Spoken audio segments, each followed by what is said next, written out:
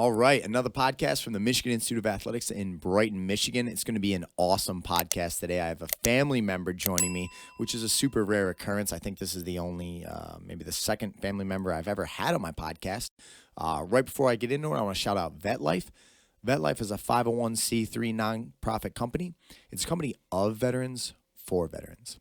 Every veteran faces difficulties when they transition from active duty back to civilian life, and VetLife is there to ease that transition. If you'd like to reach out to VetLife, you can do so through Instagram or Facebook, or check out their website at vetlifetoday.org. So without further ado, the man, the myth, the legend, Tyler Riley. Tyler, you've probably seen a couple of my podcasts, but we're going to take it all the way back, bro. Your parents were incredibly influential to me, but I want to start with your story. So take me way back to the beginning, talk about your childhood, your siblings, your parents, the big influences you've had in your life, and let's slowly start to build the story. Most of it, but for everybody listening, Yeah, but this is not for me. This is for the listeners. We're going to take people from the very beginning and just, even if I've already heard all the stories and everything, just freely talk about it because maybe we can dissect it to a level that we've never done before. So start early on, you know what I mean? The siblings, what made you different? What were the things you guys enjoyed? Your parents, just give me the whole story of Tyler Riley. All right. We're really going to go back then. For the beginning dynamic of it all, it's my family's me.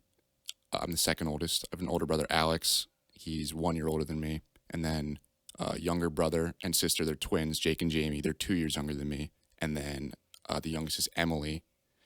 She is, I think, 6 years younger than me. We used to live in Bristol.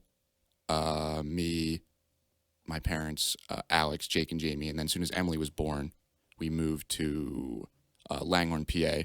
Me and my brother were born in hospital, I think Bristol Hospital or something like that. And then Jake, Jamie, and Emily were born in St. Mary's, in the Neshaminy School District. So let's start with this. What were the differences among the children? Now, Emily came a little bit later, so you can describe her differences as well. But really, you, Alex, Jake, and Jamie kind of bang, bang, bang, especially you and Alex. What were the noticeable differences between you and your siblings?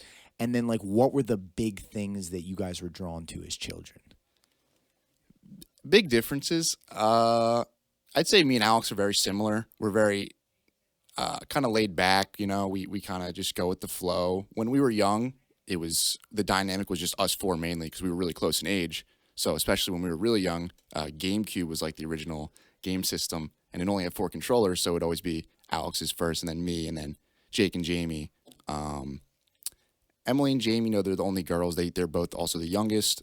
They're a little bit different, obviously, but I'd say Alex is very relaxed. He's extremely laid back. If you get Alex, he doesn't get angry ever. If you do get him angry, you better watch out. Not that I'm saying I'm proud of this. When I was young, I was kind of the bully of the house. I was kind of I don't know why I had a chip on my shoulder. I was just kind of mean to my siblings. Jake was always, he would always tease me a lot, probably why I was so mean to him. But he was the little rat in the house. He was also the funny one. He could make anybody laugh.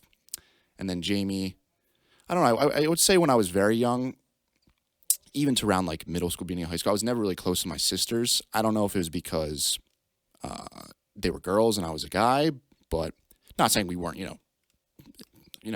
we were siblings at the end of the day, but just never as close as I was with Jake and Alex, really.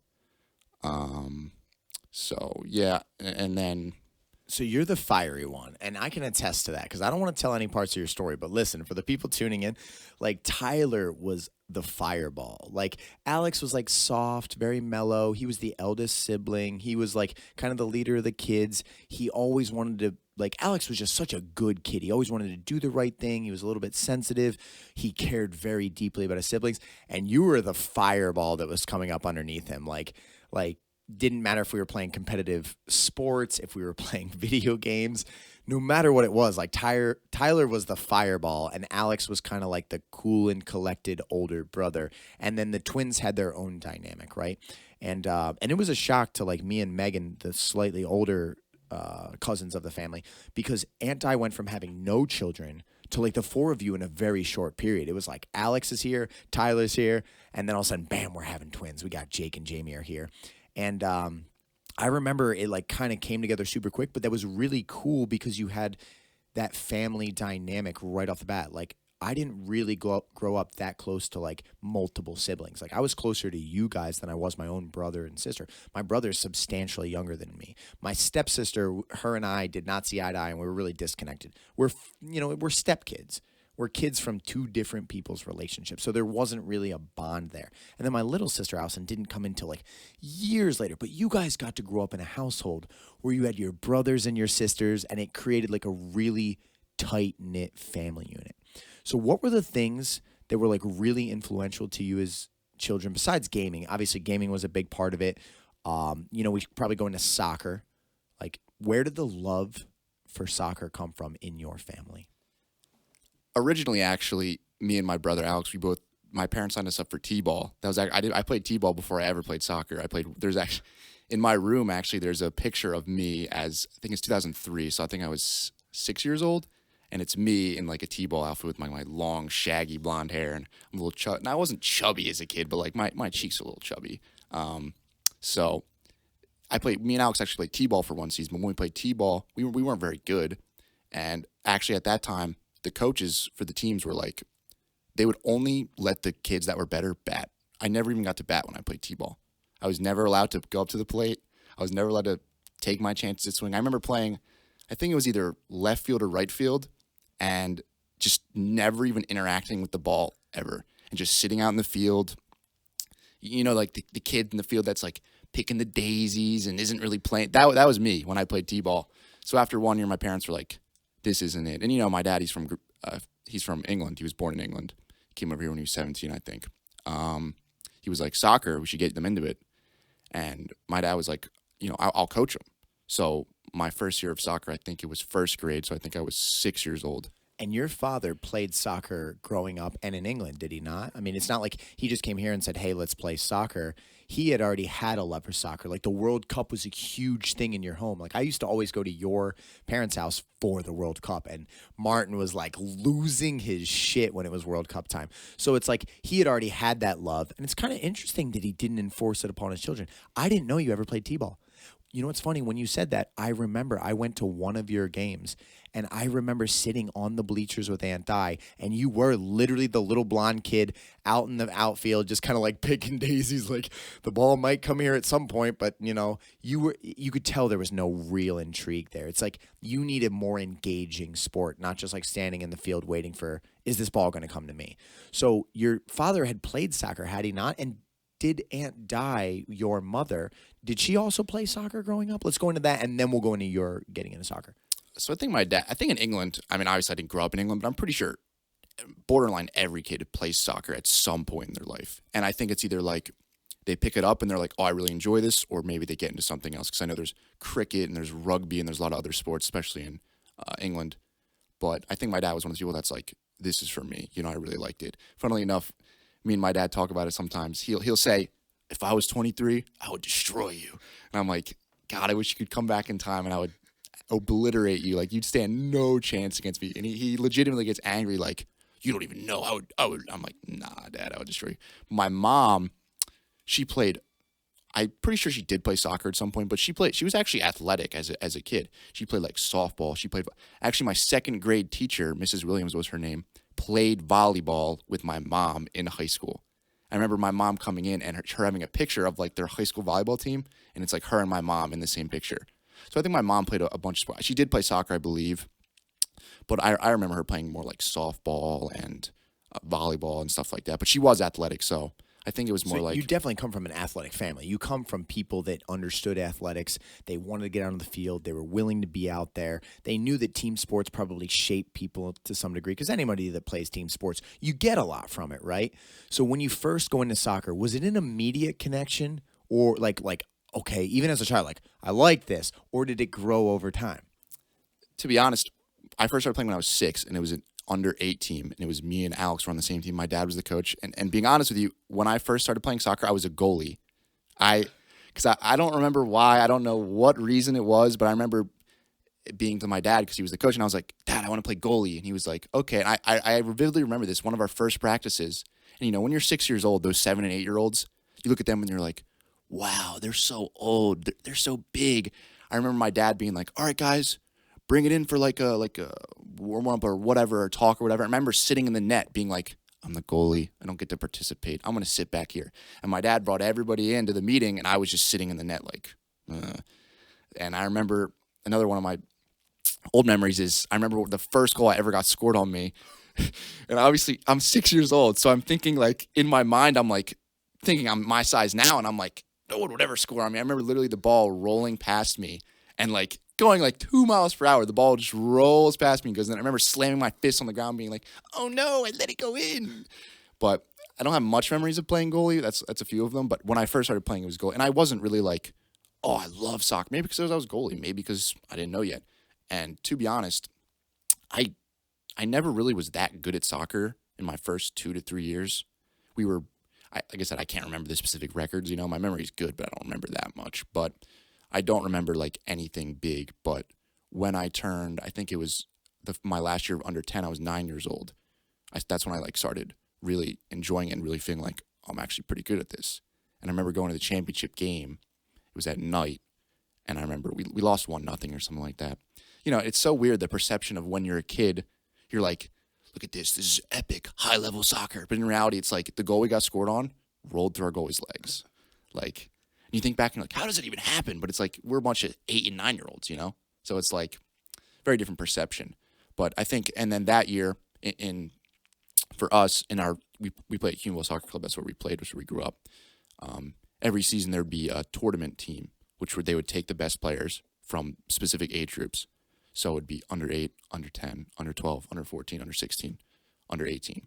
And they would take the best group of players from that specific age group from all of the teams in the league, and they would play against other local tournament teams. So for us, it was like the main teams we'd always play were like Souderton, Montgomery, Harleysville, MAA, stuff like that. I remember when I was 9 years old and we lost that final, that was the first year I ever played tournament. There's actually a picture in my parents' room of that team, and it's got all of our signatures on it. And the most of the people in that picture, I've like known for a very long time because I went to school with them. I played soccer with them for many years, stuff like that. So that's when like I really thought like damn, I could be actually good at this. I really started enjoying it. So now, when you're playing soccer like that and you're starting to find a love for it, you found out you weren't really meant to play goalie. You enjoy the game more when you're out on the field. It's a family thing. Because, like, your dad's involved, your mom's involved, you're literally on the field with your brother. So that even adds another dynamic to it because then it just doesn't stay on the soccer field. Like, if you were just a kid that would go and, your family doesn't really care about sports, they take you to your soccer game and you go back home, then there's no reinforcement of that, right? But, like, you guys were living in the sphere of soccer. I remember that. I mean, when I came over to the house, what did we do? We played soccer. We would game constantly, but then almost every time I would visit, we would go out in that side yard in Langhorne and we would play soccer, and we would go at it like it was the World Cup. I mean, it was always usually your father on one team, me on the other team. We would pick from there, and it was like we were trying to, have a showdown every game. And so soccer became like a massive part of your childhood, probably because since the parents and everything were involved, it wasn't just like this quick thing you did. It was a part of life, right? So as you start to make progress, you start to grow. How do you think like the team environment, the dynamics of learning people through that social setting, like sports changes people a lot, and you had a lot of fire, but all of a sudden you're kind of like embracing this culture. You're embracing this team. I bet you a lot of those kids that you played with then are like still friends to this day, even if you're not that close in contact with them. It's like, do you actually have better friends than the people that you made through soccer? Let's start to talk about like how it started to shape you. And then as you got older, was there ever a point where you're like, I can be a high school soccer player. I can be a college soccer player. I could go pro. Like, a lot of the times as children, we are trying to set what we think we can do. Whereas really, like, that's where a good role model should come in and be like, yo, you can go to whatever level you want, but it might take this work ethic. It might take this accountability. It might take this. But if a role model's not doing that, children will formulate that. So, like, what were you thinking soccer was going to be for you? And like, how did it shape you as a young man? How did it shape your social settings, etc.? So in my elementary school, no one really was a soccer player besides me. I was known as the soccer player in my grade. You can go to my 5th grade yearbook where you say, what do you want to be when you grow up? I am one of 2 people that said, I want to be, when you're in 5th grade, like you said, you're a kid. You have unlimited possibility. You think of unlimited possibilities. You can do anything. So most guys that played sports, I want to be a professional basketball player. I want to be a professional football player. One other kid said, I want to be a professional basketball player or soccer player. I was the only kid to say, I want to be a professional soccer player. So I would say it's always been kind of my identity, even since back then. Because, I would say I kind of had a chip on my shoulder. I mean, having your dad as a coach, it always makes the dynamic a little different, especially when you're young, right? Because, let's say you do something wrong, or not like wrong on the field, but I mean I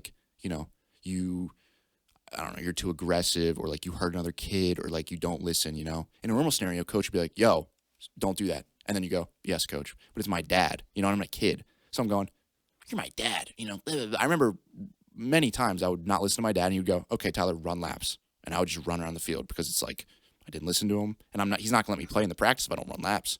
So I'd run laps. And how did you manage that? Because, and we don't want to get into this yet. We'll get in this later. Like, you see the way I run my classes with, my elite team. I could not run that for my child. I would literally hire another coach to coach my child because it's a different dynamic. And you receive love from your father. You look up to your father. Like, all young men generally look at their father as like a superhero figure.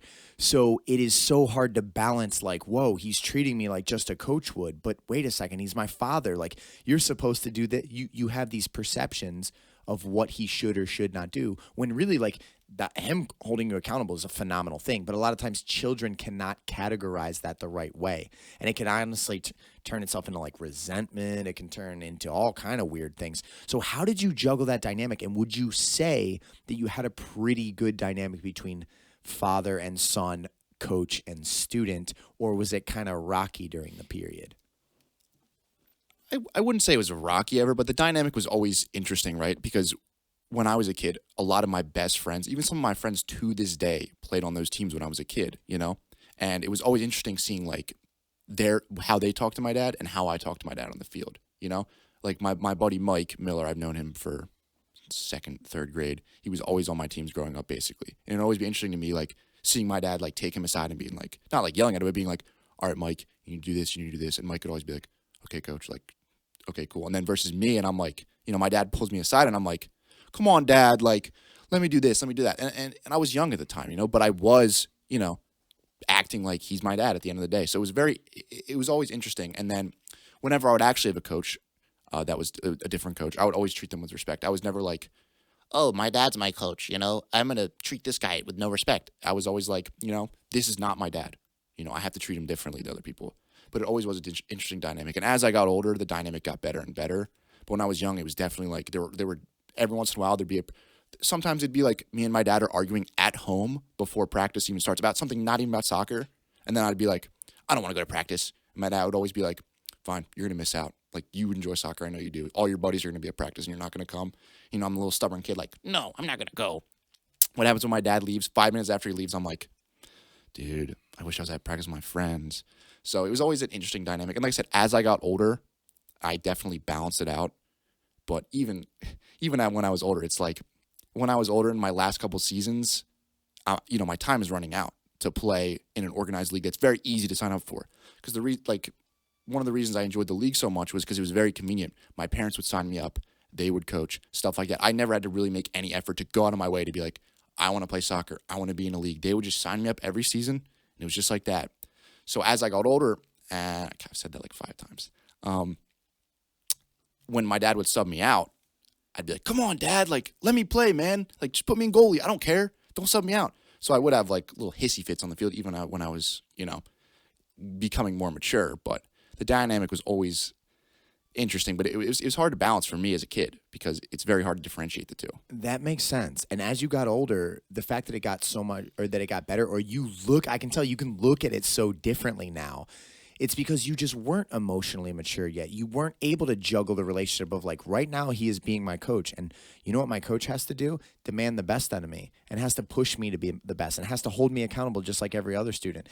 But my father is supposed to give me unconditional love and all these other things. And that is a really difficult thing to juggle, especially if you are setting unrealistic expectations. A child can set expectations for what the father should do. They can be absolutely unrealistic. Like, you should speak to me just like this during every circumstance. Sometimes he's probably going to be more aggressive and be like, you just completely messed that up. That's wrong of you. Go run laps. Well, it feels like a personal attack because that's your father. But it's not personal at all. It's him just being like, my son should be an example of excellence. And my son, if anyone on this team should be held accountable, it's my son. But that's a difficult dynamic. But now I can tell you, look back, you don't hold any resentment for any of those times, right? Like, you don't feel any resentment for the times he had to hold you accountable, or like that young child that was like, fine, like, I'm not going to go to practice. You look back and you're like, my dad had my best interests at heart. Would you say that? 100%. Like I said, I would never hold it against him because at the end of the day, he would make an example of me a lot. He'd be like, hey guys, you see how Tyler's acting right now? He's running laps. I see him pointing at me and being like, see how I'm making him? He's my son and I'm still disciplining him. So you need to listen to me, you know? And my dad, you can ask any of my friends that have been under my dad. He's the most nonchalant, chill coach ever. He's not one of those backseat micromanaging coaches that needs to go here, do this, blah, blah, blah. My buddy Menderes, you can ask him. My dad was the best facilitator as a coach. He would take players that knew what they were doing. Because a lot of the time, by the time you're 17, 18 years old, especially in like I'm not going to say a less competitive league because we did play tournaments and stuff like that. But, you know, a more laid back type of thing, he would go, okay, guys, here's your positions. You know what you're doing. I don't have to sit here and micromanage you. Now, obviously the worst players, he'd be like, you know, giving guidance and stuff like that because there were players of all kinds of skill levels, especially at club level. But I never held any. I couldn't name one. Like I said, that running scenario is a memory in my head, but it's a very generic thing. And I'm never like, oh, like, I hate you, Dad. You made me run in front of all the team. Because I was embarrassed, of course. But at the same time, I look back and I'm like, I was being a little shit. Like, I'm back talking to coach in front of the whole team. What kind of example does that make? Which, like, to get into a little more, like, Emily does that. I'm coaching Emily's team nowadays, my youngest sister.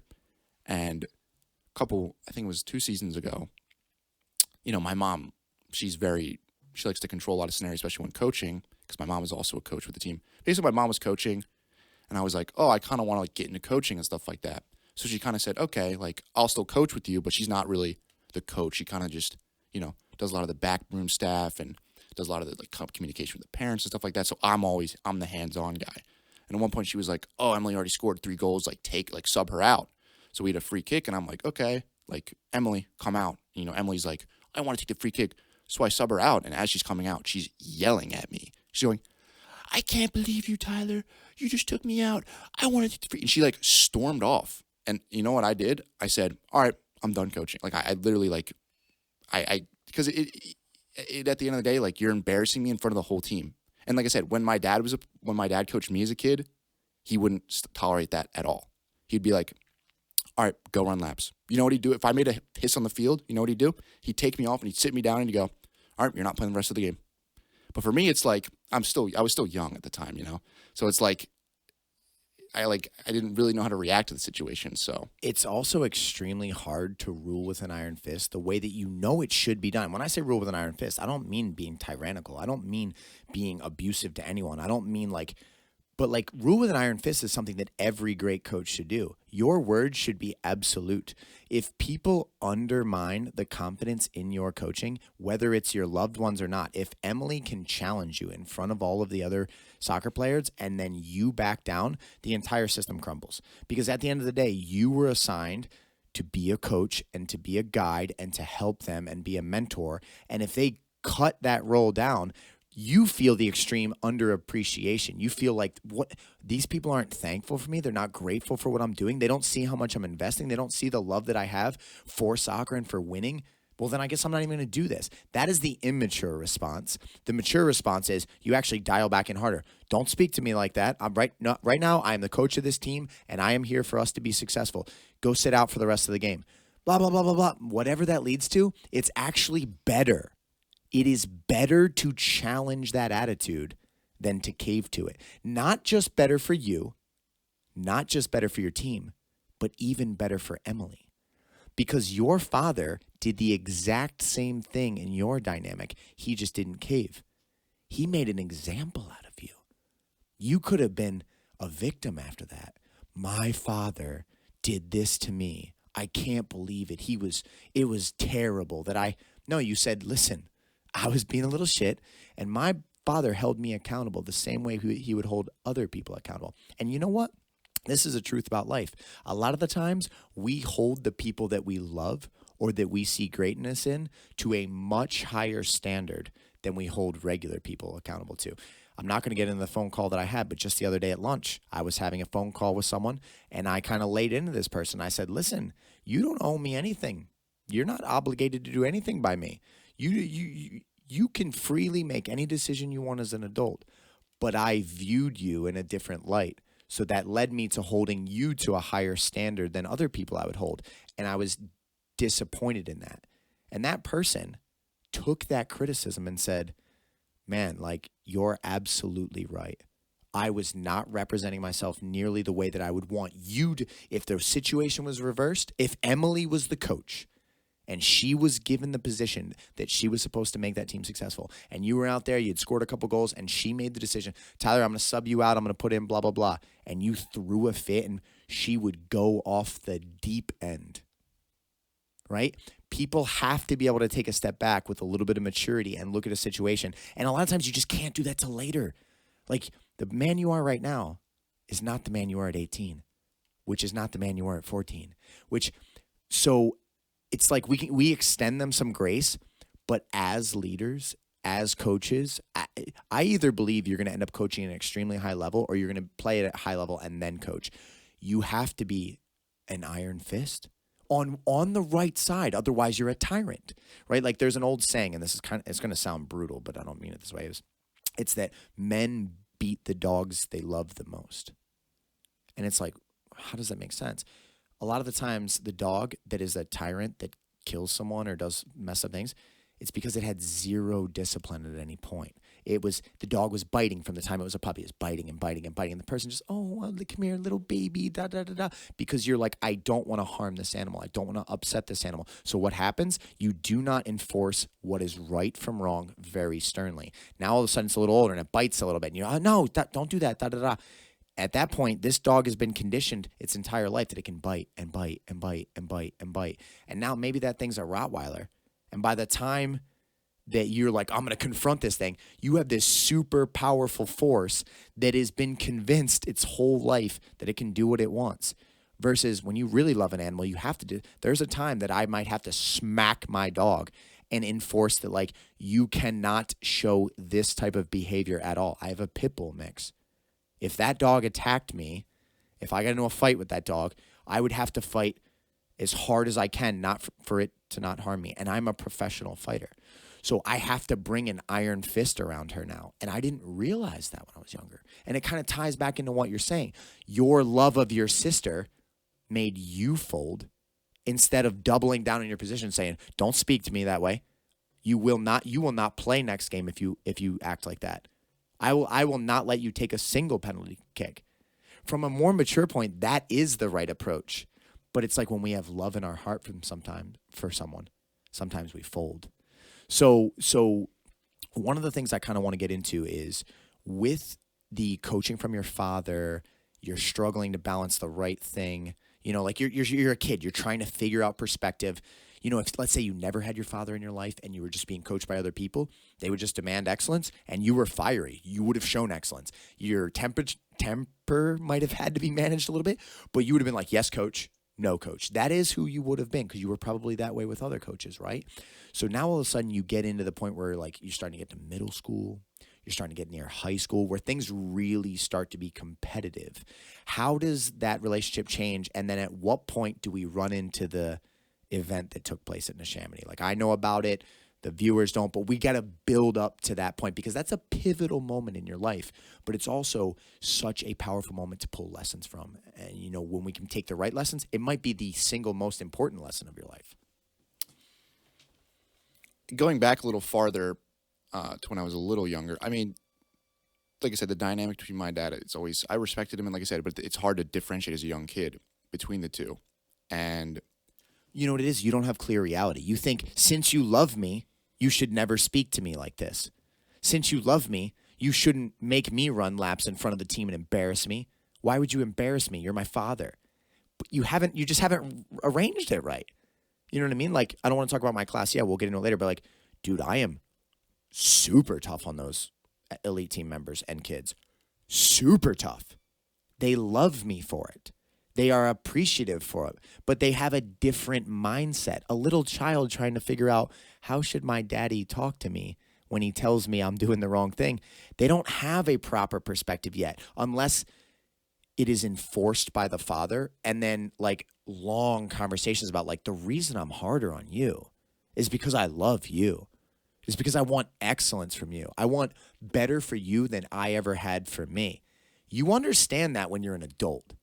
You know what I'm saying? When we reflect back, we go like, that makes sense. My father holding me accountable was a perfect example of him loving me. If my father didn't give a shit, he wouldn't have been the coach. He wouldn't have been there for me. He would have let me screw around and like whatever. He was like, no, that's not going to be my son. My son, if he messes up, is going to run laps, because that's what winners do. And like, you don't learn that till later. That's one of the amazing things about life. going off that kind of is like, I remember my dad would have those conversations with me. It would be like after I'd run the laps and we'd go home for practice, he'd be like, I'm on this for you because I have higher expectations of you, right? He's like, I expect you to set it. He'd always say, I expect you to set a good example for the other kids. You're my son. You're one of the better players in the team. I really expect you to be better. And funny enough, that relates to how I treat Emily when I coach her. When I coach Emily and she makes a mistake, you know what I do? I hone in on that. I go, really, Emily? You need to make that, and I won't like in front of the whole team and anything like that, but I'll bring her aside at halftime and I'll go, Emily, like that one-on-one, you really like choked it. Like you need to do this, blah, blah, blah. And she'll be like, okay, like I get it. Like she respects me a lot more than when I was younger, and also when she was younger. But yeah, my dad used to do that. He would always be like, I do this to you because I have higher expectations, and I expect more of you.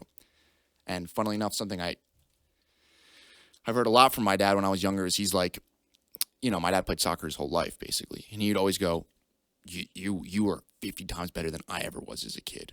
Like you've got the skills and stuff like that. And what did that do? That made me have an ego, made me think I was better than everybody else. And funnily enough, when I was, I think around 11 or 12 years old, this also kind of relates into the Neshaminy High School thing.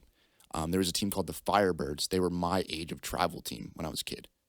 And they would always, like I think 2 or 3 years in a row, they would call my parents. Hey, does Tyler want to come out for the Firebirds? Do a tryout.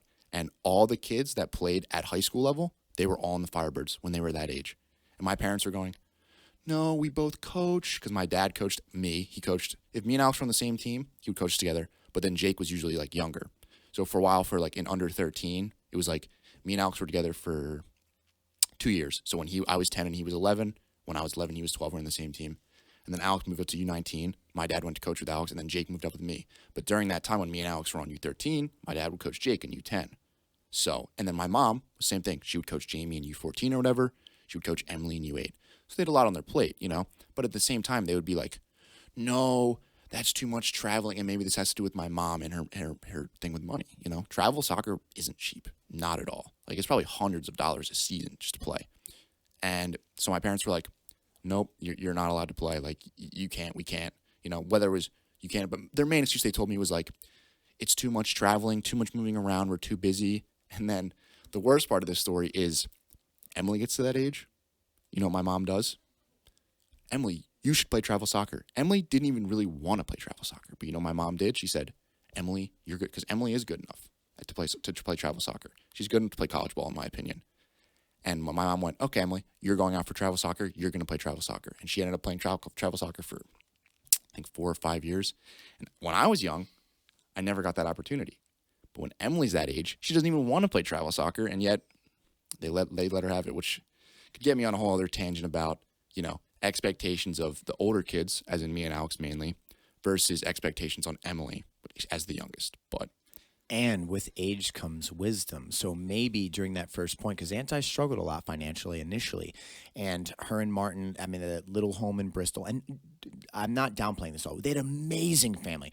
That little home in Bristol was like a massive chunk of my childhood. There was nowhere in the world I'd rather be. I was at your house every single weekend. Before you were born, if you talk to your mom and dad, I lived at your home on the weekends. Like Saturday and Sunday, I was the pre-version of Alex and Tyler because there was nowhere else I wanted to be. But they were very financial, like things were rough still. They barely had a lot of money. So Aunt Di adopted habits to save every single cent and make sure we go to get the best deals from all the local stores. And like, that's a survival tactic. And it's also looking forward, being like, how am I going to give my children what they deserve and pay for their college and help them have all these awesome things if I don't do these things? And that's a fear. And when fear grabs the mind, it can do crazy things. It can take you to extremes that are like detached from reality, but it's almost like a coping mechanism. You're like, I'm gonna make sure that these people never struggle. But what that can do, and like with age comes wisdom. When you were first going, she doesn't see that, like, maybe, and let's just speak in a parallel universe, Tyler goes out for the Firebirds. He's a star on this travel team. He's the #1 goal scorer. He gets picked up by like a recruiting team, or he plays in high school. He's a standout. He's fucking putting balls in the back of the net. Everyone's like, oh my God, like, you're 6'3". You are meant to be a soccer player. It's just life has kind of led you astray. All of a sudden, you're a rock star in varsity. Guess what's happened? You get an offer to D1 ball. You get an offer to D2 ball. You get an offer D3 ball. You go out there, you play the game, and in a parallel universe, that's how you become a pro. So when you're young, I mean, you got to think, imagine the man you are right now is not the man you were 2 years ago. If you had children right now and you're trying to navigate this world, and let's say you would financially struggle and stuff, you don't think about the big picture yet. You don't think about, like, because you're like, we're coaching him. He's playing the game he loves. He's around his family. We're giving him support. Like, we're doing it. We don't have to add, but you don't. Sometimes you need to take a giant step back and go, wait a second. Getting noticed on travel ball by all these other people can blow the doors open for the future for our children. And that is absolutely important. And I guarantee you, if we could jump in a time machine and Auntie could keep the knowledge that she has now, or like, you know, if I could go back with you guys in that time and talk to her then, you would play travel soccer. If the James Gray that exists right now in my current state could be transported back to that moment in time, I could have one conversation with Ann Dye about that decision, she'd have put you in travel soccer. So it's like, and we can't want reality to be what we want it to be. It just is what it is. So you weren't able to go out for the team, right? So it's like, and that's a big missed opportunity, but you almost can't hold resentment for it. So in a way, and I could be reaching here, but that was probably like a little bit of dagger to your passion for soccer for a little bit. Because as a young kid, that's probably the cool team. That's where the rock stars go to play.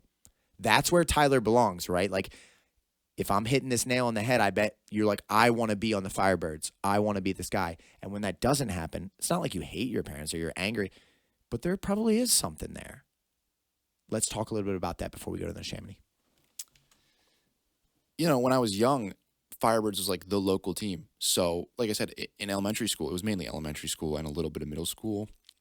A lot of the kids that, you know, here's the thing, when we play soccer at recess, which we rarely would ever do, we always play kickball or handball or whatever else. You know, I'm an athletic kid. I've always been like, when I was in school, I was always like a jock. That's what I was. So we'd play like handball and kickball. And to be honest, I was always like the fastest kid in elementary school. And like even in middle school and high school, I was like extremely fast. So whenever we'd play like kickball and handball, I'd still be like an early pick because I'm fast. But in soccer, no joke, I was first round pick every single time because I was the soccer kid. And the kids that would play soccer and played other sports, I remember a couple of kids, I'm not going to name their names, but a couple of kids that used to play soccer in elementary school, they were all on the Firebirds. And people that I played with in U8 and U10, the good kids, they all played on the Firebirds. So I would have had a bunch of friends, not even friends necessarily, but people that I know, and we could have became friends and stuff like that.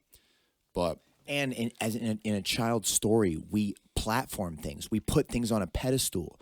So like that Firebirds to you at that little period of your life, because you look back now and we tend to always look back and go, oh, it was just this, it was just that. But was it at the time? At the time, that would have really meant something to throw that Firebirds jersey on you.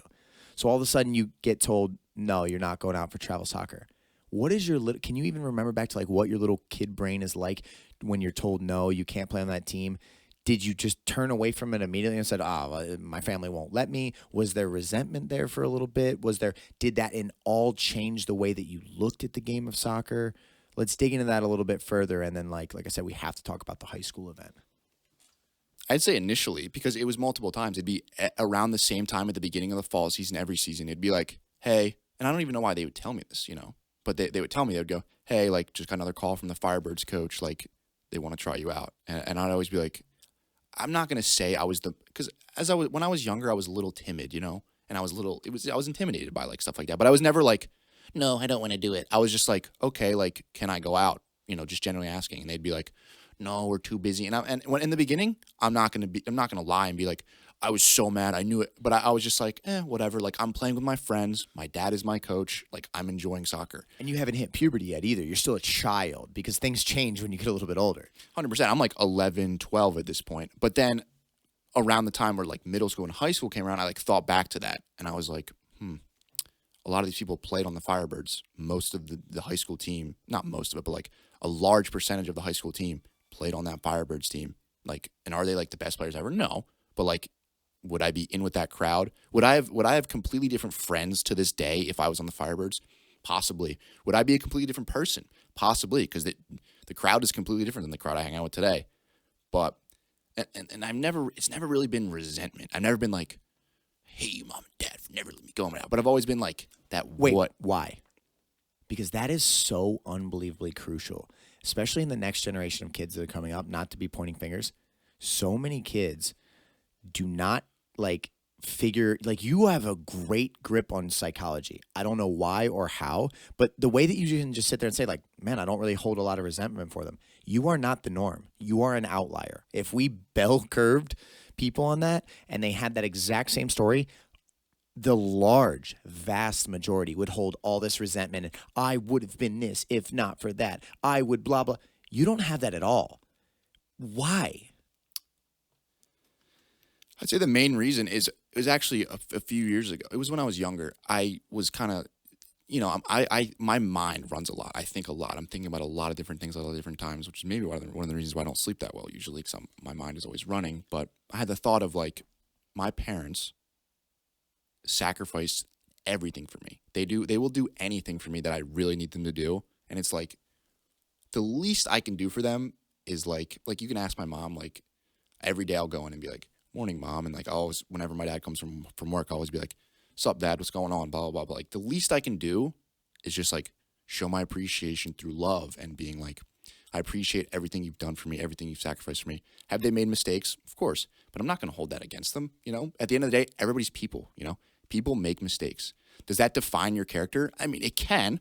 If you make a big enough mistake, it can define your character forever. But did my parents ever make mistakes that big to the point where I was like, they're too far gone?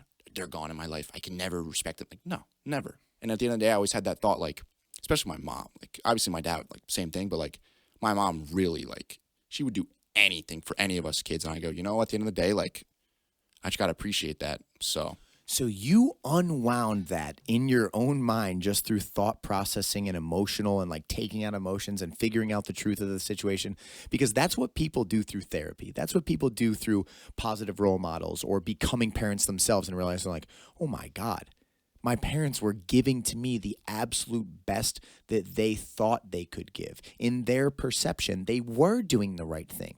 They were doing what they thought was right, or they didn't think there was repercussions that would outweigh the positives of their actions. You just through thought processing and reevaluating experiences, you sorted your mind out by yourself. I just noticed I was looking at the camera the whole time. I'm an idiot. No, you can. I mean, it doesn't make any difference to the people that are watching it. Like, if your mother and father are watching that episode, it's genuine. Like, if I was speaking on behalf to my father, I would do that. I almost couldn't help it because it's like, I know I'm not talking to you and you're not talking to me in that. You're talking to them. So it makes perfect sense. But when you basically did what therapy does for people. What therapy does is it gets all the pain out of your story and it takes the excessive emotion. The pain doesn't go away. Pain is there.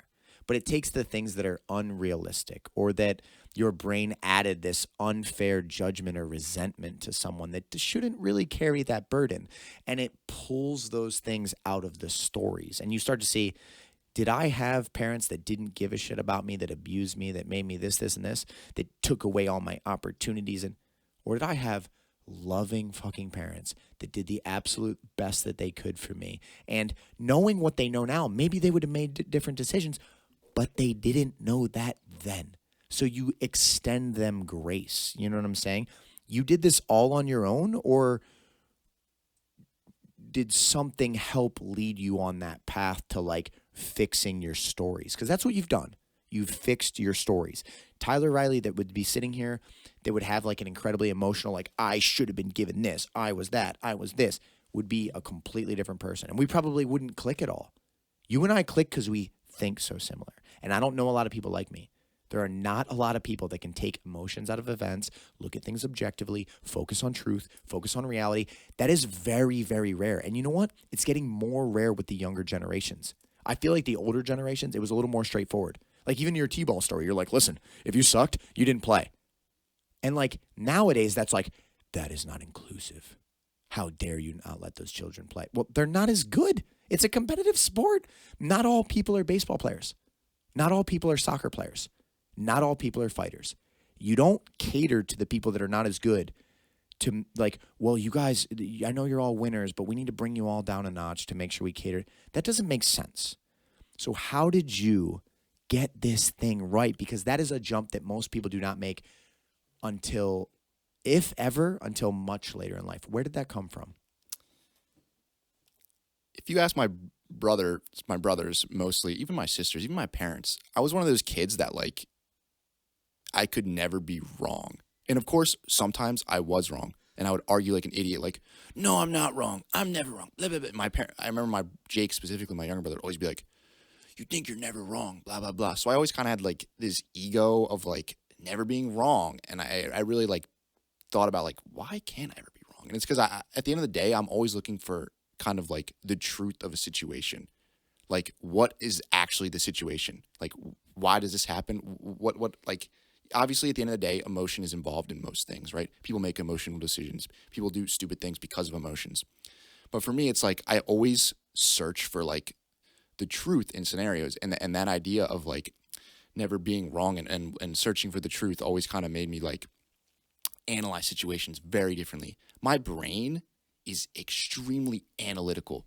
And the way I look at things is like very black and white. If you ask any, I mean, you ask any of my close friends, my siblings, especially my parents, I'm very blunt in the way I tell people how it is. Like, is it the wrong way to take things? Of course, sometimes, it's an emotional situation. You shouldn't be blunt to the people you care about, especially because that you care about them. You don't want to be like, they're crying. You don't want to be like, you're an idiot. You're wrong because of this. Like, you want, but sometimes I'm just blunt. That's just how it is. Because at the end of the day, for me, it's like, the truth is what matters. Like, I know it sucks for some people to hear that. Like, it's painful for them to hear that. But at the end of the day, it's like, this is what happened. This is why it happened. That's how it is. There's nothing else about it. I don't care how you felt. I don't care what, blah, blah, blah. I don't care how you saw it. This is what happened, and that's how it is. And I just always took that thinking into my everyday life, basically, which is why, like I said, I feel like, not to have a big ego, but I feel like I'm actually a really good judge of character. I can instantly tell what kind of person somebody is, And I have specific examples. I'm not going to call anybody out. Obviously, that'd be very stupid because I don't know who's going to watch this, but I've had examples of people that I've met, first day I've ever met them, and I go, they're this kind of person. What happens 2 years later? Oh, turns out they were that kind of person, and I was right. And those kind of people that I meet, when I meet someone, I go, yo, they're not it, chief. Like, they're not someone you want to be around. You know what I'll do? I'm never going to be like a douche to them and be like, yeah, I know you're like a dickhead overall. Like, I'll just be like, cool, bro. We're not going to chill. We're not meant to be friends. And which is why I was never one of those people in school that was like, yo, everybody's like my homie. Like, what's up? I had 5 or 6 people that I was very close with. And then everyone else, like, I can be acquaintances and I can be general friends. And if I see you around school, I can be like, what's up? But like, if I was like, I don't know about you, bro, then you're not gonna be in my circle. Like I said, and do my friends make mistakes and do they have their flaws? Of course, everybody has their flaws. No one's like a perfect human being. At the end of the day, you have to weigh those flaws against their positive aspects and see, is this a person that is worth being around and worth spending time with and worth putting my time into? And that's basically. I think you just hit the nail so well on the head, and I haven't ever had someone say it on the podcast like that, but I would classify myself almost identically the way that you did. I'm incredibly analytical. Like when I can make decisions, I completely separate all emotions out of the decision. I don't care about what things feel like. I look at it purely on a basis of truth and right from wrong and like morality and things like that, because those are objective. Like there is the truth, and then there's if I try to bend the truth, and then there's how far I am from the truth. So like statements when I was a kid, like there's always three sides of the truth. That actually pissed me off. I got really angry.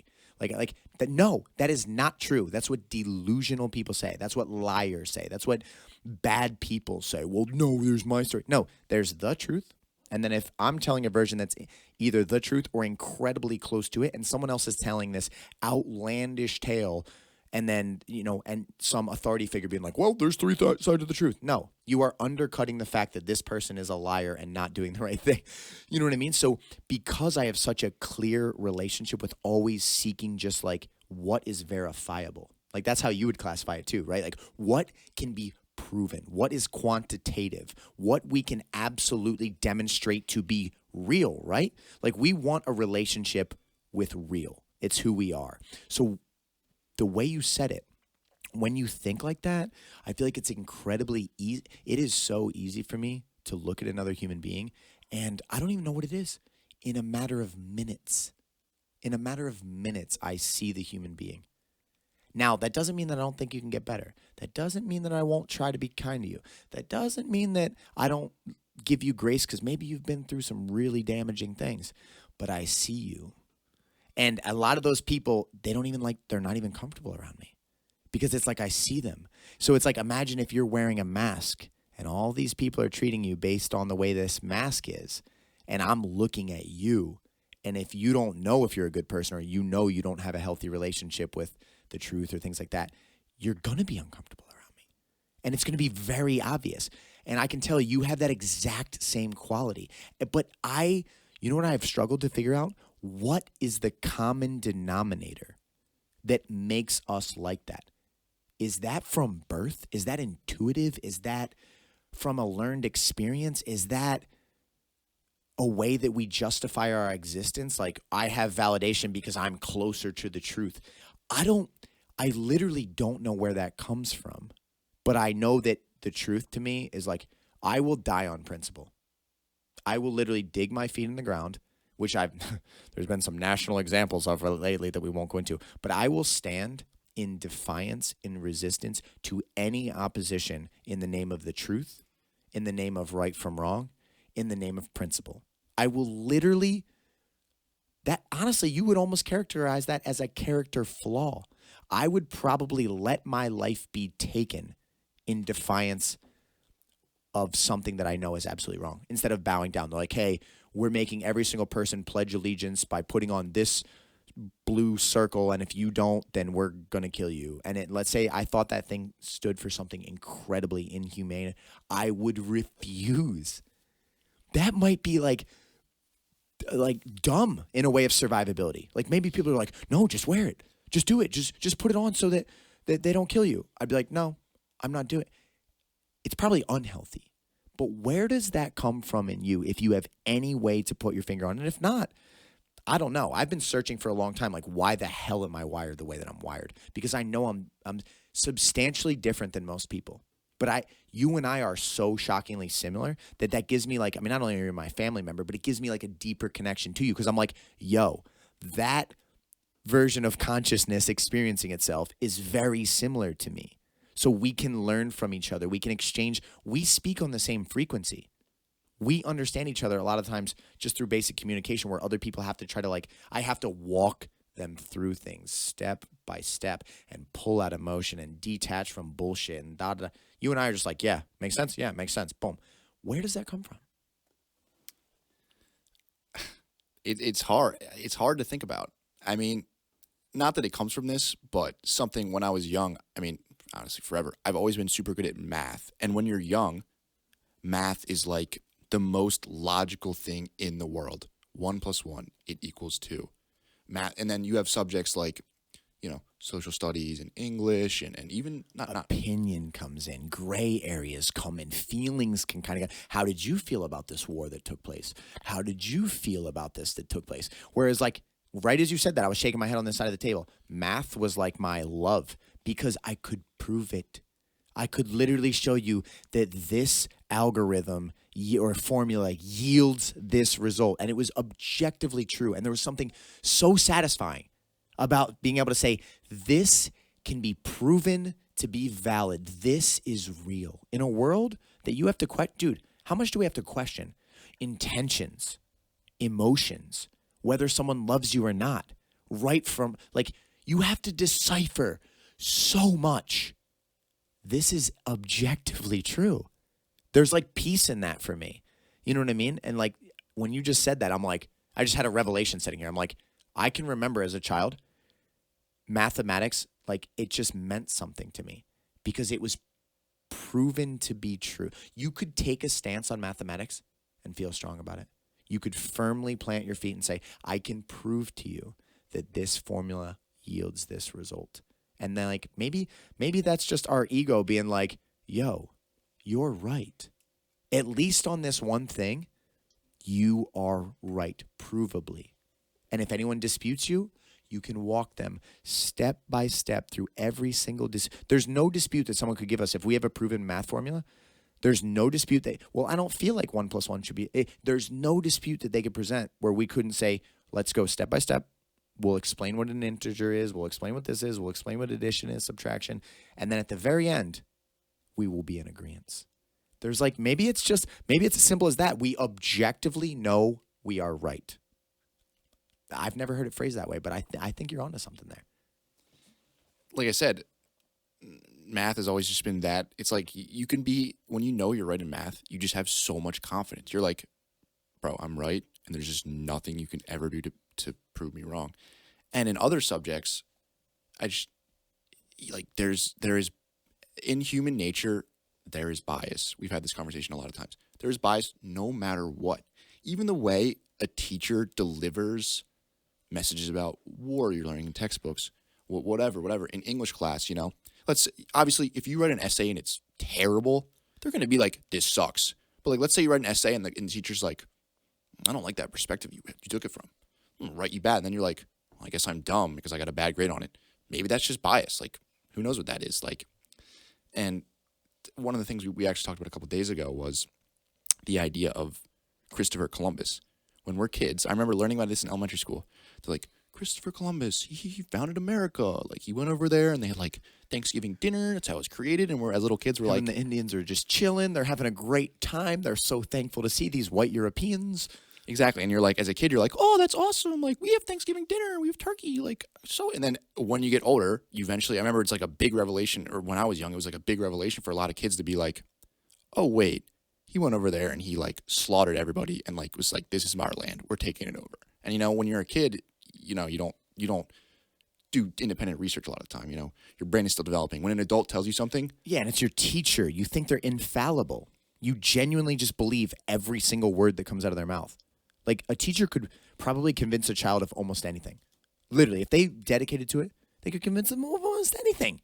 That's scary. You can be misled so easy. You can be detached from reality so easy. And this gets back to a huge topic, which I'm sure we're going to dive into. Nobody wants their story shattered.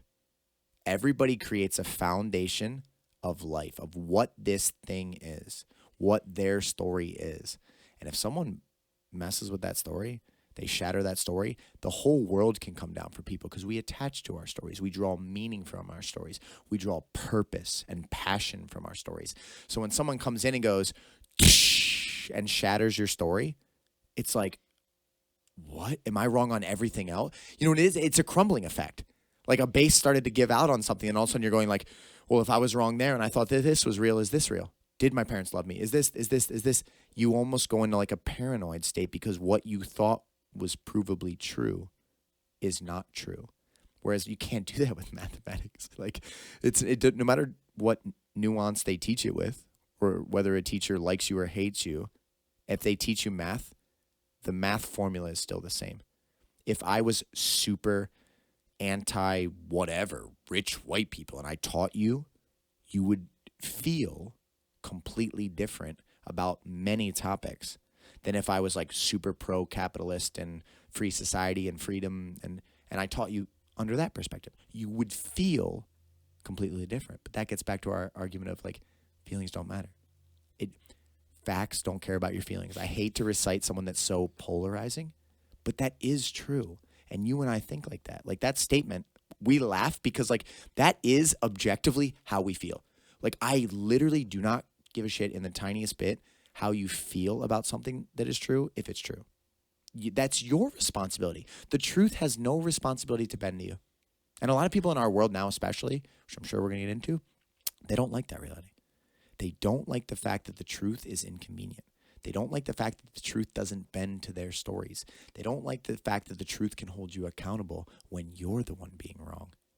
They don't like that. So what do? They detach further from it. They get more delusional. They get more emotional. They get more deranged to the point where if you try to hold them accountable for anything, they lose their minds because they have no relationship with reality anymore. They've slipped further and further and further because it's inconvenient. That is unhealthy. That is incredibly unhealthy. Let's we got to tell them a Chamonix story, man. I know it's like a, and tell it in its fullest detail so we can really dissect it and break it down, because that is a pivotal moment in your life, because you are meant to be a soccer player. You have the passion. There's very few things that light you up, dude. Very few things. And life is very gray without passion. Life is very, I gotta go to work today. Passion makes life. Purpose makes life.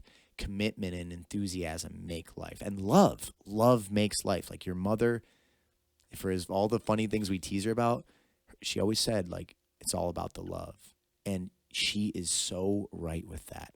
So you had a moment where you're either going to play soccer in high school, which can open the door to college, which can open the door to your greatness, and you had someone deny you that opportunity. I want to go into that story. I'll take it back a little bit because basically school sports in Chamonix started 7th grade. So when you start trying out. So in 7th grade, I never tried out for soccer because I think... Yeah, I want to know why. I think 7th grade, how old was I? 12? I think it's going to be a pretty weak reason, but like I really had a crush on a girl and I was like... Reality is what it is. And if it's not, and you have a relationship with the truth.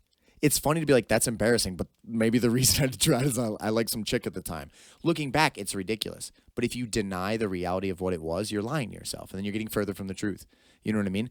Whatever it was, you didn't go out in 7th grade. 8th grade comes around. What's that look like? 8th grade, I also think one of the reasons I didn't go 7th grade is my best friend at the time, Indara's, he didn't go out either. But in 8th grade, we were both like, let's go out. Let's get our physicals done. Let's go out for soccer. So in 8th grade, we went out, and at the time we were at Humeville, and I knew 85% of the people that were like trying out for the team, not really the girls, most, because in middle school it's co-ed, so like girls and guys make the team.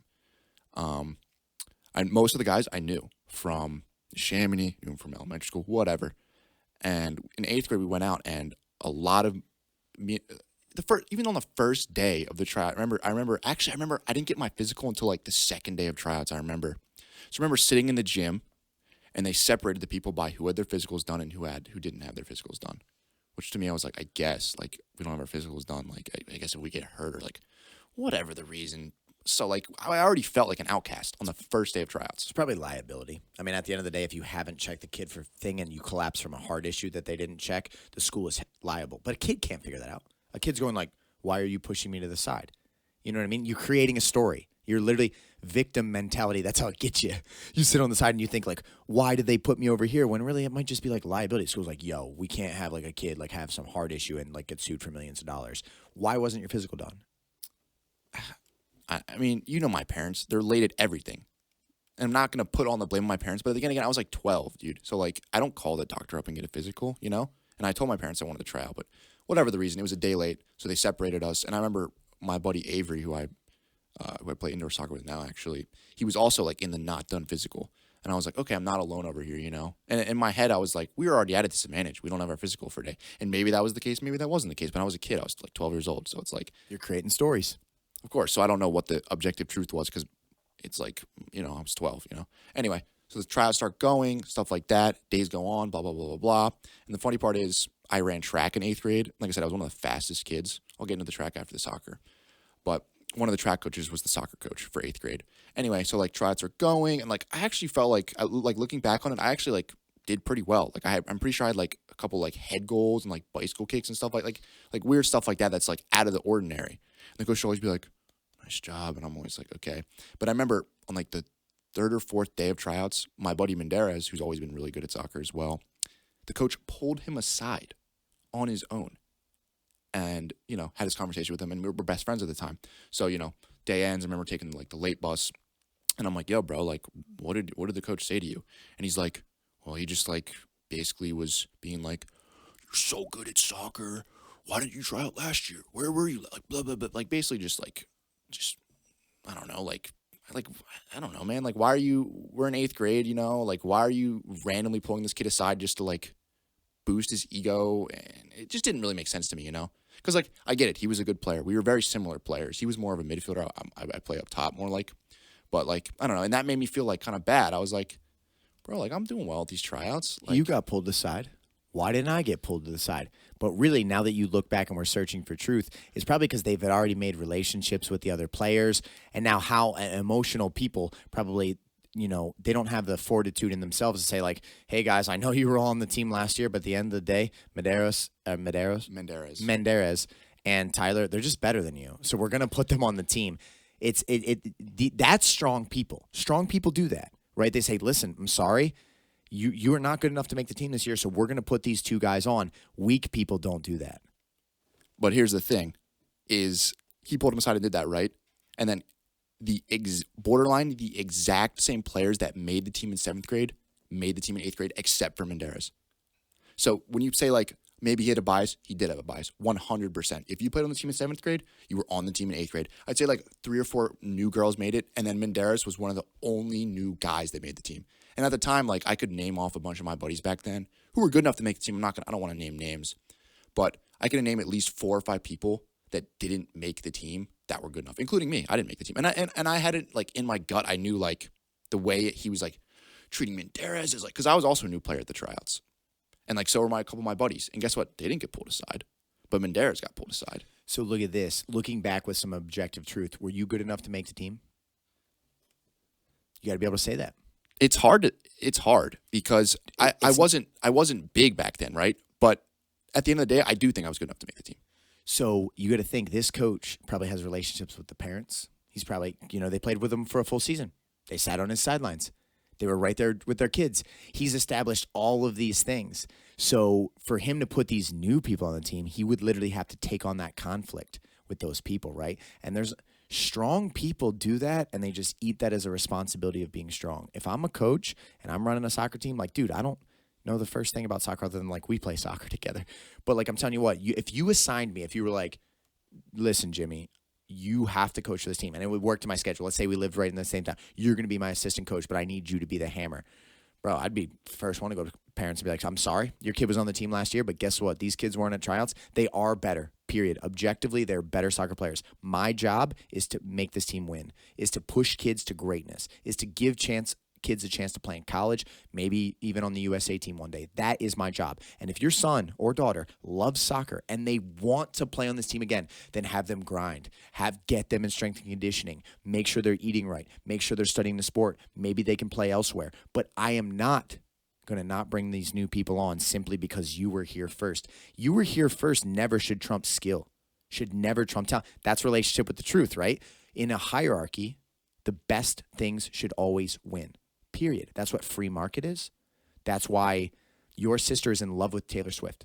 Why does she listen to Taylor Swift? Because in her mind, that woman is a cut above all of the other artists she could listen to by a landslide.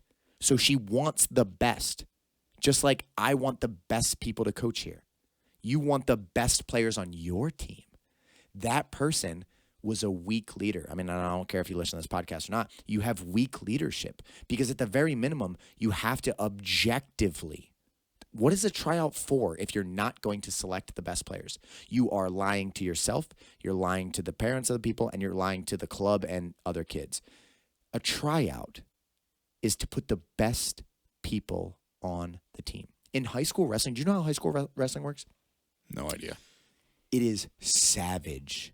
You could be a 4-year senior who just placed at states, who is the pride of the team. And what wrestling does is they have wrestle-offs. They put you in front of the coaches and all of the kids at once in a one-on-one situation with the new kids coming up, or a transfer from a different school, or a freshman. Imagine being a 4-year member of a team. You wrestled your entire life. You're a senior. And a freshman comes in. Guess what? You guys are in the same weight class. We can only have one representative on varsity. What do? They wrestle. What if that freshman wins? He makes the team. You're going JV or you're going backup. That is devastating to people. Can you imagine your spot? Especially if, like, let's say you're near the cap of your talent. Let's say you are literally grinding like an animal. You are doing everything possible to keep that. And some young kid that's just naturally talented comes in. He's 3 years younger than you, and he beats your ass and takes your spot. Guess what? That's life. Wrestling makes people have an incredibly close relationship with the truth. Because at the end of the day, it's, guys, no favoritism here. This is wrestle-offs. You're better, you will have the spot. You quit on yourself, you will lose this match. And you know what I mean? Like, you could be objectively a better wrestler. Go ahead and not give me your 100% right now and lose this match. That other kid will take your position. What people don't realize is that is healthy. You're going to hear arguments of like, well, it's not inclusive. It hurts people's feelings. It's blah, blah, blah. At the end of the day, who's supposed to be on the front lines? The best. Who do we want running the most successful companies? The best. Who do we want fighting the war? Or like the generals of our strategy? The best. Who do we want to represent us? The best. So you had an experience with someone that did not allow the best. They went with click. They went with, well, it's already here. Da, da, da. That is not winning. If I was the athletic director of that program, I'd have fired them on the spot if I found that out. I'd be like, no, you got to go. That's not what coaches do. That's not winning. That is favoritism. That's giving people unfair bias. That's allowing people to have a spot that they don't earn. The best people should win. What are you doing in the tryouts? You know what I'm saying? So that's incredibly unfair. So now you experience that. You're in 8th grade. You're still trying to formulate your own stories. You probably feel like a loser. You feel like an outcast. You feel like you're not good enough. Why did Menderes get pulled aside and I didn't? But really, you were just in a bad situation. How does that evolve? I wasn't like that. I was beat up because it's like my best friend is like getting pulled aside and being like, dude, you could be the star of this show. And he's just like, whatever. So I was like a little beat up. But then what honestly like really brought me back was track, which is in the spring. And how I remember, I don't even know why I went out for track. I don't even know what the reason was, but me and Menderes both were like, let's go out for track, bro, because we're both fast. So remember we went out, and track was like there was no tryouts. If you like went to track, you would do events. And I remember on the first day of track, it was like wet and raining, and they had like the coaches, and they weighed us. So we like all got down in like our shorts and t-shirts, and they weighed us. So, because I guess in middle school, like track has weight. I don't know. I know track doesn't have track, like, you know, like Olympic track weight has nothing to do with anything. But I remember in middle school, for some reason, they weighed us. There was under 85 pounds, under 100 pounds, under 115 pounds, and then above 115 pounds were the 4 weight classes.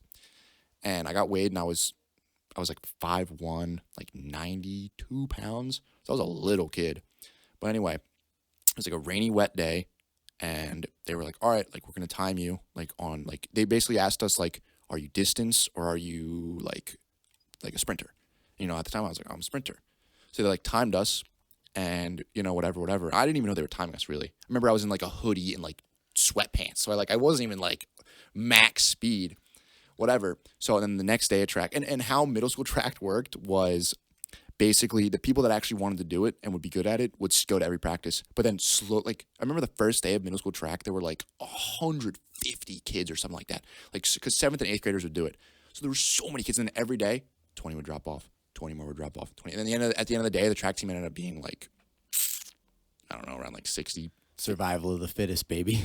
Pretty much. So I remember sitting in a big circle in the gymnasium, and the soccer coach for 8th grade was the assistant coach of track. And then the main guy, he was Mr. L something, I forget his name. He ended up being like, all right, like for the sprinters, we're going to like name off the fastest in each category. In the top 4, you get to run by the 4x1. And the top 3 get to run the 100-meter dash. And he's like naming. He's like, blah, blah, blah, blah, blah. And then he goes to 100, fastest 4R, blah, blah, blah. And then the fastest was me. And I remember that. I remember sitting there and being like, oh, my God. Like, that's me. Like, I'm the fastest in my weight class, like, in the whole entire school. Like, wow. Like, it felt, like, amazing. And I was like, dude, this is awesome. Like, and then funny thing is, he goes to under 115 pounds, blah, blah, blah, Menderes. He's the fastest in his. And I'm like, bro, like, this is awesome. Because he used to be really fast. And I was like, dude, this is awesome. Like, you and me are, like, we're the anchors in the 4x1. We both get to run the 100-meter dash. We get to run it every single time.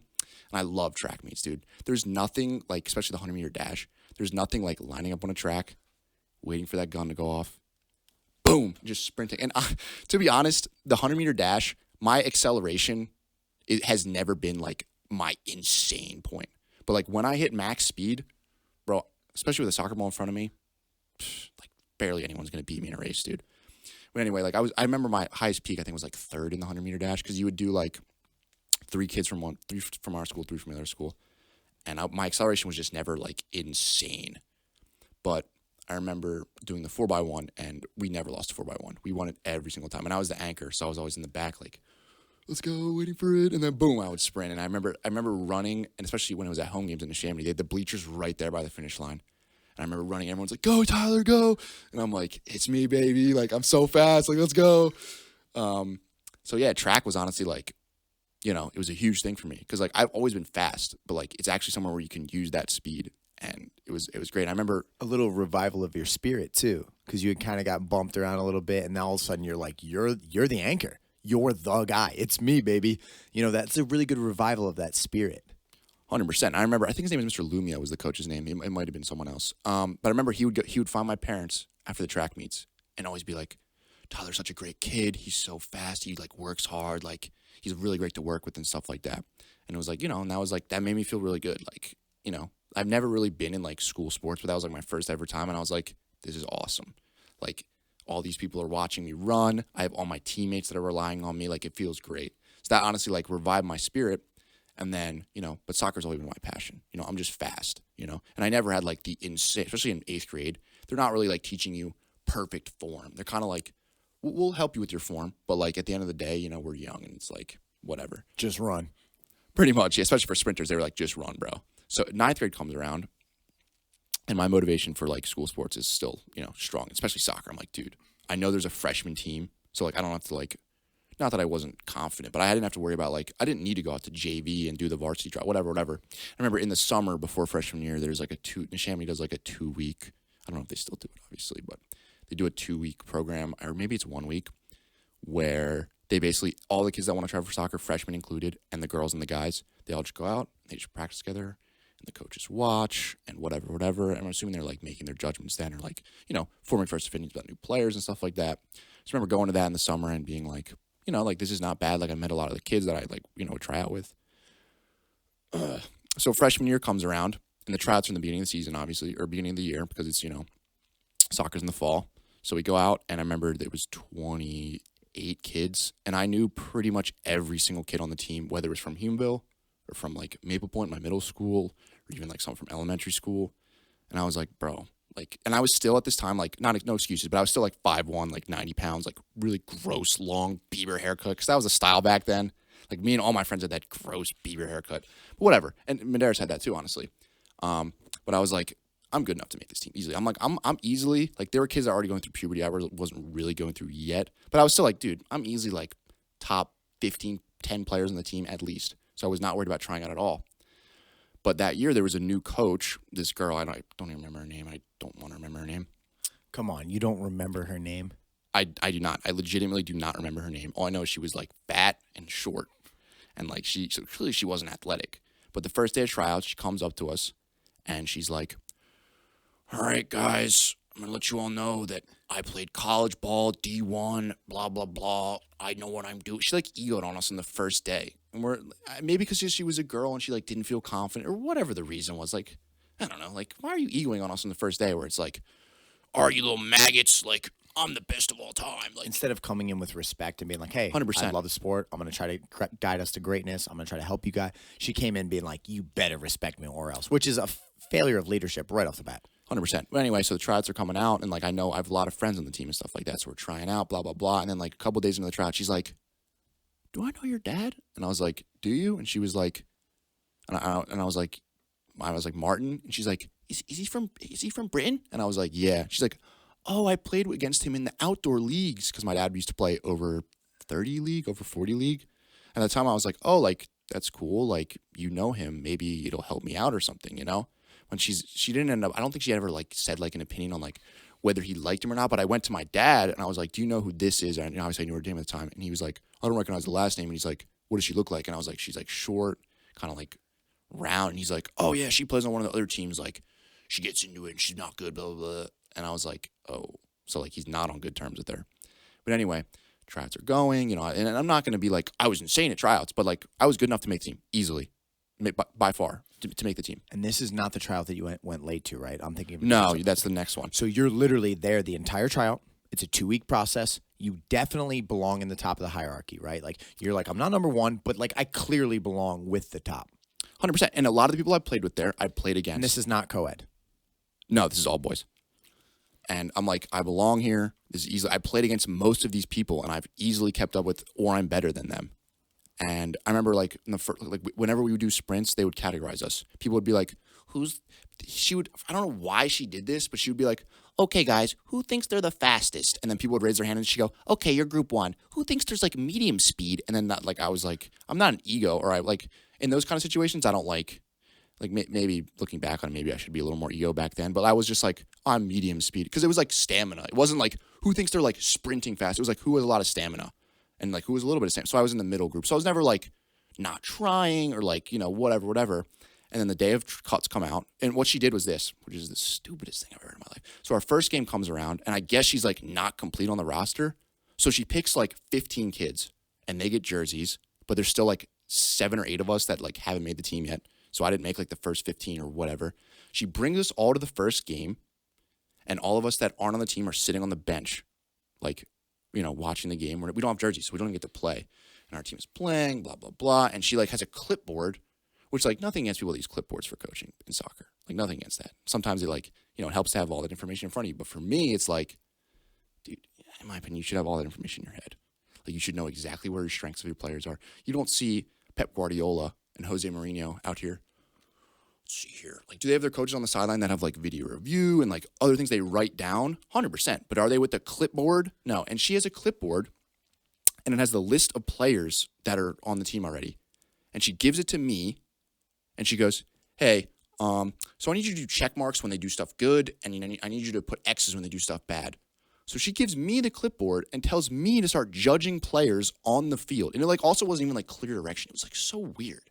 She was like, you do checks when they do like stuff that's right, and like when they do other stuff, you like do circ. And I was like, what? I remember literally just being like the kid sitting next to me. I was just like, here, like you do it. I'm not doing this. Like it's not my job to judge these players. Why am I writing your criteria? And first of all, you didn't even tell me if I'm on the team or not. I'm sitting here on the bench, finding out if you'll give me the okay to play on your team, and now you're asking me to evaluate your selections? What?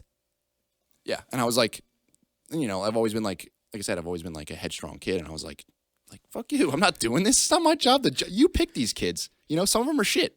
I'm better than like 8 of the kids you picked. I'm not fucking judging them. So I literally gave it to the kid next to me. Whatever. We like won the game. I don't even remember the score. We like won the game, whatever. And then she like all bring us in a circle, and my dad came to the game, and he's kind of like your dad in that like his temper really can get the best of him. So he's like pissed because I didn't even get to play. I didn't even have a jersey. I just sat on the bench the whole time. So she brings us in a circle. And she's like, alrighty, guys. Oh, blah, blah, blah. And my dad goes, Tyler, let's go. We're leaving. And we're like sitting in a circle, like with the whole team. And I'm like, I look over, I'm like, oh no.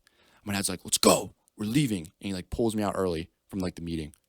And I was like, oh God, like whatever. So obviously she probably saw my dad and was like, yeah, that is him, blah, blah, blah. So anyway, next couple of days, the final tryouts comes, and there's the one kid on the team who was like, I think he was an exchange student, but he was like terrible, like so bad. And then there were like 5 other players, at least 5, that were like doggy doo-doo, like trash at soccer. Like they can't even kick the ball in a straight line. She picks all those kids, and then me and the foreign kid are the only ones that don't make the team. You're telling me only 2 people didn't make the team, and it's the fastest runner with a lifetime of soccer that understands the game that she gave the clipboard to, and the foreign exchange student. Yes. Honestly, that's a personal choice. That's what your father did. She probably had resentment at some point because why did she reference your father if it wasn't a good thing? Because if it was a good thing, she would have told you, oh my God, yeah, we play on this league together, da da da da. She didn't like him off the bat. He obviously didn't like her very much. And then honestly, that is disrespectful on your dad's part just to be like, oh, we're leaving.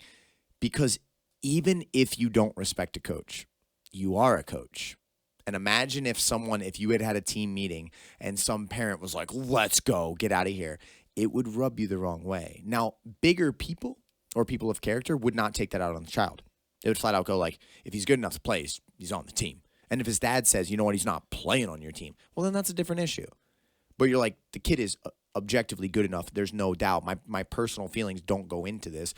The best players play. That's what we're doing here. You know what I mean? So dude, that's got to be a dagger to the heart. Because, like, listen, I'm a winner, and you are a winner. If I do anything, I usually rise to the top of it. It's just who I am. If I dedicate to something, especially if I have passion for it, I rise to the top. You do the same thing. So to have this person, like, dagger you like that, I would be pissed. And it would either turn to anger or it would turn to, like, sadness and, like, I'm a loser. I'm this and that. What happened? So what ends up happening is, like I said, I knew 85% of the people on the team. And like most of them were like my friends, and they played Humva with me. And they probably know you belong on the team. I'll get to that. So anyway, I'm like I said, something I didn't say earlier, or something I didn't say at all. When I was young in soccer, I was very emotional. Like in terms of anger, I was emotional. Like I said, I was like the bully of my brothers. And to get into that real quick, a story I wanted to tell on the podcast. So I was like a bully to my siblings, but not in like I'm beating them up and giving them black eyes, but I am like being like, you're fiery. I'm the boss, kids. Like, listen to me. And they, of course, my brothers would be like, Alex was very non-controversial, and Jake has always been very small until he hit puberty, started hitting the gym, whatever. And they would always listen to me. They're like, okay, Tyler, like whatever. So in 8th grade, on the bus, and you remember younger culture back then. There were a lot more. Careful, the podcast won't be up if you use No, specific words. of course not. I'm not going to say. But it was brutal. But it was brutal. These kids on the bus in 8th grade, it was me. I was in 8th grade, and then Jamie and Jake, my younger brother and sister, were in 6th grade. And a bunch of 6th graders would always throw stuff at us, pull on their hair. They would literally pull on my hair on the bus. Like, I'm sitting there, and they're like pulling on my hair. And they would throw all these slurs at us and say all these super mean things. And I remember the one day specifically, my sister, Jamie, was sitting alone towards the front of the bus, and one of the guys, like, went up and sat next to her, started, like, harassing her, and, like, she started crying. And I was like, nah, dude, this is enough. So the one day we're on the bus, not going to name any names, obviously, and this kid starts going, Tyler Riley's a bleep, like, screaming it on the bus so everyone can hear me. I don't even remember if kids were laughing, whatever, and I just turn to the kid and I go, yo, when we get off this bus, let's fight. And he just, like, shuts up and, like cowers back in his seat. And I'm like, when we get off this bus, let's fight. You want to say that about me? Like, let's fight out off the bus. So for the rest, like the 5-minute bus ride, I just keep turning and I'm going, let's fight, dude. When we get off this bus, let's fight, dude. Could you see weakness the second he actually got challenged? Because most bullies, most kids that act like that, most kids that try to break others down are the weakest human beings you will ever meet. And if challenged, they're normally the fastest to crumble. Did you see that? 100%. As soon as I said, let's fight, no joke, you could see his posture just, like, cower. Like, he just shrunk. Like, when people think they're big, they're like, what's up, bro? And as soon as I said that to him, he was like, yeah. So I was like, let's fight, dude. And I was so mad. Because, like I said, you want to bully me, dude? Like, I remember some of the kids would grab my hair, and I would grab their hand, and I'd crush it, and I'd go, keep grabbing my hair, dude. Like, you're going to get messed up. Like, I'm in 8th grade, you're in 6th grade. Just because kids in middle school were just, the culture was ruthless, man. I remember, it was ruthless. Kids tormented each other.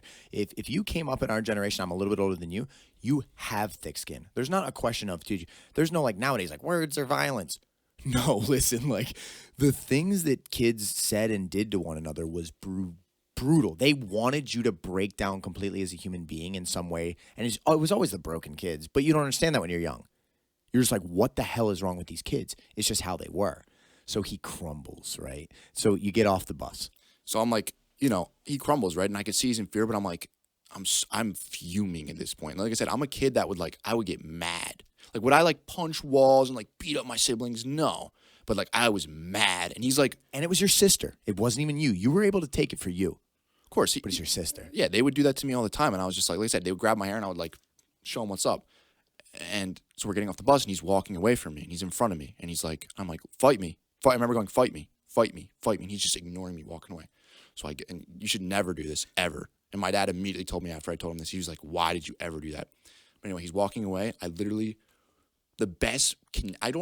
really punched people that much, to be honest. Like I don't like fighting. I'm not a controversial person, I would say.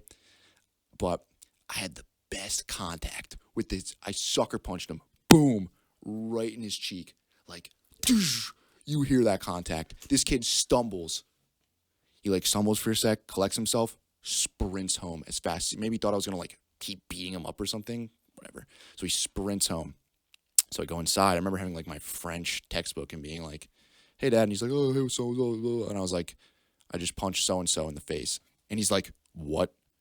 And I was like, yeah, I just punched him in the face. And he's like, you did not. And I was like, I did. And he's like, he's in 6th grade. Like, you can't punch him. Like, blah, blah, blah. That was his main concern, was like, he was younger than me. Like, and that's a big deal. And whatever. So 10 minutes later, his dad comes down. The kid's dad comes down and knocks on our door. Is Tyler here?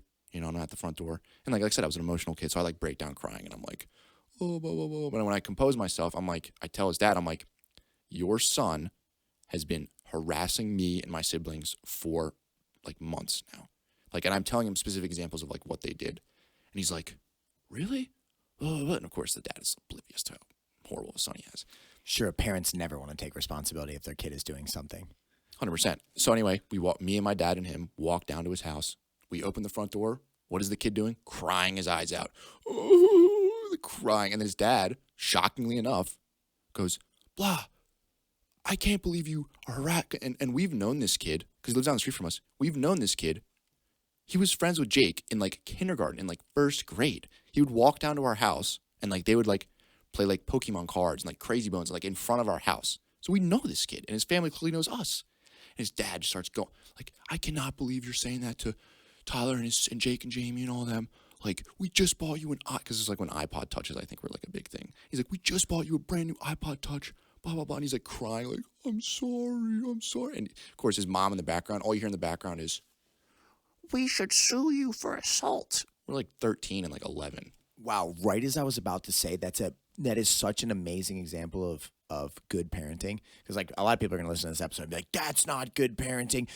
There was assault. No, that's awesome parenting. That's awesome parenting. And like maybe hindsight, you shouldn't have punched him in the face. But at the end of the day, and I'm sure we'll get to this, I guarantee you it made that kid change. It showed him that your actions and words have repercussions. And if you don't want those repercussions, you should judge your actions accordingly. And when his father came in and came down on him and said, yo, this is what happens when you act like an asshole, it was a life moment for him. It was literally probably like a positive, changing life moment. But then you have the emotional, the mother, which is probably like, my child can do no wrong. It's the nurturing. It's the emotional side, right? It's like, you're in the wrong no matter what my child did. Not taking into account context, which is crucial to create proper perspective. So actually, that's a huge win on the dad's part. You know what I mean? Of actually backing you guys. And then you saw the kid in his real state. Maybe he was getting strength out of like, look, I'm a 6th grader bullying an 8th grader. I'm not afraid of anything. He's probably the most fearful kid around. He's probably the kid that he was the weakest. That's why he put up the shell. You know what I mean? So like, we don't have that type of parenting anymore, but that is, or it's rare. I'm sure there are parents out there like that, but it's rare that you're like, yo, you messed up and consequence came from it. I'm not even mad at Tyler. I can't believe you did that. Continue with the story. Yeah, so he's crying and stuff like that, and I remember him being like, oh, like yelling at him, and then we both ended up being like, I'm sorry. Because I was like, at the end of the day, like I said, I don't want to. People should not take this wrong. You should never, ever do that. Like I literally sucker punched him. He didn't see it coming. But like he kind of knew it was coming. Like because there's a sucker punch where like you have no idea something's going to take place and you get cold cocked in the face. There was an altercation. He was screaming a word that we're not even saying on the podcast. I know what the word is. He's screaming that at you. He just harassed your sister. He was tormenting other people. And he had been a tyrant for a while. It was a kid that hadn't had to face consequence for a while. You know, they talk about karma. It eventually catches up to you. You took the form of karma that day. You were like, and my hand become justice. Like, so like, it was a sucker punch, but you were like, yo, let's fight. Yo, let's fight. Clearly, the kid knew that there was consequence coming. So I just want to clarify that it's a little bit different than like I've seen people sucker punch. They're like having a conversation and they get absolutely derailed with no expectation. You said to that child what you were going to do, and you were a child too. Let's be clear. We're going to fight. It ends today. And then you carried out the action. It's just most people don't do the follow through, right? They like put the threat, but they don't have the follow through. You're someone with fire. When you finally got to that point, you said, today is the day. That's what you meant. So then you carried through a bit. I like hearing on the second part of this story that there was apologies exchanged. And I bet you the relationship was never the same again. Like moving forward on the bus, if he even stayed on the bus, it was probably a completely different dynamic. If his mother didn't take him out of that circumstance, what ended up happening with that? So we both apologized to each other, and at the end of the day, there was no repercussions for me, obviously. And I mean, I got in trouble, right? Obviously, my dad wasn't happy, but like at the end of the day, my dad was like, he's like, if you what you did was wrong, but like you felt like you did what you had to do.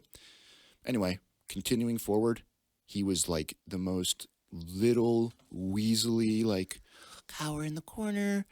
Don't even look in Tyler's direction. Don't look at Tyler or his brother or sister. Don't even mess with them ever again. I remember specifically my buddy Mike Miller, when we were young, we looked a lot like each other. We had the same long, blonde Bieber cut. And he was friends with Mike, the kid. And the one day on the bus, I was looking towards the window, looking out the window. He sits next to me, the kid that I punched. He sits next to me and he goes, hey, Mike. And I turn and I go, hey, so-and-so. Like, just like that. Like, and he literally goes and just stands up and goes to a different seat. So he was permanently altered by that. You can tell that was probably the first time ever that kid, when he was acting like a maniac and being horrible, it was the first time ever that like life literally smacked him across the face. And then it drastically altered who he was. He's probably a better man today. I bet you if he hears that podcast today, even though he's like, oh, blah, blah, blah, blah, he's a better man today. What would the man have looked like had there never been repercussions? Had he gone through all high school tormenting people, trying to break people down, tormenting women? Who would he have been? You know what I mean? So as much as society wants to be like, you should never do that. What if he's a successful man now and a much better father, husband, friend because of that one shot that he took to the face? Sounds good to me. Maybe I'm just from an old mindset of thinking, but like that's, dude, if I was that out of line and someone punched me in the face, I'd be like, yo, I deserve that.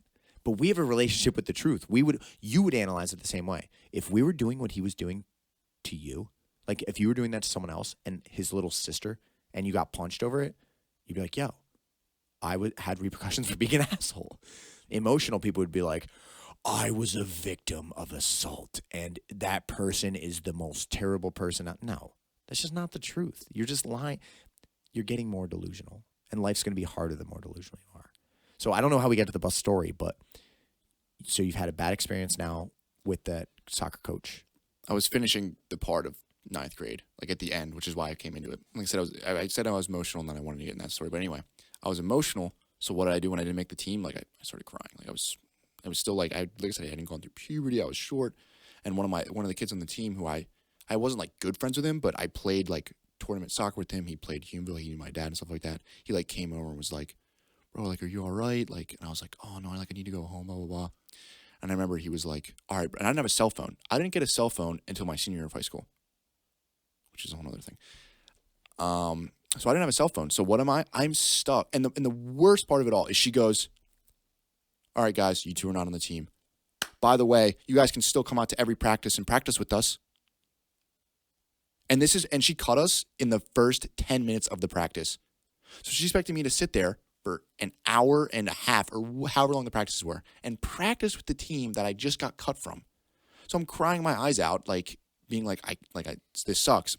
And the kid, I'm not going to say, like I said, I'm not going to say names, comes over and he's like, bro, you all right? Blah, blah, blah. And I was like, I really just want to go home. And he was like, all right, like, here, I'll go to my locker, grab my cell phone. You can call your dad, like, get picked up. So it was like, he was like a lifesaver that day. His name was Jason, was his name. I was gonna say, shout out to that dude, because that's compassion. That's him seeing you being that sad, and he could have just gone about his own business. 100%. He made it a point to be like, yo, you don't deserve this. Yeah, his name was Jason. I'm not going to say his last name, but his name was Jason. He was like, he literally saved me that day because I thought it'd be different if you're embarrassed either way. You just got cut in front of the whole team because she pulled. And you're in high school. You want to be cool. 100%. You want to have identity. And the thing is, it's not like she didn't cut us subtly. She literally went, alrighty, guys, Tyler and so, come aside. Boom, cuts us. And the whole team is standing 15 feet from us. Like, dude, are you serious? You just embarrassed us so bad. Like I said, the other guy was like a foreign exchange student, so he really didn't even know what was going on. He was just like, okay. And I'm like, sitting here like, I know all these kids. I'm better than 70% of the team. Whatever. So like, I got picked up and my dad was mad or whatever. And I remember the next day, I had two of like the better players in my English class in 8th period. And they come up to me and they're like, bro, are you all right? That's so stupid how you didn't make the team. Like, that was so dumb. They're like, what did she say to you, dude? Like, you should 100% be on the team. So, like, I felt, like, a little justified because it's like these kids that are better players on the team know that I should be on the team. Like I said, at the time, was I the greatest soccer player alive? No. But was I top 10, probably 15 players on the team easily? 100%. Like I said, I'm probably on that team. I was probably, like, top 3 fastest kids on the team. Like, even just speed. Even if you don't have ball skills, speed is a big thing. But anyway, it's like that was very discouraging. So, do you go out for track again? Did you return to track, or is that big heartbreak keeps you out of track? Here's the thing about, once again, kind of a weak excuse. It was freshman year. There's so many new people. So there were so many new girls. And I was like chasing them, dude. I was like, there's so much. Oh my gosh. There's like, because it's like your middle school is 1/3 of the people. So there's 2/3 of my grade are new people. So there's so many people. I'm like making new friends, all these girls. So I'm just like, I'm like lost in the sauce. Testosterone's flowing, and you're just like, do I even need to play soccer? Do I need to do sports? I need to chase that girl. I can tell you that right now. I was lost in the sauce of the women. Anyway, so like I didn't end up going out for track. But funnily enough, Mr. Lumio, I'm pretty sure that's his name. He actually came to the school like in the middle. It came to high school. And I think it was like January or February or something, like when the track season was coming on. He was calling me Riley. He was like, hey Riley, what's going on? Like, you better be running track at this, like in this spring, bro, because like you got it. And at the time I was like, yeah. Well, then in reality I didn't end up going out for track. But anyway, at this point, after like 8th grade and after 9th grade, I'm like done. I'm like, dude, I don't want to go for soccer anymore. I'm done with the shame. You're not facing the embarrassment again. You're not going through this again. It's not even about that you didn't love soccer. You were just flat out like, I am not going through this embarrassment again. I am never standing on the side of the field with the foreign exchange student, having someone tell me like, you're not good enough. That is not even objectively evaluating and treating me kind of like a piece of shit. Like, oh, but you're welcome to come out to the team if you'd like to stand there. Oh, I can see you're crying and I'm going to leave you here the rest of practice. No. How could you even respect that person? No one would go out for that team again. So that led to a different person, though, a little bit. You probably had some resentment. You had some, because now team sports is not a part of your life. Now you're kind of lost again. Your identity was Tyler the soccer player for at least a period. So you finally go out again, though. Was that sophomore or what? When was that tryout? So here's the thing. I was still playing, like club at the Humeville. I'm like still playing tournaments, stuff like that. So you're still heavily involved in soccer, just not through New Chamonix. 100%. So I still loved soccer, but I was just like, whatever. And at that point I was like, kind of traumatized. I was like, dude, that was so like it wasn't for Jason bailing me out. I would have been red in the face, crying my eyes out, having to walk around following the team while they practice. I mean, I could practice with the team. Like I could do drills and stuff like that, but like it's an embarrassment. One of the most embarrassing moments of your entire life up to that point. It was the most embarrassing moment of my entire life. Like I said, these are all the soccer players in my grade. Like, these are, like, people not that I want to impress them, but these are kids, like, a lot of them are my friends, and then a lot of them are, like, people that I've known for a long time and that know I'm, like, a good player and, like, whatever. So, 10th grade comes around, and the soccer tryouts for JV and varsity are in the summer for New Chamonix. They're not during the school year. Like, freshman year tryouts were during the school year, like, when the school year started. So, sophomore year comes around, and I'm like, no, I'm not trying out. Like, I cannot go through that experience again. And my dad was like, nope. You're going out. I'm making you go out no matter what, whatever. I remember we were in North Carolina because my dad's parents used to have a house in North Carolina that we would go to for like a week, 2 weeks in the summer. I've actually been there. Really? Yeah, I went one time. I think I do remember you going there. Yeah, just one time I went to the vacation home. Yeah, they didn't like, whatever. So we were in North Carolina and the tryouts were already starting. We planned the schedule. We planned the vacation and they were like, you need to go out for soccer. And I was like, no. And then they were like, oh, North Carolina is during the tryouts. And I was like, nice. I don't have to go out now because we're going to be missing the tryouts. My parents were like, nope, we're going to get back. And you and Alex had to do it too. You guys are going to go out for the team. So we come back from North Carolina. It was a Monday, I think it was, or Tuesday or something. Tryouts were already the whole past week. We come over there. I remember my dad was in the green van. He dropped us off. Me and Alex walk up. And we're all like... Same coach or different? No, the JV and varsity coach are was different than the freshman coach. Yeah. So we walk up, and it was right at the beginning of practice. We were late to the first practice, of course. Or we were late to the practice as well as being not even at the first week of tryouts, of course, because that's what my parents were like. They're just late to everything. And again, if we could reflect back and if we could take Anti and Martin from now, knowing what they know now, with going back to oh my God, our son has to be there on the first day. He's got to be on time. He's already faced the worst rejection of his life one time. We're forcing him to go out again. Guess what? We're not going to put a single obstacle in this kid's way. But that wasn't the case. So you miss the first week. You come in late. We're already late. The team is running laps, and me and Alex are walking up late. So we walk up, go to the coach. We're like, hey, we're here for the tryouts. They're like, okay, the boys are running, but here's the thing. The team is basically already picked.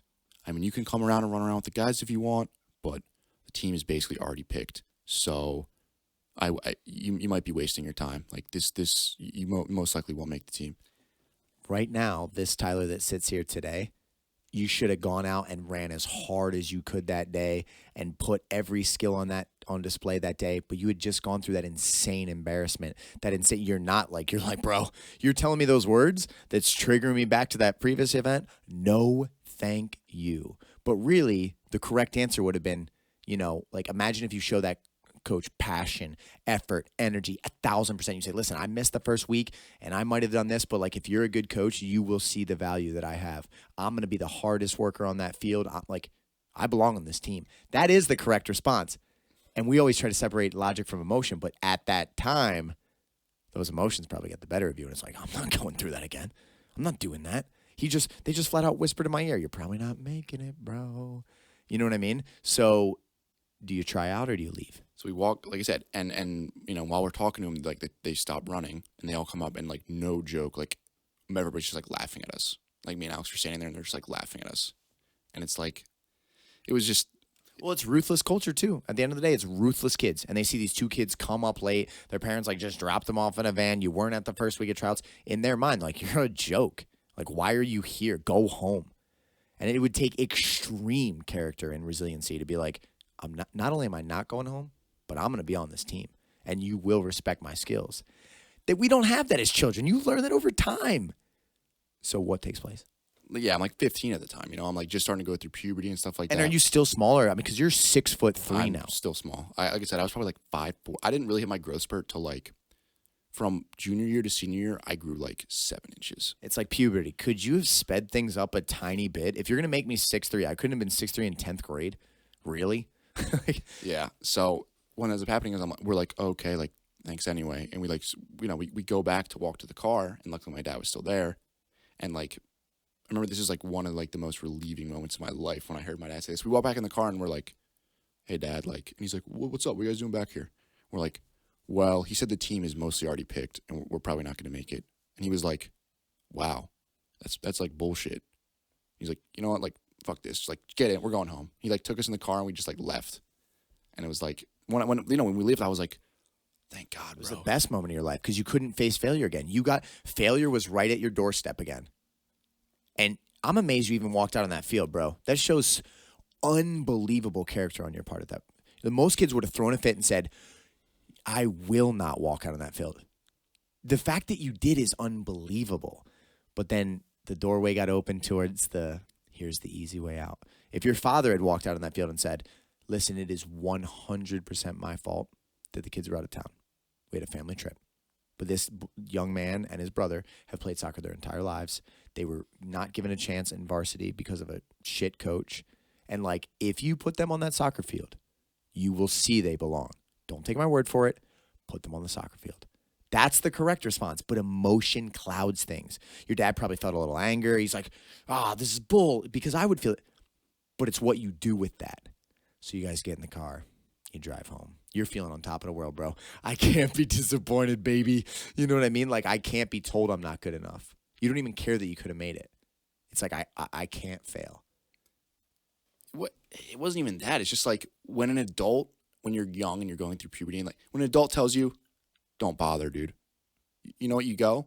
He's right. I shouldn't bother. You don't hear the words, you're probably not going to make it. Because as an adult, like we sit here today, you know how many people have told me I'm probably not going to do things?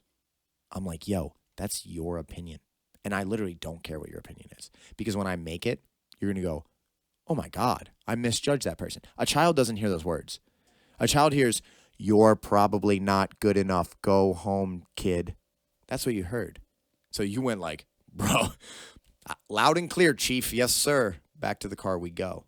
But now all of a sudden, now you're not playing as a sophomore. You know what I mean? And now you're not on the JV and varsity team with the boys.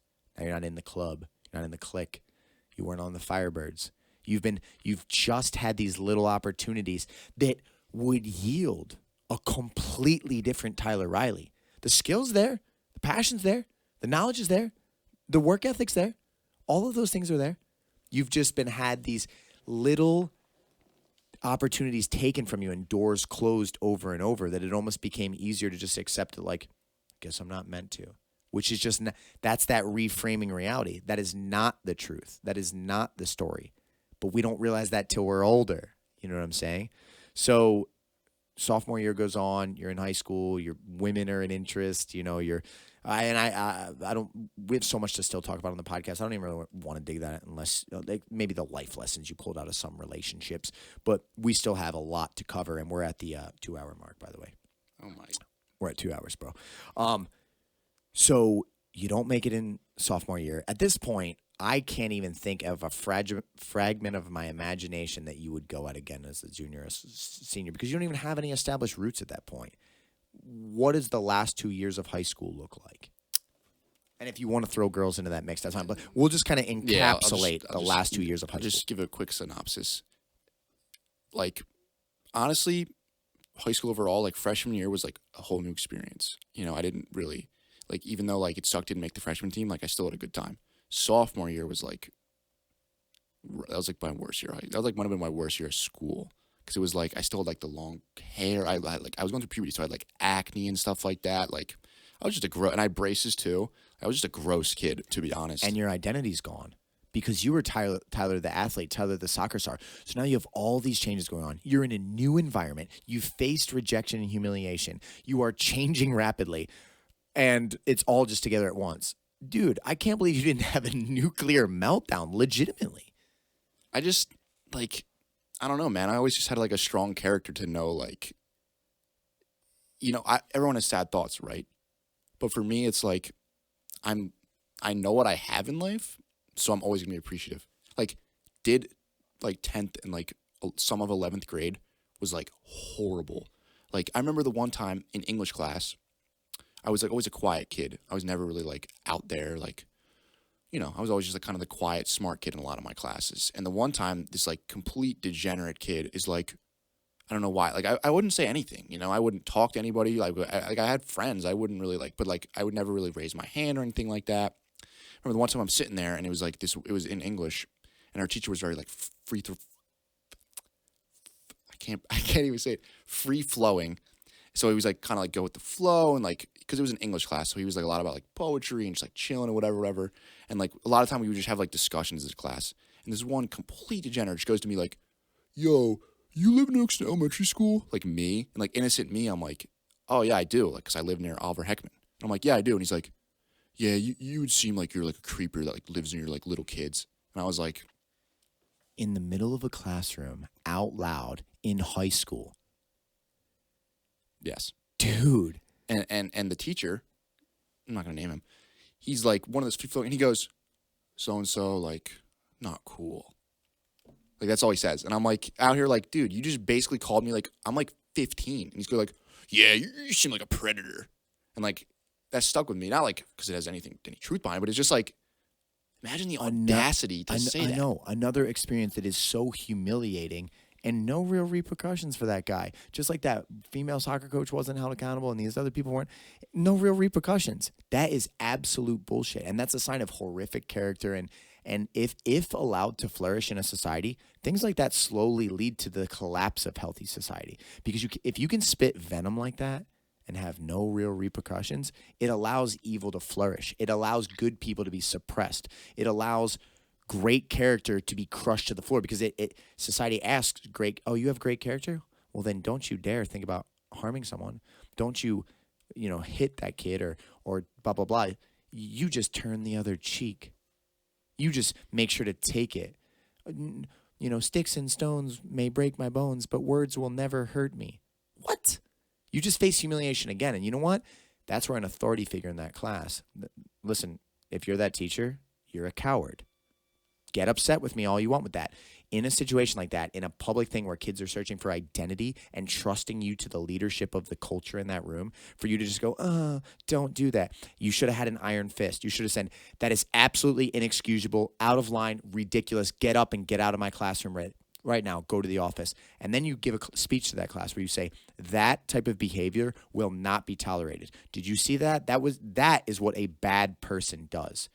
That is what a weak human being does. That is what a low-level member of society does. Tyler, I'm sorry you said that. It's absolutely ridiculous. The fact that you keep to yourself and you play your hand closer to your chest, man, that is a sign of being a good person and not wanting to be swallowed up by the evils of the world. You know what I mean? That is how you handle that situation. As soon as you let that little, I'm being aggressive right now, but like a little scumbag like that be able to just do whatever they want with no repercussions, they get worse. And they attack people worse. And they break people down worse. And then good people get trampled on. That is a sign of horrific culture. And we saw it all growing up. Teachers don't step up. There's no real punishment for being an asshole as a kid. There's just not. They don't do anything about it. And I think if you're going to have any role of authority in society, that comes with an extreme responsibility. Because like that classroom is a direct result of the culture that you allow.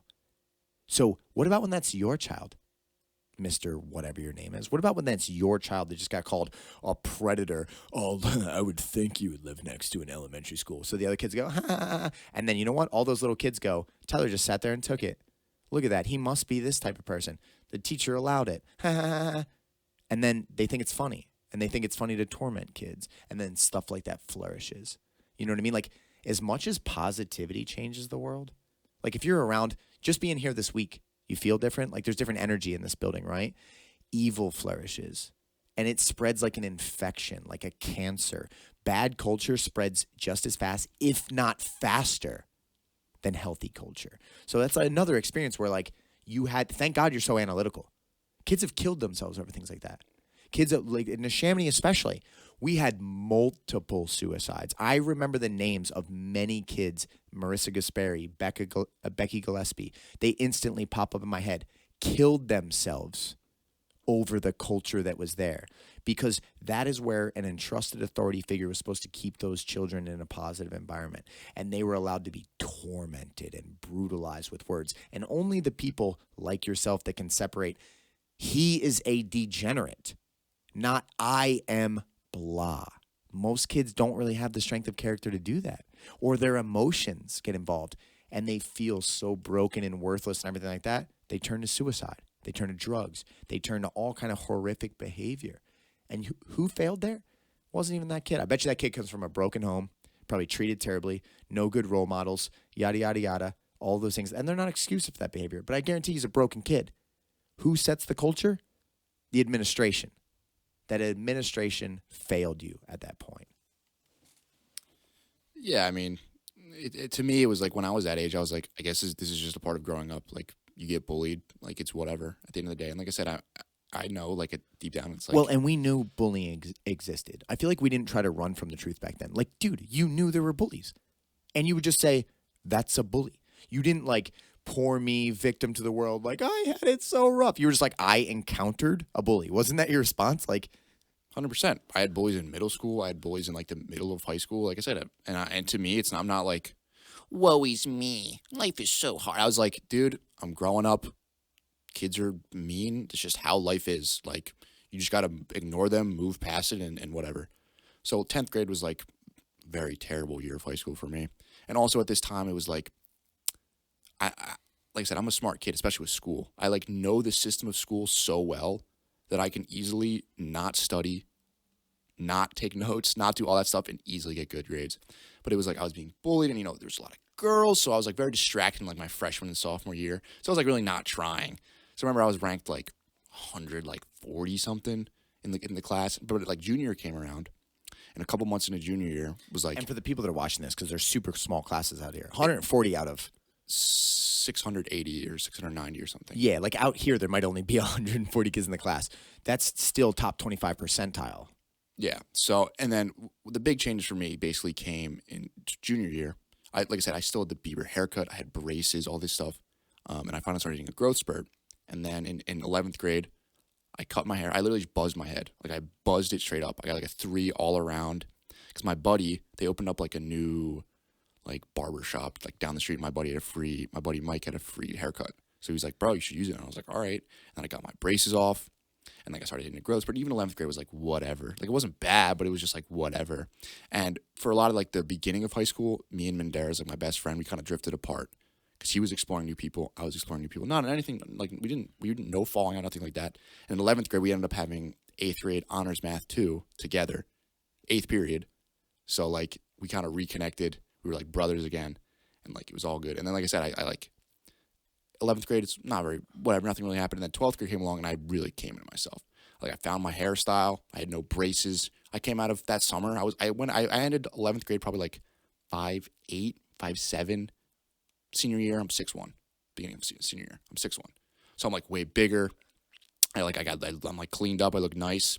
So the senior year was like I really started having like I was like damn, like I'm really like finding out who I am, So senior year, I just like, I dated a couple girls, whatever. There was some controversy there because of my stupidity. When you're young, you do stupid things, So it's whatever. But yeah, and then also like I said, I was like ranked 140, and then junior year, I kept hearing. For college, you really got to try in junior year.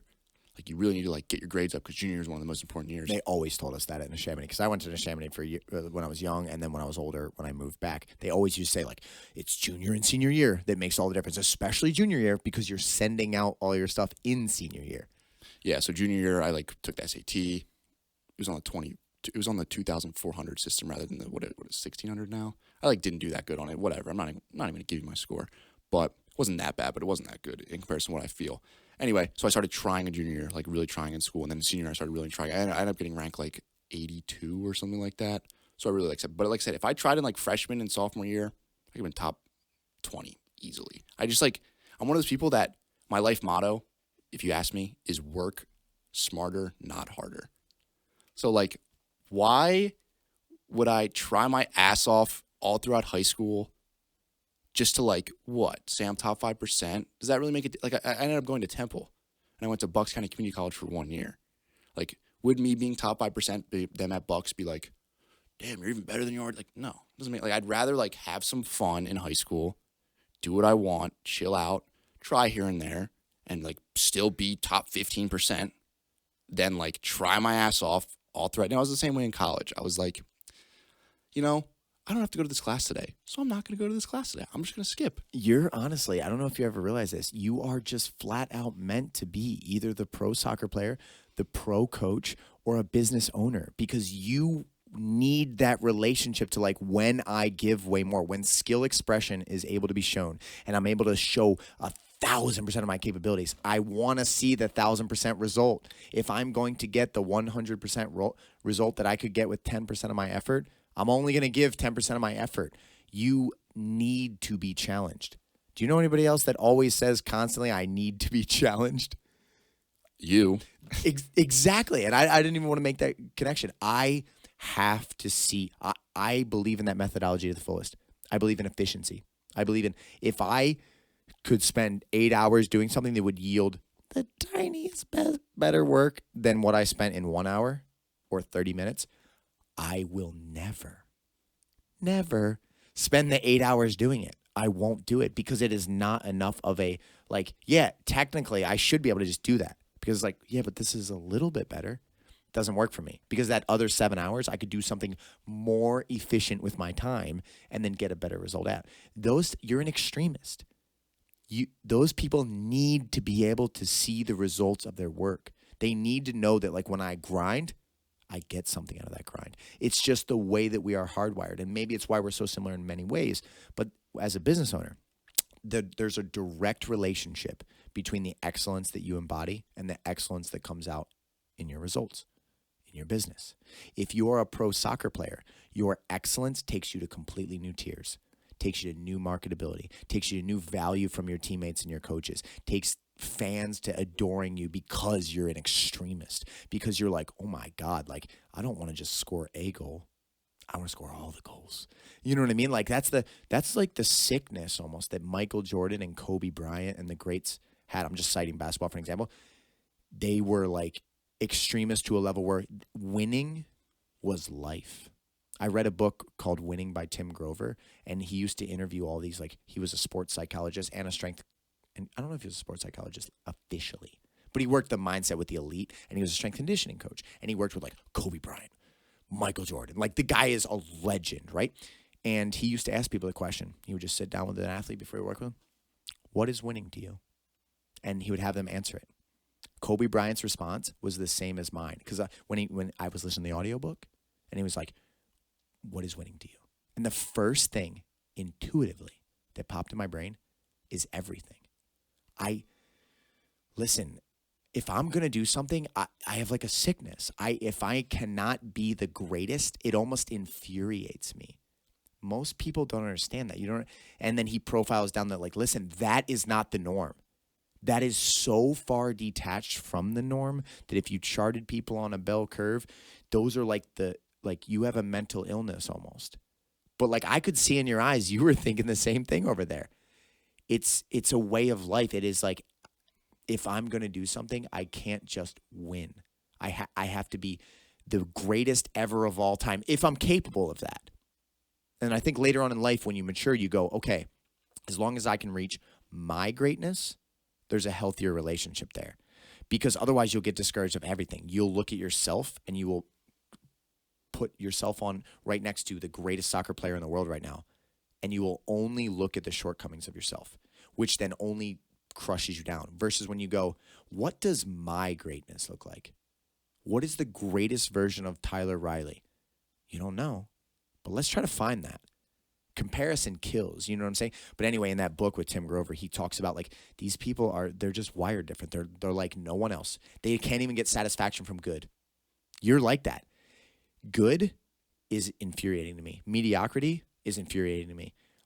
Not being able to win if I genuinely think I'm going to win is like soul crushing.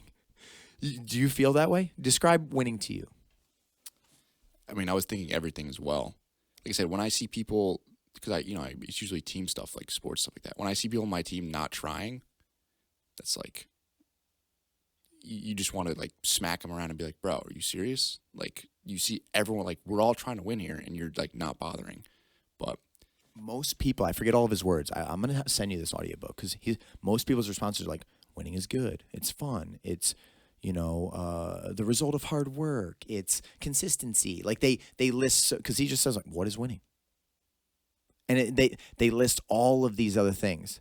He's like, but the greats, they are completely wired differently. They're wired that it's almost a mental illness to an obsession where your feelings get invoked to the deepest levels if you're not winning because you feel like a failure because the expectation of yourself is here. Kobe Bryant knows I have the ability, or Michael Jordan, I have the ability to be the finest example of a basketball player that has ever stepped foot on this earth. So anything below that devastates them, cripples them, makes them emotional, gets them angry, right? What you have to redefine in your brain is that is one of the most powerful qualities on earth if you can embrace that the correct way. When people talk about like the fire that some people have, that is the fire. But if you don't harness that correctly, then it's not a tool. It'll make you an emotional mess when you're not in the right environment, when you don't have the right culture around you, when you don't have the right coach that gives you the opportunity. It will literally, that same fire that could make you the most powerful soccer player to step on the field can cripple you. You know what I'm saying? And then it's like, that is a revelation that I didn't have until way later in life. I knew that when I was young, I was fighting because I had like a really big chip on my shoulder. You know my whole story. Most people in here don't know my whole story. But I had like a serious chip on my shoulder. And I was fighting out of almost rage to prove to this world that like, you can't break me. That's the only reason I was fighting, dude. Jiu-jitsu was my escape. MMA for me was me putting two fingers up at the world and saying like, you cannot cripple me. Put opposition in front of me. I will smash opposition. And if I am not the greatest, I will get better and better and better. The thing that happened to me that I had never expected is when I got super happy in my life, super fulfilled, super happy, family, beautiful home, coaching my friends, traveling around the world with people I love. Dude, I got all that anger and rage and like what drove my winning qualities, it subsided. I found contentment. For the first time ever, I found peace in my mind. Before, it was like an unreal, sickening obsession. If I made a mistake on something I knew I should have done, like I should have got this submission, it haunted me. It would be on my brain for weeks. It would pop up 5 months later that I should have done this or that in like a basic thing. It was a sickness. So it's like I almost healed my life and my health. And I think that's why I'm a very good coach, because I've experienced extremes. And I know what it takes to be a winner, but I work on better psychology. You know what I'm saying? But what I found is it almost emptied my tank, because I wasn't driven by just like, I wasn't driven just because I love to fight so much. I was driven by that, like what the world had done to me. That was my defiance. That was like, doubt me more. Think that I'm not good enough again. That was my resistance to the pain, to the struggle. You know what I'm saying? So when that ran out, it was just kind of like, oh my God, like I have a beautiful life. From a man that was at the very rock bottom of anyone I know, I was at a rock bottom, to being like, oh my God, I am so thankful. I'm so grateful. Like I've had times where like by myself, nobody even knows this about me, like break down crying like uncontrollably, because I'm like, how did the universe turn around for me like this? I thought I was going to kill myself. I thought I wasn't going to go on. I thought, you know what I'm saying? All of these things. So to like actually come out the other side and like have all these things that I have now and have these amazing people around me and have this life, it's like, how did I get here? But that stole my heart. That stole my fire, or it changed it. It changed it. But the reason I went so deep into this conversation with you is like that fire is your single greatest asset if you use it as an asset. And if you don't harness that fire, you're going to feel this sadness, this emptiness, this lack of passion. You're going to put yourself in situations in life where you're going to be doing something that you don't care about to the tiniest degree ever. And life is going to be the most bland existence unless you chase that goddamn flame.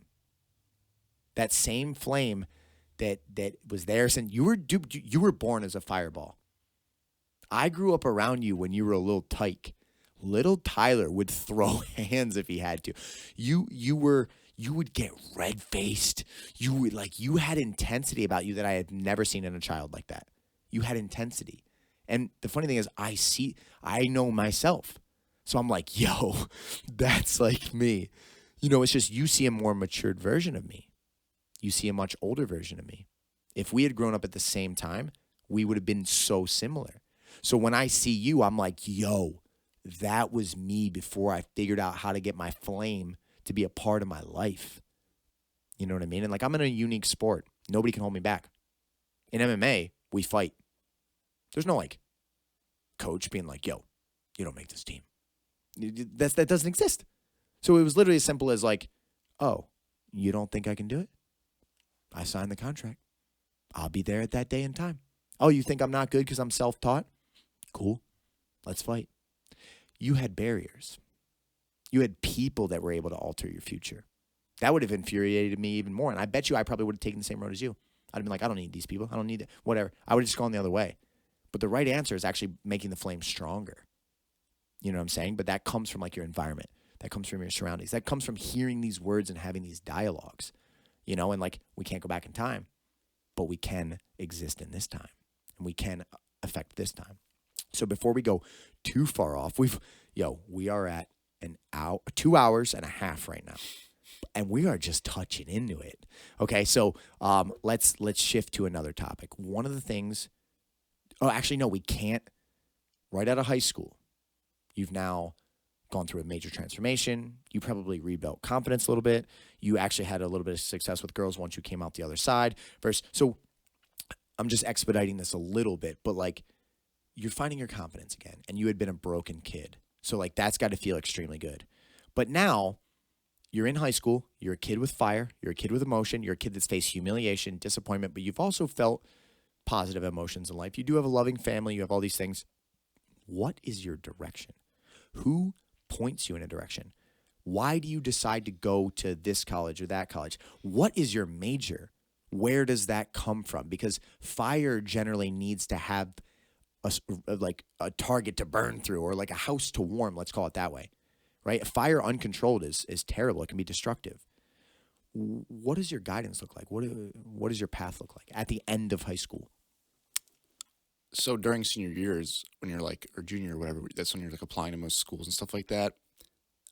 The direction I was in was just like, there really was none. I mean, obviously my parents going, you need to go to college, you need to go somewhere, blah, blah, blah. In school, obviously I was good at math, right?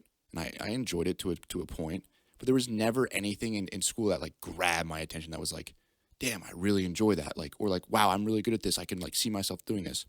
But anyway, as at the end of high school, it was like, I applied to a few schools here and there, but I never really applied to any schools that I actually thought about myself going to. So by the time, admissions were cut off, stuff like that, literally the only schools I could go to was like Penn State Abington, which is where Alex was going, or like Bucks County Community College. And I was like, you know what, dude? I'm going to save my parents money. I'm just going to go to Bucks for a year. Like, and in reality, it humbled me a little bit just going to Bucks, because it's like, You knew you were bigger than Bucks. dude, people would call Bucks around Bucks. You know what they call it? They call it 13th grade, because Bucks is a joke. I'm like an AP honor student. Like I easily could have been top 5% if I put the work in, but I just didn't. I went to Bucks, there is no notes. I didn't take a single note at Bucks County Community College. I was in the honors program, got A's in every single class. I remember being in statistics in my first semester at Bucks, sitting in the classroom and the teacher's going, blah, blah, blah, blah, blah. Oh, Tyler, you don't take notes? And I'm like, oh, no, not really. First test result comes back, 100% on it. So for the rest of the year, she's like using me as an example, like, look at Tyler, guys. Like, he's not even taking notes, and he's getting 100% on every exam. Calculus, I took calculus in my freshman year as well.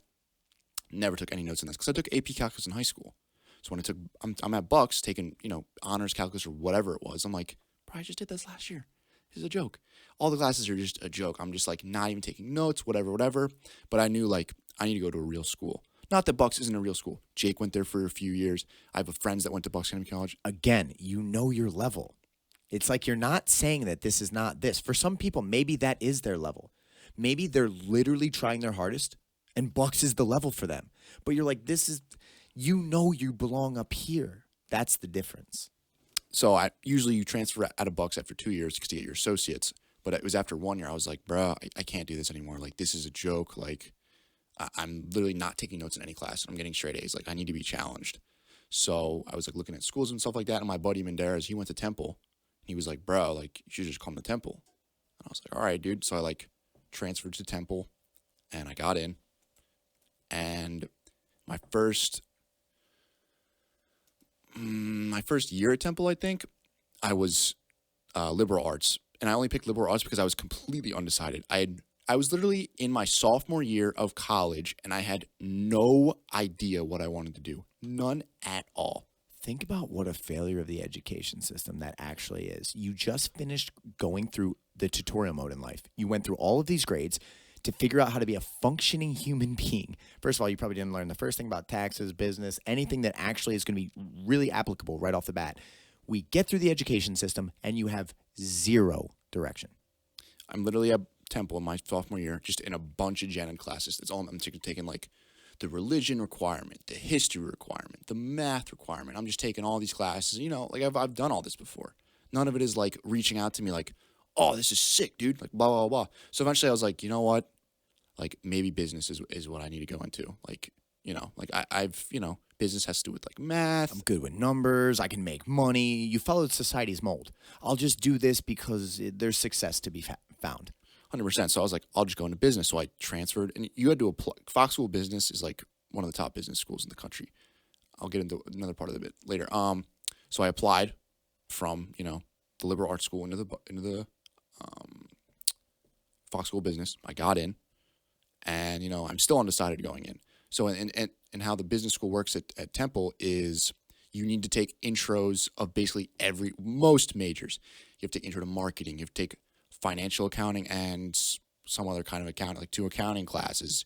You have to take a law class. You have to take a bunch of just because they want you to know everything. So I went in and I was like, oh, marketing could be interesting, blah, blah, blah. And I remember one of the classes is intro to risk management. And every single kid in the business school was like, bro, every kid that's not a risk major is like, bro, intro to risk sucks. The worst class. I hate it. I remember my buddies being like, dude, you can't take intro to risk until later. Like, it's so bad. So I go into intro to risk, and I'm taking it. I think I was taking it at 9 a.m. on like Monday, Wednesday, Friday. And the teacher, first day, he comes in and he's like, all right, guys, first off, no phones. If you ever see a phone, I'm kicking you out immediately. Second off, if you're late to class, you sit in the back. You do not sit in your assigned seat. You get sit in the back. You can still be in class. You can still take notes, but you are counted as absent for the day. You get 3 free absences. Any more of those, you lose. I think it was like 10% of your grade or something like that. And to me, I'm not one of those people that's like, wow, he's so mean. I'm like, dude, I respect this guy. Like, he's laying on the law. He's saying like, this is how it is. You know what? The guy's teaching name is Mr. McCluskey. He still teaches at Temple, I'm pretty sure. He's teaching the class, and I'm going, wow, this is like I love how this guy teaches. He has his PowerPoints, little slides. You always write them down. He doesn't give you copies of the slides either, so you have to copy them down. There's no like, this will be posted online. It's like, you take notes in my class or you're doomed. Like, good luck. And so he's teaching the class, blah, blah, blah, and he's like has his things, he has his points, and he's breaking them down and stuff like that. So I'm like taking the notes, and I'm taking more, and I'm like, dude, like, I like this guy. First exam comes, I get a 98 on it, I think. And this is the class everyone's like, dude, intro to risk, it's so hard, blah, blah, blah, blah. So I get a 98 on it. And on the inside of the booklet, it says, come see me in my office. And I'm like, oh, God. I was like, did you think I cheated or something? So I go to his office during office hours, and it's like me and another girl are there. And he's like, all right, guys, come in. And he's like, all right, you two both scored exceptionally well on this exam. Have you ever thought about being a risk major? And I was like, and the girl next to me was like, oh, I'm already in like actuarial science, which actuarial science, risk at Temple is, I'm pretty sure risk no matter what, is part of actuarial science. So she was like, I'm an actuarial science major. And he was like, okay, get out. Like, you're already part of risk. Because you have to take risk classes when you're an actuary. That's how it works. So he was like, what are you? And I'm like, oh, I'm undecided. He's like, you should really be like a risk major. Like, I think you could be really good at this. And then, at the time, I had no direction in life at all. This is the first guy that was like, maybe you should pursue this. And you respected him. 100%. If he was a loser, like, whatever then. But you respected this man. You saw culture, you saw discipline, you saw all the things that objectively to be the way it should be, that you probably hadn't experienced in a lot of things. 100%. Like I said, and then the class was huge. It was like, I think it was like 100 kids in this intro to risk class. And there's so many people that are like marketing, nothing against marketing majors, of course not. But like when they have a risk class, they're like, damn, like this is hard work. Like this guy is really like, it's one of those classes where like you sign up and it's like, oh, every other class is taken except this 9 a.m. class with Mr. McCluskey. Because everyone's like, Mr. McCluskey is so mean and harsh and blah, blah. I remember multiple people in the class would be like on their phone and he doesn't even go, put your phone, when he goes, you, out. And they go, but, out. He just kicks them straight out. Like I said, I remember I was late a few times because of the train. I don't go up to him and go, the train was late. It's not my fault. I go, you know what? I'm late. I'm going to sit in the back of the class and I'm going to do what I got to do. Because guess what? At the end of the day, rules are rules. You get 3 free absences. So you don't use them to like slack off or like blah, blah, blah. If you're actually sick or you have actually a reason to not be there, you need to have them. So like I never held it against him. I never was like, he's so mean, blah, blah, blah. So then I'm taking this class, like I did super well, and I was like, all right, guess I'll just go into risk. And at Temple, they call it boot camp for the 2 intro to risk classes. It's intro to risk. One of them is P&C, property and casualty, and the other one is employee benefits. Those are the 2 boot camp classes. and they are probably the two hardest classes I had at Temple. They're called boot camp for a reason. Like, one is run by Mr. McCluskey, the same guy. He runs PNC. And then the other one is run by Dr. Drennan, who is the head of the risk management department. And, I'm taking both classes, and I'm already, like, leaning towards PNC because Mr. McCluskey's the teacher, and I really respect this guy. And Dr. Drennan was great, too. But I, like, employee benefits was just, like, a lot of, like, laws, and there were so many, like, abbreviations of, like HIPAA and, like, all these specific laws, and I'm like, I can't be asked to just memorize crap, bro. Like, this is not for me. I need to be able to, like, analytically think and apply logic to all this stuff. So I ended up, like, I'm going to be honest, I didn't really do good in either of the class. I passed both on my first try, but I got, like, a C and, like, a C plus or something like that. Because they were hard classes. And at the same time, I'm always putting in, like, minimal effort. Like, in college, I would skip classes. Those classes I wouldn't skip because they were, like, hard-ass classes. But, like, what am I doing when we have an exam the next day? I'm studying on the train to school. I'm not the night before taking notes. Now, obviously, when I got to my highest level risk classes, I'm not one of those people that's like, I studied for 12 hours. Like, I would study for like an hour. I would like take notes, study it, and then on the train in the morning, I would study them. Stuff like that. That's how my system worked. So I passed both those boot camp classes, and I was like, all right, I'm going to go into PNC. And at the time when I switched into the business school in risk, I joined the Gamma Iota Sigma, which was the academic fraternity. This is what the point I was talking about earlier, where like the Fox School of Business is like one of the best business schools in the country. The Gamma Iota Sigma, like academic fraternity for risk management, is the biggest program in the U.S. So like at Temple, we have the biggest Gamma Iota Sigma.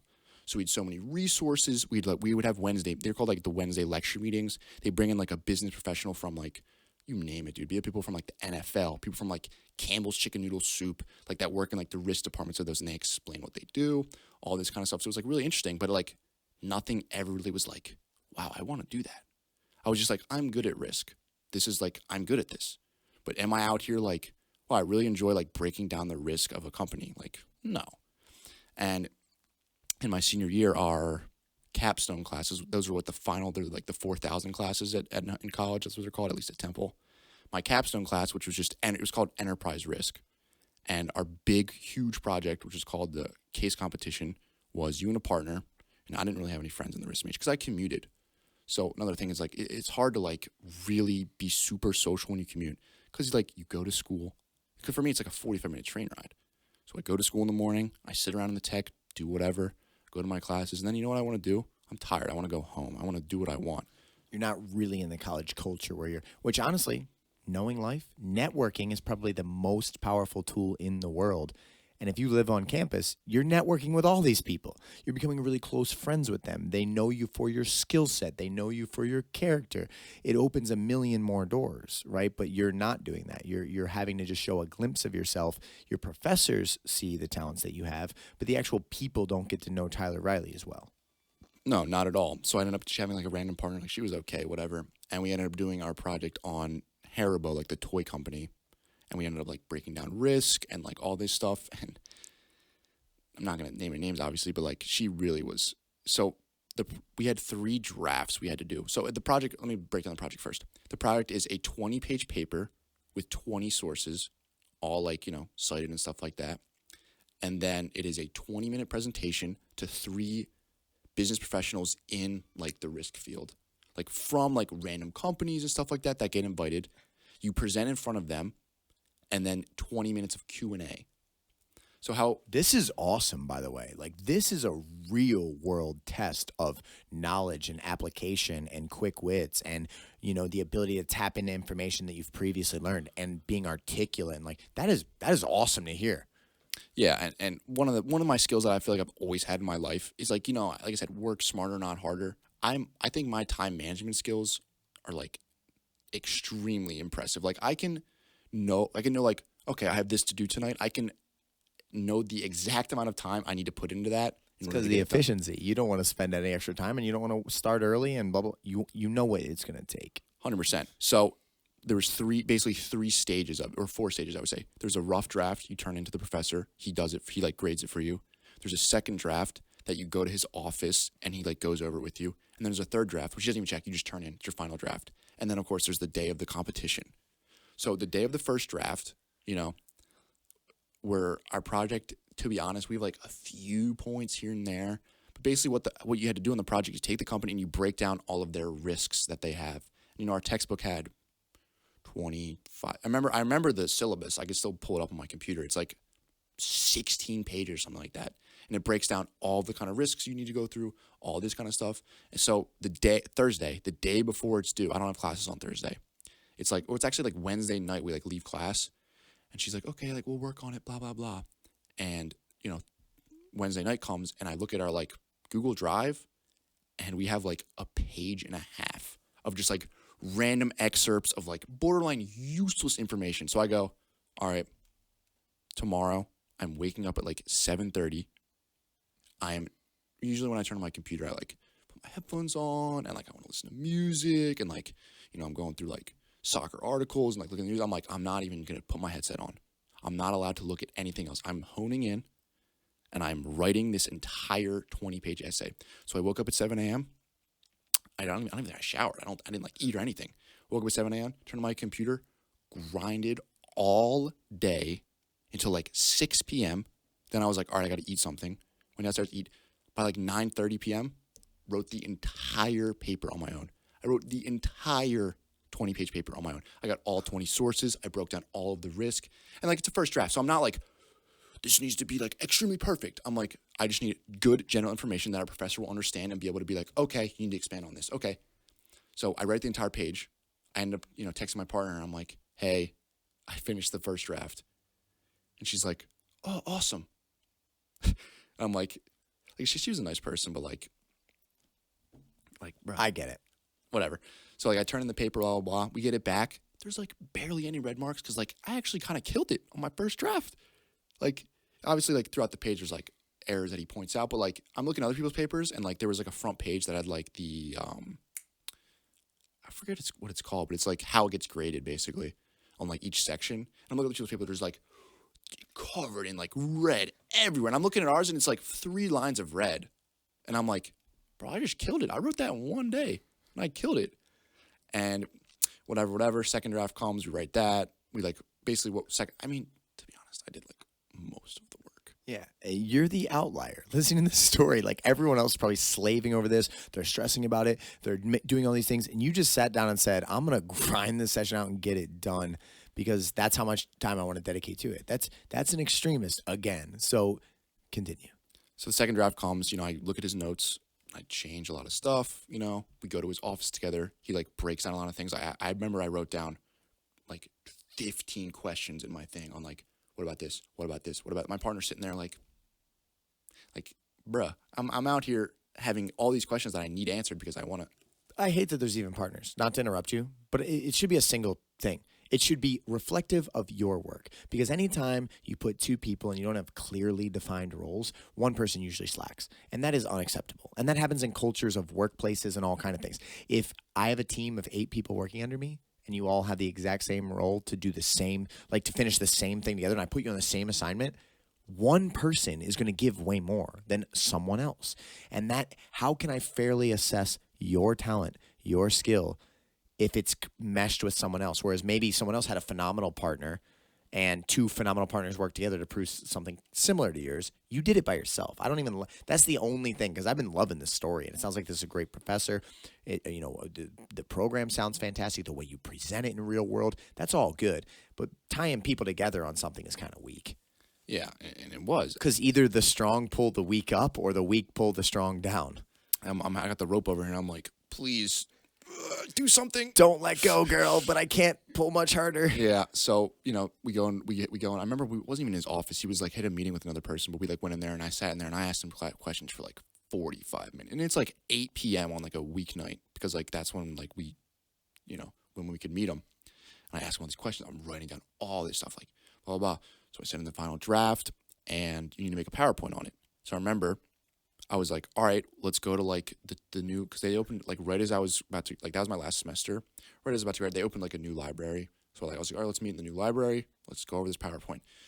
So we're like doing the PowerPoint. And it's like, as soon as we sit down and we like start doing it, I'm like, God, I wish I was alone on this, man. I could just have all of my thoughts, do exactly what I want to do, and not have to be like, what do you think of this? Or like have her say something like, why don't we do this? And then I'm like, that is very dumb and makes no sense. For example, on the PowerPoint, I had it, I mean, you said you didn't go to like a higher level of education, nothing against that, obviously. On PowerPoints, you want it to look nice, but you also want it to be clear, concise. You don't want jumbled up crap all over the screen. That's just garbage no one wants to look at. Doesn't look professional at all. 100%. Either. So I do it super professionally. I like put the Haribo logo on every slide in the corner. I have like these nice clean slides. And like I'm like, all right, like let's share on the Google Drive, blah, blah, blah, blah, blah. So that night, like it was a couple days before, and that night I like go to like check on it. She like changed the background on all the slides to like pictures of a bunch of toys. It's like like you can't even read the words on the PowerPoint. So that girl is meant to be a graphic designer or in style or in fashion or something else because she cared about the imagery of it, and you're looking at the professional. You're looking at the black or white. I need the information that matters as simple and to the point, concise, professional as possible so we can crush this presentation. Meanwhile, she's like, I want to show that we put more effort in. You didn't have background colors. It's just a different way of thinking. And I would imagine she's a little bit more on the emotional side of things. Because that shows a different methodology or like a different way of viewing something. She didn't care about just like, our teacher used to call them like the meat and potatoes. Like you need the meat and potatoes of the things. Don't be excessive. Don't just put things to put them. Don't jumble things. Don't add extra that is not necessary. Usually in extremely high level writing or in professionalism, you take out things that are unnecessary to the points you're trying to make. You've seen me rewrite a couple things in our life where it's like, I'm saying the exact same thing, but I am taking out unnecessary. I'm slightly modifying the way that the feel comes across, and then it is a much better product overall. Yeah, so like, that's another thing was that a lot of her points, because like we were basically sharing slides. Like she would do this slide, I would do these. I ended up doing like 75% of the slides, and she ended up doing like 25%. She was also from some European country, so she wasn't like a native English speaker. Nothing against her for that, obviously. It's her second. It's very impressive when you have English as your second language. English is a hard-ass language to learn. Anyway, so like her slides are like the risk of this. It's like 25 words, and I think when you do PowerPoints, I think it's called the 6x6 rule in PowerPoints. You only make 6 points, and they only have 6 words, no more, no less. Obviously, can you bend the rules here and there? Yes, of course. But like that's the general rule is the 6x6 rule for PowerPoint. Because guess what? You have a point on the slide. The main risk is this. And then you know what? You go into a 2-minute rant you break it down. So I'm like adjusting her slides, stuff like that, blah, blah, blah. And the night before comes, and I remember sitting in my bed, having the PowerPoint open on my phone, and for like 2.5 hours, just running through my lines, just so I can know exactly what I need to say. Because like this is in front of business professionals. This is my senior year of college. Like this is important, or at least I think it's important. Like, I need to, like, kill this, right? So I'm like, man, and I go on the day, I'm all dressed up in my suit, looking good. I'm like, I go in there, I kill it. I'm like, boom, this, wrist, this, blah, blah, blah, blah, blah. And she's out here, her slides come, she's like, like, completely, like, dooming us. And I'm like, oh, God, bro, like, are you serious? And then, like I said, there's a 20-minute Q&A section at the end. So Q&A comes at the end. And these are business professionals, like, these people work in the industry. So, they're going to be hard questions that, like, you're not going to be able to be, like, bullshit. Like you're just not gonna be able to. They're gonna call you out for it. So they start asking questions. Blah blah blah. I answer. Blah blah blah. I answer. Blah blah blah. I answer. Blah blah blah. I answer. About 8 questions in, they go, so and so, can you answer this one for us? They literally, because I was answering every single question. They eventually go, so and so, can you please answer this? Because she literally was just standing there, not saying anything while I'm answering every single question. And she couldn't even answer the question. Now, do you get scored based on her as well? Yes. Ooh, see, and that's infuriating, isn't it? Yeah, 100%. It's infuriating because at the end of the day, you are a complete separate entity from her, and you should be judged based on your understanding of the information and your processes and your progress and like your portion of what you gained from college. You're not if you are anchored down by somebody else, like if they want to imagine this, you're going to judge me in a climbing competition, but you're going to anchor someone to my heel that I have to pull up while I climb. Well, then you're not evaluating me. You are evaluating me with baggage. Now, maybe the other person is an extremely good climber too, and maybe it's a rope that's 20 feet between us and we can both blow up to the top together. But maybe You're putting someone's competency dependent upon somebody else. That is not acceptable in my opinion, especially in higher education. Colleges and stuff, we should work with every resource possible to make it as objective of an evaluation of the student as possible. Attaching them to someone else gets away from that. Again, it's back to, you and I have had a lot of conversations about like the strong person throwing a rope down. Well, for as much as the strong person might be pulling the weak person up, that weight is pulling the strong person down. Things like that in society are very, very difficult because the cream of the crop is supposed to like rise to the top. If I'm franchising my business and I'm going to hire a risk management person and I look at your college grade and it was, let's say your project, you had an 86%, but like really 88. Or I was going to say, okay, you have an 88%. And I go like, oh, well, that's 88%. And this person had a 92%. But what if they had a phenomenal partner and they did a great job? I'm not picking the best of the best. You were anchored down. I want to objectively know as a business owner who is the best. In society, your sister listens to music by Taylor Swift. It's her goddess, right? Why? Because objectively, in her opinion, that woman is the greatest artist of our generation. She wants the best. She doesn't want to listen to the woman rapping in this podcast studio freestyle that is terrible. She doesn't want to run a company one day. Jamie runs a company and sit down across from somebody and not be able to determine who is the best person for her organization. So we're in full support of wanting the best, but then we have to only put systems in place that allow the best to shine. Just like the hierarchy that you weren't given the opportunity on that soccer field. The best people are supposed to make the team. That is why you have a tryout. The best people are supposed to get the best grades in college because that is why you're having a grading system in the first place, et cetera, et cetera, et cetera. So that's like another, don't get me wrong, it sounds like there was fantastic parts of that school, but you can't attach people to dead weight. Not that I'm saying this woman is dead weight at all. I'm not even saying that. I'm just saying you can't tie people to someone else if you're actually trying to find their value because you're pulling down a winner that should be rising to the top, which actually is a perfect lead-in. You have one of two directions to go. We can either talk about your first real-world working experience because you just went through the business world, right? And you were told, like, this is how business is. You've seen yourself be able to excel. You have it. You get your degree in risk management from one of the top schools in the country. You belong to this fraternity. I mean, you're crushing it on all these levels. Now you get your first shot at the real world of business, and it's probably, I'm going to use this word, so disappointing. Because like the way things should be are often so far from what they are. The company will sell you before they hire you. They interview you like, we're this, we're that. We are the gold standard. We're going to push for excellence. You're going to be able to make a difference. You're going to make a lot of money. Your talents will be put to use. They sell you that.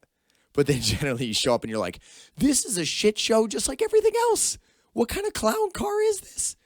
We can either lead into talk about your actual, you get your degree, you go into the business world, or I want to talk about the Humeville Soccer Club thing because it's an exact example of crushing winners. So one of the two topics. You pick and then we'll go to the other after. We can just go to Humeville first because I feel like it's a shorter topic. So first of all, this, for the people listening to this podcast, we were just talking in the room the other night, and somehow you stumbled upon saying this in the conversation, and I actually stopped you and went, what did you just say? And you were like, it is a rule. It is enforced. It is not asking people to not be winners or like to win to a smaller degree. It is a literal enforcement. Because I have heard of in California, they were doing soccer games or like many sports games and not keeping score because it could hurt the children's feelings. And like all you're doing is crushing winners. All you're doing is suppressing talent. That kid that wants to be a Team USA soccer member and wants to rise to the top and be challenged. And the extremists, the mediocre people don't make it to greatness. They're mediocre by definition. Okay. And now if you're like, well, blah, blah, blah, you shouldn't classify people like that. Well, guess what? If they're not mediocre, they won't be mediocre. But if you are a person that is comfortable with mediocrity, right, that might sound appealing. Oh, I can just be whatever and we don't even care about the score. You're just killing talent. You are just stopping winners from realizing that winning is one of the rarest things on earth. People are not winners at a high level. people lower their level. They try to make others content.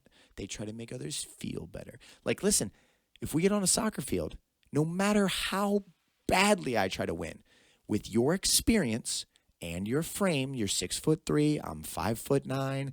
You played soccer your whole life. I only played side yard soccer with you guys. I'm an athlete. You're an athlete. With all things weighed, I might be able to try with 100% of my soul and not be able to beat you. And unfortunately, that's painful. It's like, oh, God, especially as a winner. But that is life. That is the way it is. What it is. And we should not suppress you to make me feel better. I should be able to shake your hand and go, you know what? I know I'm good. And if you're beating me, dude, I hope you go to greatness.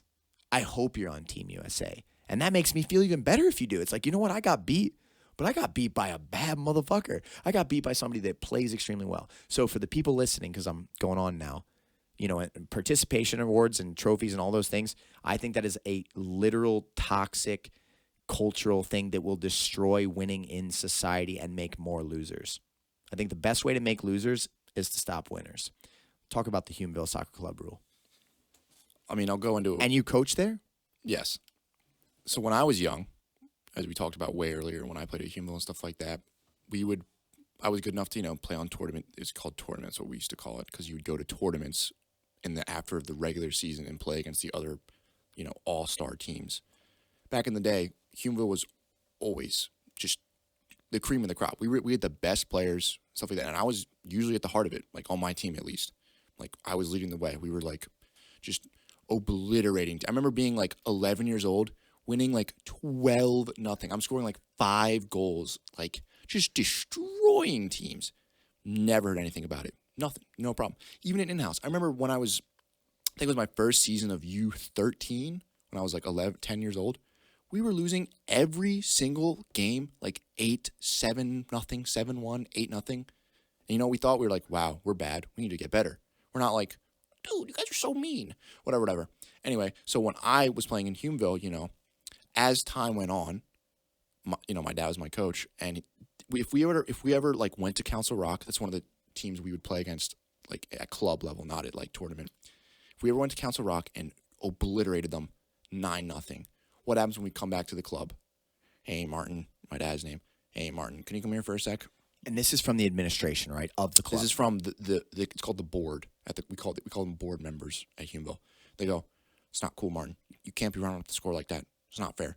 Like we would be playing in-house games against other Humanville teams, and we would obliterate them. I mean, I remember my last season, like my last spring season, I think I had 25 goals, 26 goals or something like that in like 7 games. So I'm scoring like 3-4 goals a game, like just destroying everyone. And like, you know, we're beating teams 7-1, 8-1. And if it was ever like we beat more than 6 goals, they would be like, hey, Martin, don't do that. But would we get punished? Like, actually, no, there was no literal punishment. So let's start with this part before we go to the rule, because we got to dig deeper into this. I want everyone to think about how bad that is. And you might be listening to this podcast and be like, well, take care of those kids' feeling, make them feel better. This is a competitive sport where kids have dreams. When you're a young kid, especially a young boy, I can't speak for young women. I can speak for young men. What I can tell you is the dream of growing up to be a professional anything player, like being out there in that field, 40,000 people, maybe in soccer, 100,000 people, going literally insane. You know, what that would feel like, what that would be like, what that life would mean to you. How about think about it from the parent perspective? Your kid getting a full ride scholarship, D1. You're going to be a superhero out there on that college field. You're going to be watching them on game day. It's going to bring honor to your family. It's going to make people, you know, lose their minds in support for them. You make it Team USA, or you go to the Olympics for your sport. You literally make your country proud. You create legacy forever. That comes from achieving unreal greatness. That comes from pushing limits, like putting so many balls in the back of the net that you are undeniable. That they're going, this team is literally obliterating other competitive teams. You know what that does? That gets scout attention. You know what that does? That gets people talking and people like, what is it about these guys? And that is where greatness is created. If anything ever starts taking from that greatness, parents especially, because children don't know how to stand up to tyranny. Children don't really know how to resist oppression like that yet. Children don't realize how damaging to their greatness that is yet. You don't know. You might think like, because the administration comes down and goes, if you were a good kid or if you're a good person, what you should do is make sure you don't make them feel bad, right? That's emotional thinking. And a kid might believe that. So a kid that is on a destiny for greatness might think, I need to tone myself down because I don't want them to feel bad. Well, you know what? Maybe that's the kid now that doesn't get noticed. You don't make the travel team. You don't get in the newspaper. You don't play D1 ball. You don't become Team USA. That's what happens because you are suppressing your ability to dominate. Why were sports created? Human beings literally love to see people compete, bring out the greatest passions we have under an agreed upon skill set, whether it's fighting or wrestling or soccer or baseball. And what we want to know? We know hierarchies exist. We want to know who the pinnacle is. We absolutely want to know. In the animal kingdom, that's how they operate. The alpha wolf or the alpha lion of a pride, his job is like, I'm in charge. I am number one. If a outsider comes in, I have to protect my pride. Because if he kills me or runs me off, he might kill all the cubs in the thing and take over. So we are fascinated by hierarchies. You don't want to listen to the 7,000th best guitar player in the world. You want to listen to the number one. You don't want to watch the 9,000th soccer player that's way out of shape, that has no work ethic, never really studied the sport, didn't really try hard. But guess what? Imagine him wearing a Team USA jersey. Imagine how insulting that is to everyone that's ever tried to be great. There is a literal movement in this country that if you had, I'm not naming anyone in particular, but if you had a 240-pound man on a soccer field that was like completely didn't belong there at all, people would call that inclusive. People would be happy. People would say, man, we've really come a long way. That's progress. That is literal. That is so far detached from reality, it is not even funny. That is the weak hating the strong. That is people that are not as good. Their envy, which is a literal sin, right? If you were a religious person, that is envy saying, you are not allowed to be so great because then it makes me not as great. That is a sickness. That is something that is not the winner's responsibility. The winner should never lower himself to make you more of a winner. Because what that does, if a winner is here and someone else is here, and you just chip away at that winner, you drop the entire level and the integrity of the full system. You destroy a real competitive expression where we can search for greatness. You destroy that. And you destroy that in the hearts of the children that you say, it is mean to win. It is mean to give your best. No, I vehemently disagree with this. And this is, I would take a defiant stance. Like, what did I tell you the other night when you told me that? I was like, I would go into that club and say, absolutely not. We will win with the greatest margin and not only will we win with the greatest margin that has ever happened in Humanville history, if I can help it, I will make sure the newspaper knows. And I will make sure the newspaper tries to figure out, why is this team doing so well? And you know what? If you want compassion out of me, then I will reach out to those other coaches and say, when this season ends, if you want to step your program up, come and see me. I will show you how we practice. I will show you how we treat the children. I will embody the best I can for what I do to my team to your team and say, guys, this is what greatness looks like. Because you know what? Maybe all those other kids could actually play at maybe high school level. Maybe they could still play at soccer level. But they need culture that brings them up, not culture that breaks strong people down. It is like allowing the weak to dictate what the strong people should do. The strong should say, no, we will help you come up, but we will not go down. That is like the clearest I can define that stance.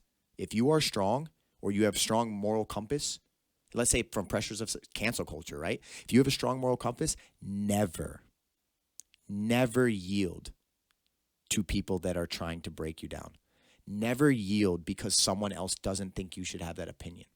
Never yield because a loser is screaming about you being a winner.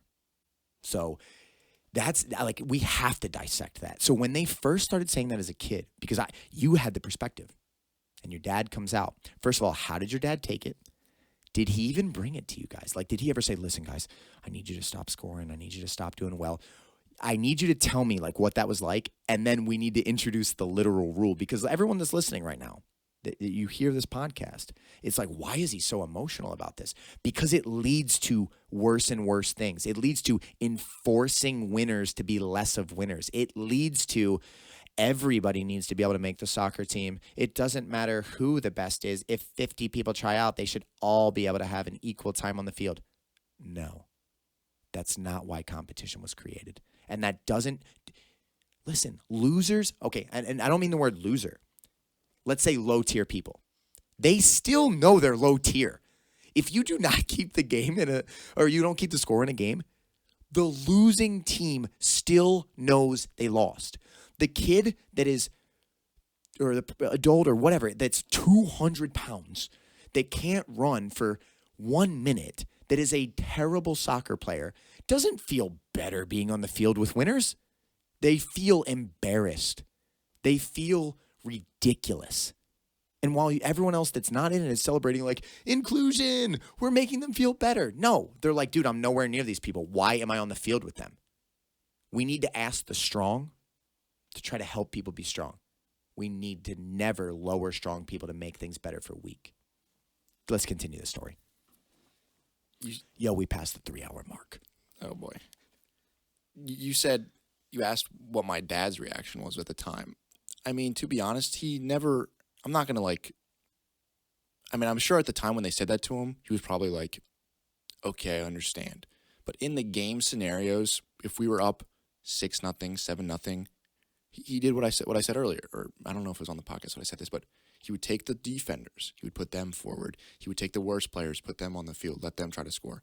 But he would never be like, he would say to us, like me and my, like, the good kids, he'd be like, all right, guys, you've had your fun. Try to give it to the other kids. But would we stop trying to score? No, we just wouldn't. And then, but my mom, on the other hand, when they tell her to stop scoring, she goes, guys, no more goals. No more goals. Head goals only, stuff like unrealistic for, in-house, like soccer, like stuff like that. So, I mean, yeah, but we got to go to the rule now, because like I said, it's like a cancer. It's like an infection. If you let bad ideology spread, it gets worse. Tell me the rule. That was when I used to play with my dad. So that was like, I'm 24, so I was like, yeah, they would just tell you, hey, tone it down. That was like 6 years ago. So recent, I'm not even sure. It might have even been like last season. It might have been the last two. It probably was in the last 2 years. If you win by 5 or more goals. So how soccer works for the league I coach in is you get, I think it's like 5 points for a win, like 3 for a tie, 0 for a loss, whatever. You like every goal, like let's say you win by 1-0. That's an extra point because you scored you got 1 goal over them and they have 0, and you also get a point for the shutout. You win by 2, that's 2 extra points. You win by 3, that's 3 extra points. If you win by a margin of 5 or more, every goal past that, you lose points. So if you win 6-0, you don't get 10 points, you get 9 points. You win 7-0, you don't get 9 points, you get 8 points. You win by 8-0, I'm pretty sure you just get like the base, like 6 points or whatever. So you can actually go like to Humeville Soccer Club on like the rule sheet and see that. That's a rule. So literally think about this. Teams that are not nearly as good could literally have more points if winners were just winning to the fullest. They could be considered a higher level team. That is delusional. That is back to our beginning conversations where it is detached from reality. You are farther from the truth. Humeville Soccer Club should be literally embarrassed that you are trying to tell good players not to be great. Congratulations. You're a competitive soccer program that wants to be taken seriously, that is literally telling children, you better tone down your greatness. You better make the other kids feel better. They're not telling the other kids, hey, we're going to offer these trainings. We're going to give you resources. We're going to give strength conditioning coaches. We're going to let you know where all the best programs are. We're going to talk to your parents about like best practices for elite soccer players or yada yada, or all the things we can do to make people better. No, We're going to penalize the strong. It's literally an embarrassment. And I couldn't even be in the culture. I literally couldn't even be in the culture because you know me. I cannot keep my mouth shut if something is wrong on principle. I will argue until I'm blue in the face, being like, I will not, period. Guess what? We're going to try to score 25 goals in a soccer game. Go ahead and penalize me. I will make sure that it's the number one cause I champion. Our team has so much greatness.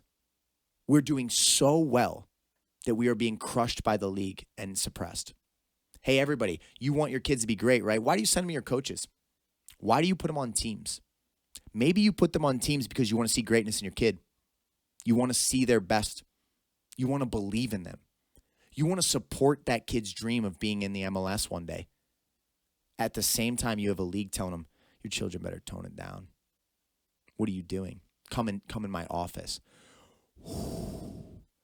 I would vehemently fight that to a level that is probably deranged because it leads to bigger problems. It leads to crushing strength. The weak can envy the strong. The strong should not bend for the weak. They should learn how to pick the other people up. So that's unbelievable. And are you still coaching for this club right now? Yeah, I am. I think this might be my last season. I might go into something more serious, but listen, you need to go rock the boat, bro. We need more boat rockers in this society. You don't need to be a part of Huonville Soccer Club. You'd love to coach in an elite level, right? You think elite level coaches are going to be, you think if Team USA it could score a goal that they wouldn't score a goal? They will crush the opposition because they're winners. They will try to score every single time the ball is on their foot, right? And your favorite teams. They're never going to be like, you know what? I burned that defender so bad the last 3 plays that I'm just not going to burn him this time. No. And if you want good character, that comes from culture. If you burn someone horrifically 5 times and you just sit there and trash talking about how horrible they are, that's character. That's culture. That means your coach is allowing that. Because if I was coaching, I would never allow that. I would say, don't you dare do that out there. You be an example of greatness. You set the bar. But every single ball you can put in the back of that net, if you don't put in the back of that net, you will not play on this team. That would be my stance. I'd be telling my players, I would get the boys fired up to a level or girls, fired up to a level you can't even imagine, because I'd be like, you don't put that ball in the back of the net, you're out of here. I want the administration to come after me. I want you to exemplify greatness so much that it is undeniable that they have to fire me. And then I'm going to champion the cause about showing the cancerous culture that is taking over administrations across the nation, crushing winners. You be as ruthless with putting that ball in the back of the net as possible. We need that type of resistance. And you know what? Your players would cherish you for it because you are trying to bring out their greatness in a society that is trying to break them. Society is not made to really propel people to excellence. Society is made to make people feel comfortable. Society is, nowadays, let's say, society is getting more and more about like, don't upset anybody. If your greatness bothers people, be greater. And then hopefully they'll go through psychological reflection and go, maybe I can be great. And then when that person comes to you, you better give them your best. You better say, man, let's practice. Let's do this. Let's do that. I played here. I did this. This is how I learned these skills, blah, blah, blah, blah, blah. That's character. But don't ever suppress your greatness. Let's talk about my kids' class real quick. Because I'm a coach, you're a coach. You got to see the other day, because I know you coach and I know you're in a bubble. You're in a bubble in Philadelphia. You're in the Huonville Soccer Club bubble, right?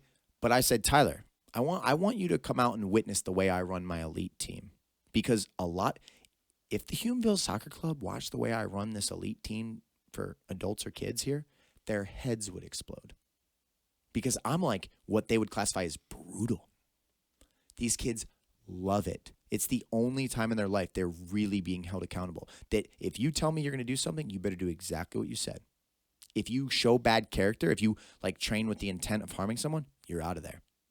If you interrupt me when I'm talking, go sit on the side. I don't interrupt you. You don't interrupt me. We give each other the mutual respect. It's not like I'm a tyrant and going like, blah, blah, blah. You need to. No. Whatever the rule is for you, the rule is going to be for me. Right?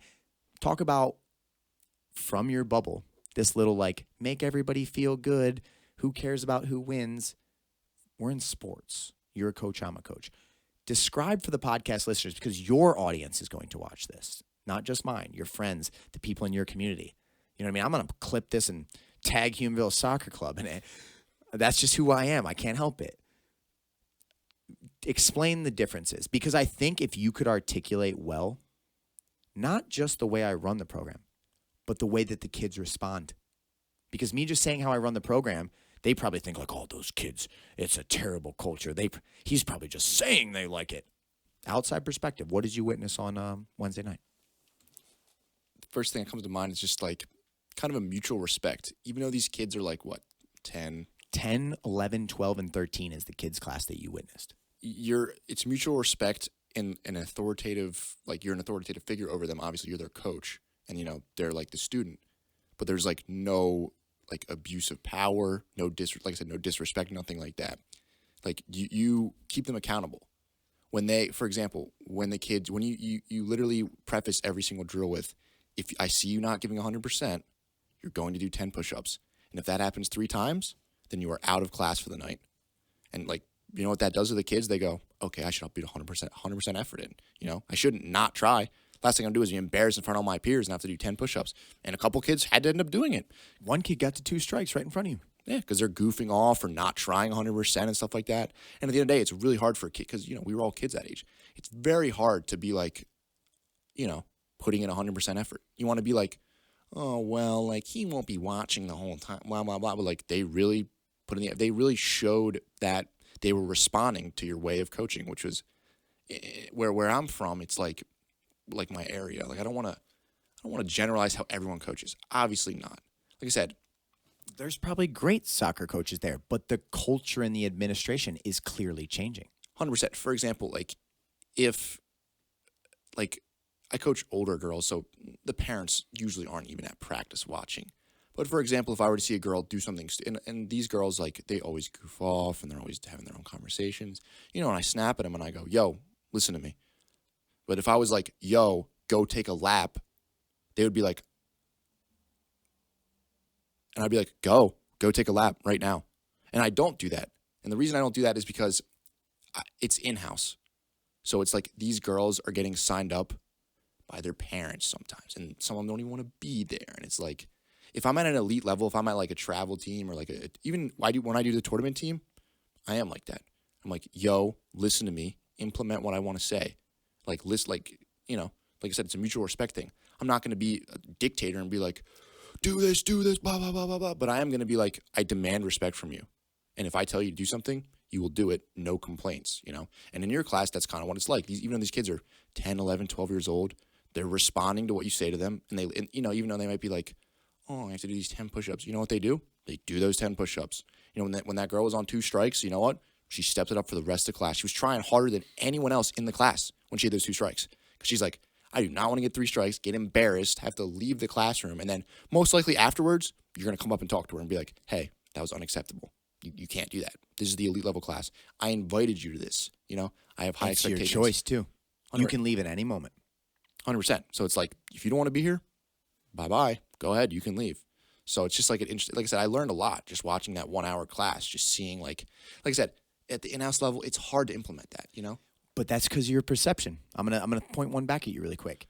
You are determining who these people are in their brain, and you look at in-house as this level, so you're like, well, it doesn't really matter. But excellence matters in every single thing we do.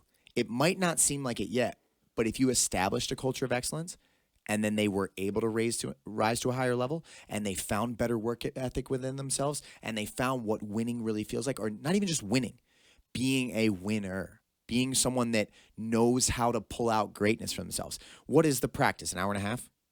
Yeah. For 1 hour and a half of your day, if you can't live in excellence, you need to change your environment. So in your mind, and this is a conversation we were having the other day at the store, you will naturally be like, well, it's not MLS, it's not this and this. It is not about that. That one experience with you as a coach could literally alter those women for the rest of their lives if they can find out what their best looks like. If they can find out relationships with personal accountability, responsibility, real work ethic, no excuses, you know what I mean? Like realizing there's consequences for like, instead of just like, hey, listen to me, and then they don't, and then they talk to you. It's that kid on the bus. Now he's an extreme example of it, but it's that kid on the bus that's going like, I can do whatever I want and it doesn't matter. Examples of excellence we need to pursue in everything we do. Because that one example, how big did that professor affect you? That one professor, when you're in college, I could tell when you started speaking about it, you said, man, this guy laid down the law. He flat out said, this is what it is. Oh, you out. He didn't say no phones in class. Brittany pulls out her phone. Brittany, I said don't use your phone in class. I know, professor, but I'm just sending this quick text. Please put your phone away. Guess what? Mark's going to use his phone next. Oh, sorry, man. I just blah, blah, blah. At one point, the whole thing crumbles. You know what he says? You out. Yeah, but don't care. I set a clear standard. Am I on my phone? Am I using it on your time? Am I disrespecting you like that? You are in my classroom. And the moment you realize that I'm trying to bring out your best, you're going to value this. And if you want to paint me out to be some tyrant, then you're running from your best. Your best isn't you sitting in my classroom on that cell phone. Your best is not talking while I am teaching this soccer thing that I want. I'm trying to explain something, trying to get you to understand something, and you are disrespecting yourself and me by talking over me and your teammates. Why are you wasting your time? You don't want to be here, go home. We can find other people to play. If you realize that I am trying to make you realize what greatness is, that's going to help you in your relationships. It's going to help you in the business world. It's going to help you in life. It's going to help you handling your emotions. It's going to literally make you level up as a human being. So if you want to be low caliber, I'm just not about it. I'm trying to make you great. And if you want to be a great, you have to trust this process. And one day, I hope that if you're great, you're a coach. You look back at other people and you'll remember this and go, you know what? I'm not going to let these people slack off. Regardless of level, they need to see an example of excellence. And the same way that can change your life, you should then try to change other people's lives. It does matter. Our brain will think that, yeah, but it's just an interaction that you had with a teacher in second grade can drastically alter you for the rest of your life. If you had a phenomenal leader, mentor, guide, you could have a family member that had certain interactions with you that literally put you on a different life track. Why can't a culture do that? Why can't a coach do that? You know what I mean? I feel like sometimes we undermine our own power because we don't think things really matter. They do matter, and they do add up. And that girl that was first blah, blah, blah, blah, blah, that you pulled out greatness from would see you 5 years later and go, this is the best coach I've ever had in my entire life. When I was a young, spoiled kid and blah, blah, blah, blah, you helped get me on track. Now I have a beautiful family. I have a great relationship. I have this. Thank you, Tyler. That is worth chasing. It's like medicine. It's like when you're sick, you don't want to take medicine. You're not even interested in it. You're like, no, I'll just blah, blah, blah. But then you take it. It's disgusting. You don't like it. And you feel better. That's what accountability is. We won't go into any personal family stories, but I'm sure you've seen examples in your life, just like I have, where someone, I want this thing. They make an agreement for it, clear as day. And then what happens? They are not held accountable. What happens? They get more spoiled. They get more emotional. They get more detached from, because they're not even held on their own commitments. And what you're doing, even if you think you're loving that person, is you are setting them up for failure. Because life does not care about your feelings all the time. Life does not. If you work for my company and you underperform and you're, I blah, blah, I just think I should be able to do this and I want to do that. Get out of here. You're fired. I'm going to take the person that has personal responsibility, that holds themselves accountable, that makes a commitment and follows through with it. That, when they said, hey, if you let me take this vacation week, sir, then when I come back to work, I'll make sure to do A, B, and C. And they're not doing A, B, and C. I'm going to say, get out of here, clown. Like, what are you doing? You said you're going to do these things, you didn't. You are setting your people up for failure. You know what I mean? And it's the same way you could relate this to like discipline to a dog to make it a better dog. Discipline to children sets them up for success. Any negative culture, and I say negative culture in the way of like not showing people greatness, you are contributing to their failures in a way. And when we look at it that way, you'll be like, you know what? If I had to pick between greatness or mediocrity, what do I want? We're extremists. I already know the answer. You don't want to be mediocre, and it's an embarrassment to you when your team gets run over. Chase greatness. Let's keep going. Like we've been talking about so much, and we could go on a whole separate tangent about like society is catering more and more to the weak. I'm gonna like just expedite that topic, but I'm gonna challenge all coaches out there, administrative figures, representatives, parents. If you listen to this conversation and you think these are words that people need to hear, share this message. Even if you don't share the video, spread this in your communities. Resist the type of administration that tries to diminish your children's greatness. Push for hierarchies being allowed. Push for a tryout is meant to scout the best people. This is why we have these things. We need to resist this. We need to push for this. Otherwise, the other type of thinking will slowly chip away. And then our society will be so far from what it could be, should be, would be. If you're going to go to a surgeon and your life's on the line, bro, do you want the included person? Thank God they were included because of a religion or a skin color or a social status. Or do you want the best surgeon doing your heart surgery? I don't even need the answer to that. Every person listening to this knows they're like, oh my God, I'd want the best heart surgeon. Just like you want the best soccer players to represent Team USA. Just like you want the best business people to do this. You want the best. You want the best. You know you want the best. If you're low level, don't hate the best. Figure out what your best is and how to be it. And accept certain things of life. I'm never going to be 6'3". I don't hate Tyler for that. I just go, you know what? I'm going to give 1,000%. And if you invite me out to Beach Blast to play, I might not be as good as you, but I guarantee I play with all my heart. And I guarantee that makes you go, listen, even if you're not my level, I want that. That's the type of energy I'm about. So I'm looking at some other topics here. So we went through that. Got in your working experience, bro. So you get through risk management. You get your degree. You're excited for the business world. You know you're talented, dude. You know that, like, listen, I put in 10% and I'm still at this high level. You give me an opportunity to make money, I'm going to make money. I'm going to rise through the ranks. I'm going to crush it. But now you're under this weird thing where there's someone over you that, like, even if you are, let's say you have a manager and you're substantially better than that manager. You're more intelligent. You understand a process better. It doesn't matter. That's not the way that the corporate world always works. We can have hierarchies in place that, like, they're your boss. Tough luck. And then all of a sudden that kills people like you. My buddy Chris Kleba, just to shout him out really quick, is one of the best people I've ever met at setting up cultures. And he is obsessed with winning. Obsessed to, like, it is his driving factor.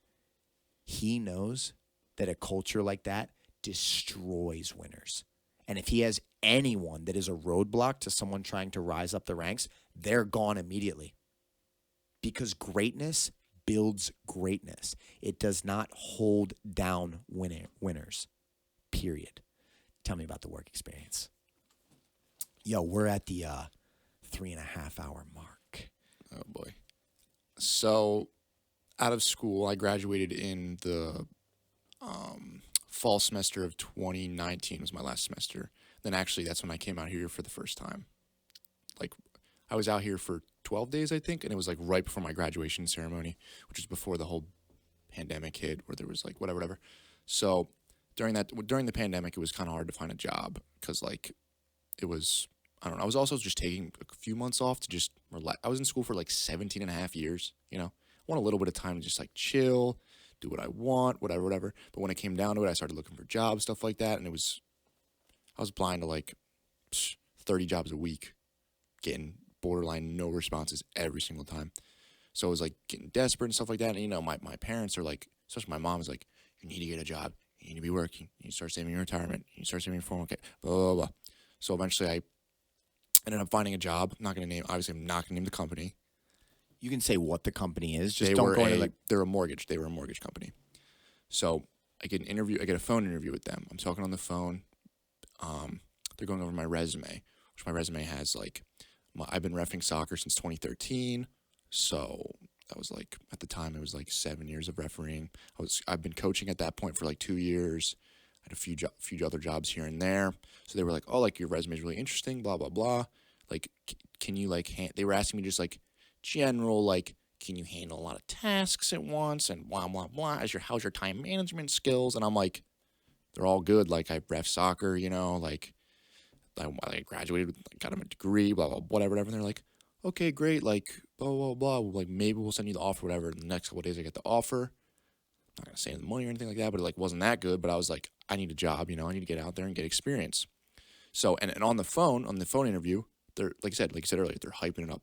They're like, this is a job where you have so many opportunities. Like this job is like 100% a stepping stone into the higher levels of just business and I was like, oh, that sounds like great. And they were like, yeah, your major, like we have departments with your major, all this stuff. And I was like, awesome. And they were like, if you get really good at it, like the commissions end up being a lot of money.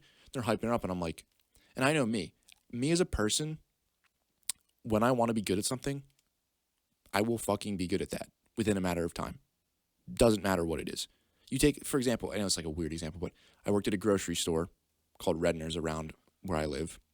And like in the room where you like get your drawer and stuff like that, I was a cashier. They had like the wall where basically they had like the standard of you need to get at least 8 items per minute like scanned through because they want you to be going fast. They don't want you to be like, hey man, what's up? Scanning 1 item every 2 minutes. Like, they want you to like speeding these customers through. Within the first 2 months of working there, I'm at like 15 items a minute. I'm like zipping through, I'm slaughtering every other cashier, like obliterating them. And like, then they start noticing. So they're like, Tyler, you should work like the cigarette counter. You should like, let's teach you self-checkout one night. And then eventually got to the point where like, I was so good, they were like, yo, there's this back area called receiving where the trucks come in and they give like, the orders of food. They're like, you should work receiving on Saturday mornings. Like, you're good enough to do this. And like, was it horrible? Yeah, because I had to wake up at like 5:30 in the morning on a Saturday, and I was still playing soccer at that point. So I have games on Saturdays. So I'm waking up at 5:30 in the morning, and I'm going into this receiving, and I'm working from like 6 a.m. to like 10. But guess what? What you had to do in receiving is all the trucks come in, you have like the orders, and you basically scan on so that every single amount of, you need at least 12 bags of Doritos, you need 15 cases of, peach Snapple, whatever. So eventually got to the point where like basically what you're supposed to do is those first 4 hours are when the trucks come in. And then from 10 to 11, you go to the office and you basically highlight everything that didn't come through or is off on numbers. It literally got to a point where within like 3 weeks of doing it, had the paper in the back where like you're supposed to be doing the receiving, and I'm literally getting done at like 10:05. I'm getting done. I'm leaving 55 minutes early because guess what? The checking part, I'm already done it. I'm doing this while I'm not wasting my time, I know it's like you get paid by the hour, but it's like, bro, I woke up at 5:30 a.m. I drove over here. Like, I want to get this done. So like I said, I'm efficient at what I do. And the way they laid out the job to me, I haven't said the title yet. The title was loan processor. That's what the title was. The way they laid it out to me was like, you can like become an expert at this and like kill it in the market. Like you will make they were literally going, some people make $40,000 extra dollars a month on like how many loans they close. And I was like, bro, I'm about to like become a master at this and I'm about to be making $100K off this job. Like I don't care about base pay. Like I'm about to be making so much money. So I get in there. It's a 5-week training program where it's like from 9 to like 1, I think it was. You do like, the classic like handbook stuff. You do like the company culture and like the laws you need to follow, and like you learn about the laws of the company, and because it was in mortgage, so you learn how to learn a lot about like insurance fraud, and you probably learned what the company claims they are, but not really what the company is yet. Or maybe they're saying, hey, this is what we are, but you're soon to find out. 100%. And another thing I would give advice to I don't know if anyone around like looking for a job, do research on the company before you accept any job positions. That's all I'm going to say. So, I'm doing the 5-week training program, and it gets to a point where like that first 4 hours is on your own time. You're doing the courses, and then like from 1 to 5 was like the actual training. So the first 3.5 weeks of training were just all about like company culture, all about the loan, how a loan works, how like a mortgage loan goes through the process. So it starts out with like a loan originator, and then it gets sent to the processor, and then it gets sent to the closer and the funder, and blah blah blah blah blah. All this stuff that's like it's like borderline useless for a processor. I don't need to know what the funder is doing with the loan. That's in the other half of the loan. I don't need to know that. But they're teaching us anyway, and it's free pay basically, you know. So it got to a point where like in those mornings, I finished all the required courses within like a week. So every morning I'm clocking in, I'm going back to bed till 1 p.m. Then I'm waking up and I'm like, all right, we got classes, and I'm sitting in classes, barely listening, filling out the notes, blah, blah, blah. Because it's like, dude, this is cake, man. And then eventually we do our intros to the people in the training class. Turns out, literally, you know how many college kids were in the like program, including me? Three people. And you know how many have business backgrounds? Only like 40% of them even have business backgrounds. So that immediately sketches me out. I'm trying to get a job where my degree and my expertise, not that I'm so smart about risk and insurance, and I'm not going to claim that I am, because I don't think I am. You know, that was my major in college, but like, I'm not like the most insane, whatever. So, but I'm like, this doesn't really, like, this is weird. Like, why is like a 911 operator learning about how to do how did this guy even get this opportunity? Whatever. So that was like a red flag in my head. I was like, that's weird, but whatever. Also weird, only 3 college kids in this program. That's so weird. Anyway, gets to the program, we're finally getting our own loans, and then eventually it's like, all right, your manager, here, you're getting assigned managers. So like they split up the class into a different group of managers. So there were 2 or 3 brand new managers that were new to the company that people got assigned to. No, it was 2. And I happened to be one of the people in the groups that got assigned to a brand new manager to the company. That's another massive red flag, by the way. Brand new management, brand new people. It's like, what are you, churning through people nonstop? Like, why are all these new people here? Why do you not? You have this great company that you told me you can make all this money. We believe in all these things, but yet you have all these new people. Does that really add up? So it's like, I'm like, oh, okay, I have a new manager. And I was like, at the time I was like unsure if that was like, damn, that's unlucky, or if I was like, oh, this is good, maybe, like, whatever. So first off, my manager contacts me like within a day. And then during the meeting she emails me like, hey, like, because every manager want to have a meeting with their new, team members. And the next day, like in the class where we're learning, they're like, your manager should contact you Monday next week. So my manager contacted me like a week early, which is like weird. And then she she scheduled our meeting like during that week when I was in training.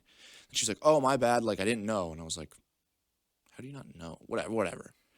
So it gets to like the part where they're basically like, all right, you're on your own. Like, we had a group chat with everyone in the class where we could like be like, hey, because like when it comes to processing loans, there's so many like weird little, which is things that I hate. Why do I like math? It's very simple, basic, logic, down to the point.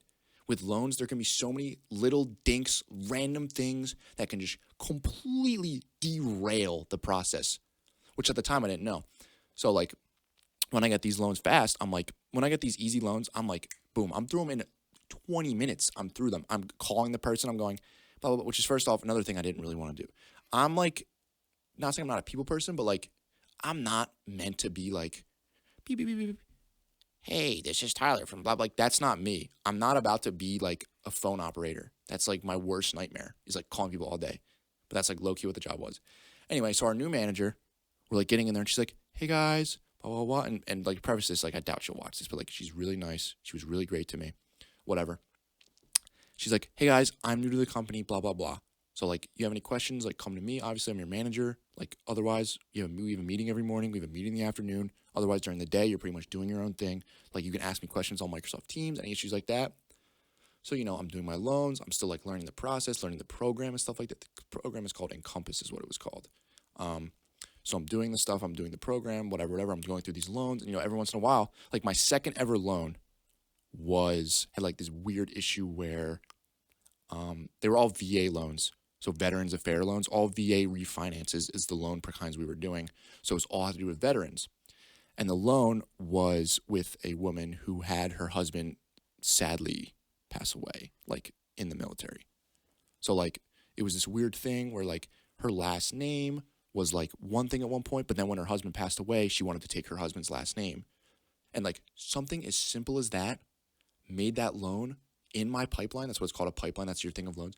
In my pipeline for 3 months, this woman was in my pipeline. Because guess what? You know what happens when I have this last name issue? I go to my manager.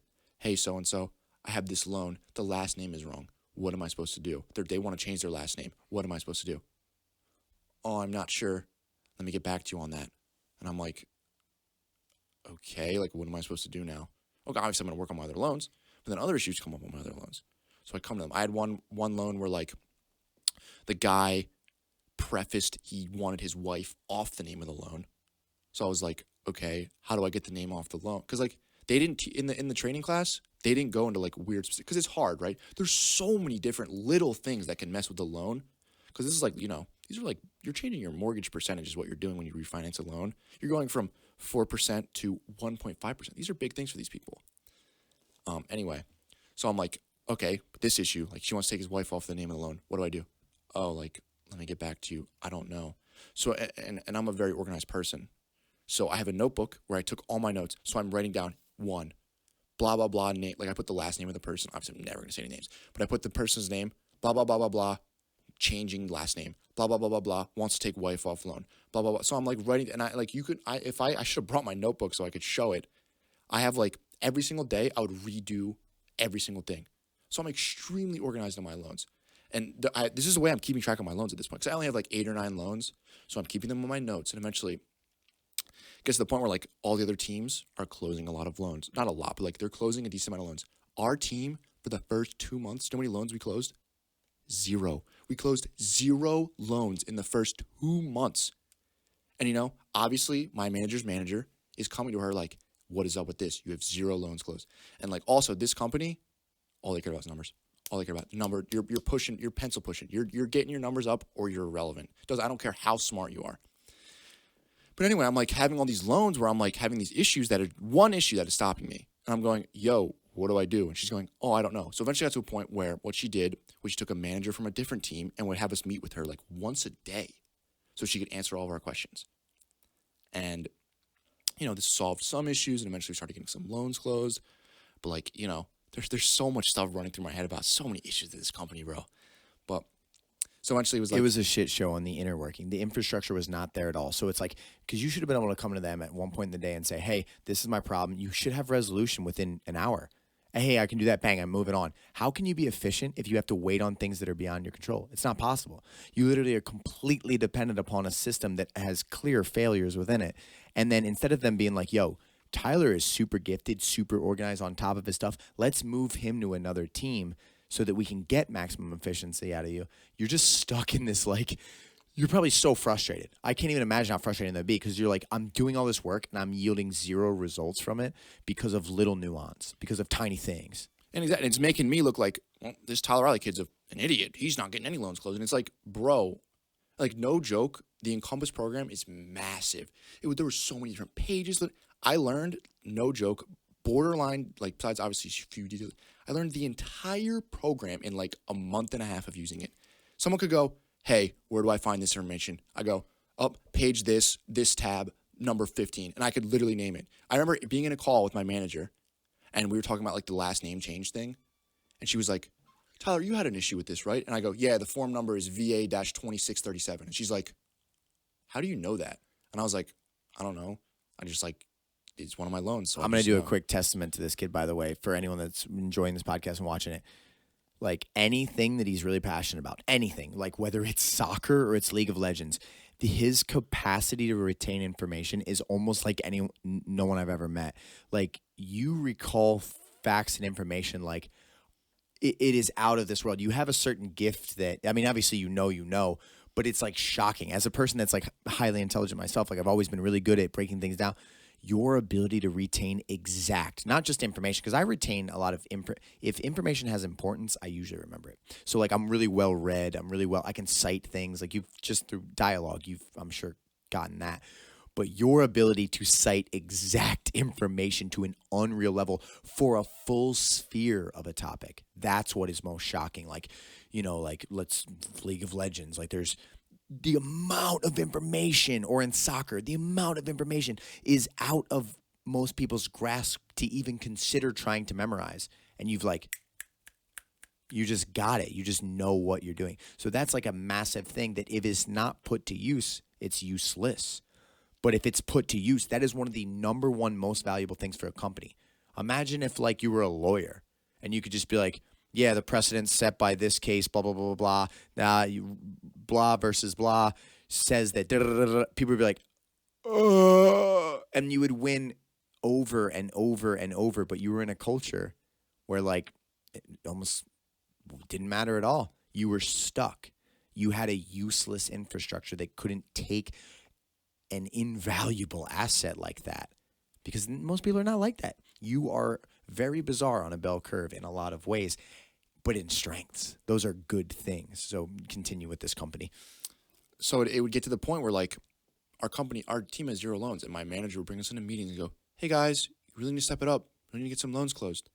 And, I'm not going to be like, yo, you're not answering any of our questions. I messaged you on team 2.5 hours ago and you never responded. I'm not doing that. I'm just like, whatever. And then some members on our team, they were doing that. They were literally just like attacking her, like in a mean way, where it's like, you feel a little bad because guess what? The company also set her up for failure. You can't blame her. She told me how she got hired. She was working in a different company at a way higher up position, and they poached her off LinkedIn and offered her more money to come work at this company.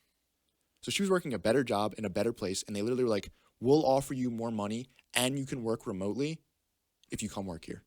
So she was like, of course. But they set her up for failure because they didn't train her well. She didn't know the answer. She doesn't have the resources. She's like set up to literally fail. And these people that are attacking her, you're like, that's a bad person. Like I shouldn't, but you should objectively attack the issues, not her. Say, hey, me and my manager need to find ways to solve these things. I am being held back by blah, blah, blah, blah. Like that's that differentiating between, because you take it as like, oh man, I don't want to put all the pressure on her. But at the end of the day, if you don't vocalize this correctly, you and her suffer. You both suffer. Yeah, so it got to a point where basically like, loans weren't moving, but like eventually they started getting moving because like once I have an issue, like that last name issue, boom, I know it exactly. So what ended up happening? Our manager, she has her own issues, whatever. Our team members would have issues, and she would go, take this to Tyler. And I have team members all throughout we were a team of 8, I think, in the beginning, and then we ended up at like 5 or 6 then. I have team members throughout the day, all day, messaging me, hey, Tyler, I got this issue. Can we video call? And, for me, it's like anything to get me out of work, bet. Like, I'll hop on a video call with you for 45 minutes and help you with your issues, bro. Because, like, I'm a nice guy, and, like, I want to look good. And it ended up being that people would be messaging me. The one girl on my team, me and her were pretty close. She messaged me, like, you should be the manager of this team. You have, like, the ability to, like, lead. Like, she literally was like, she literally told me, screenshot these messages and save them and show them to someone someday. So you can show that, like, you have the ability to be a higher up. Because what would happen is, our loans aren't looking that good. We're not closing that many. What does our manager do when she comes to the meeting? She was just crying. She's in the meeting going, okay, guys, if you have any questions, let me know. I don't really have anything to say. And I'm like sitting there and I message her after. I'm like, are you okay? She's like, yeah. I'm like, no, you're not. You're like crying on the morning meeting.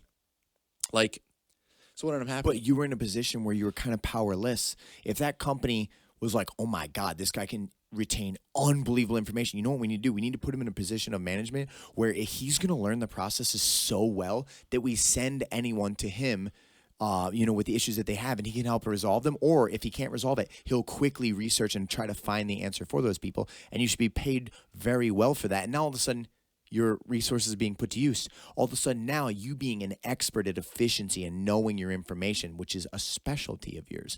Now you have all these people coming to you like, hey, I have this, and you're like, boom, you need to do this. This is the form, send that out, bang. And then if you were getting compensated very well to do that, now all of a sudden you're like, man, this is great. I'm efficient. I can solve problems. When I solve new problems, I learn from them, and then I can solve them very, very quickly. Again, I have the ability to retain better than most people. You had the exact opposite. You were literally stuck in a culture that was not in any way benefiting who you are. Yeah, so it got to the point where, like, no joke, me and my manager would be on calls today for about, like, 2.5 hours a day. Because we were close, honestly. Like, we got along really well, and she understood where I was coming from, and I understood where she was coming from. She would complain to me about issues with, like, our other team members. Like, we were honestly not gossiping, but she was coming to me like, this person is complaining about this. And I would go, okay, well, you need to do that, blah, blah, blah, blah. Like, we were honestly, like, beneficial to each other. But at the end of the day, it'd be like, we're beneficial to each other. And then she'd be like, okay, well, your numbers aren't like where they need to be.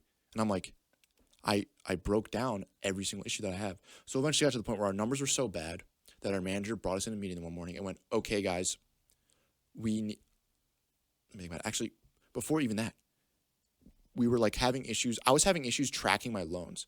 Like I was writing them down for a while, and then I had like 30 loans. So I was like, you know what? I need to make an Excel sheet. I need to put every single step of the loan process in a different cell. I need to like check off whether that's it, or like write what state the loan's in, blah, blah, blah, blah, blah. So I can know exactly why is this loan not moving. So I had like the loan, the number, the date, and then I would have like reason not moving, and then I would have all of the steps listed out. So I know exactly where my loan is at.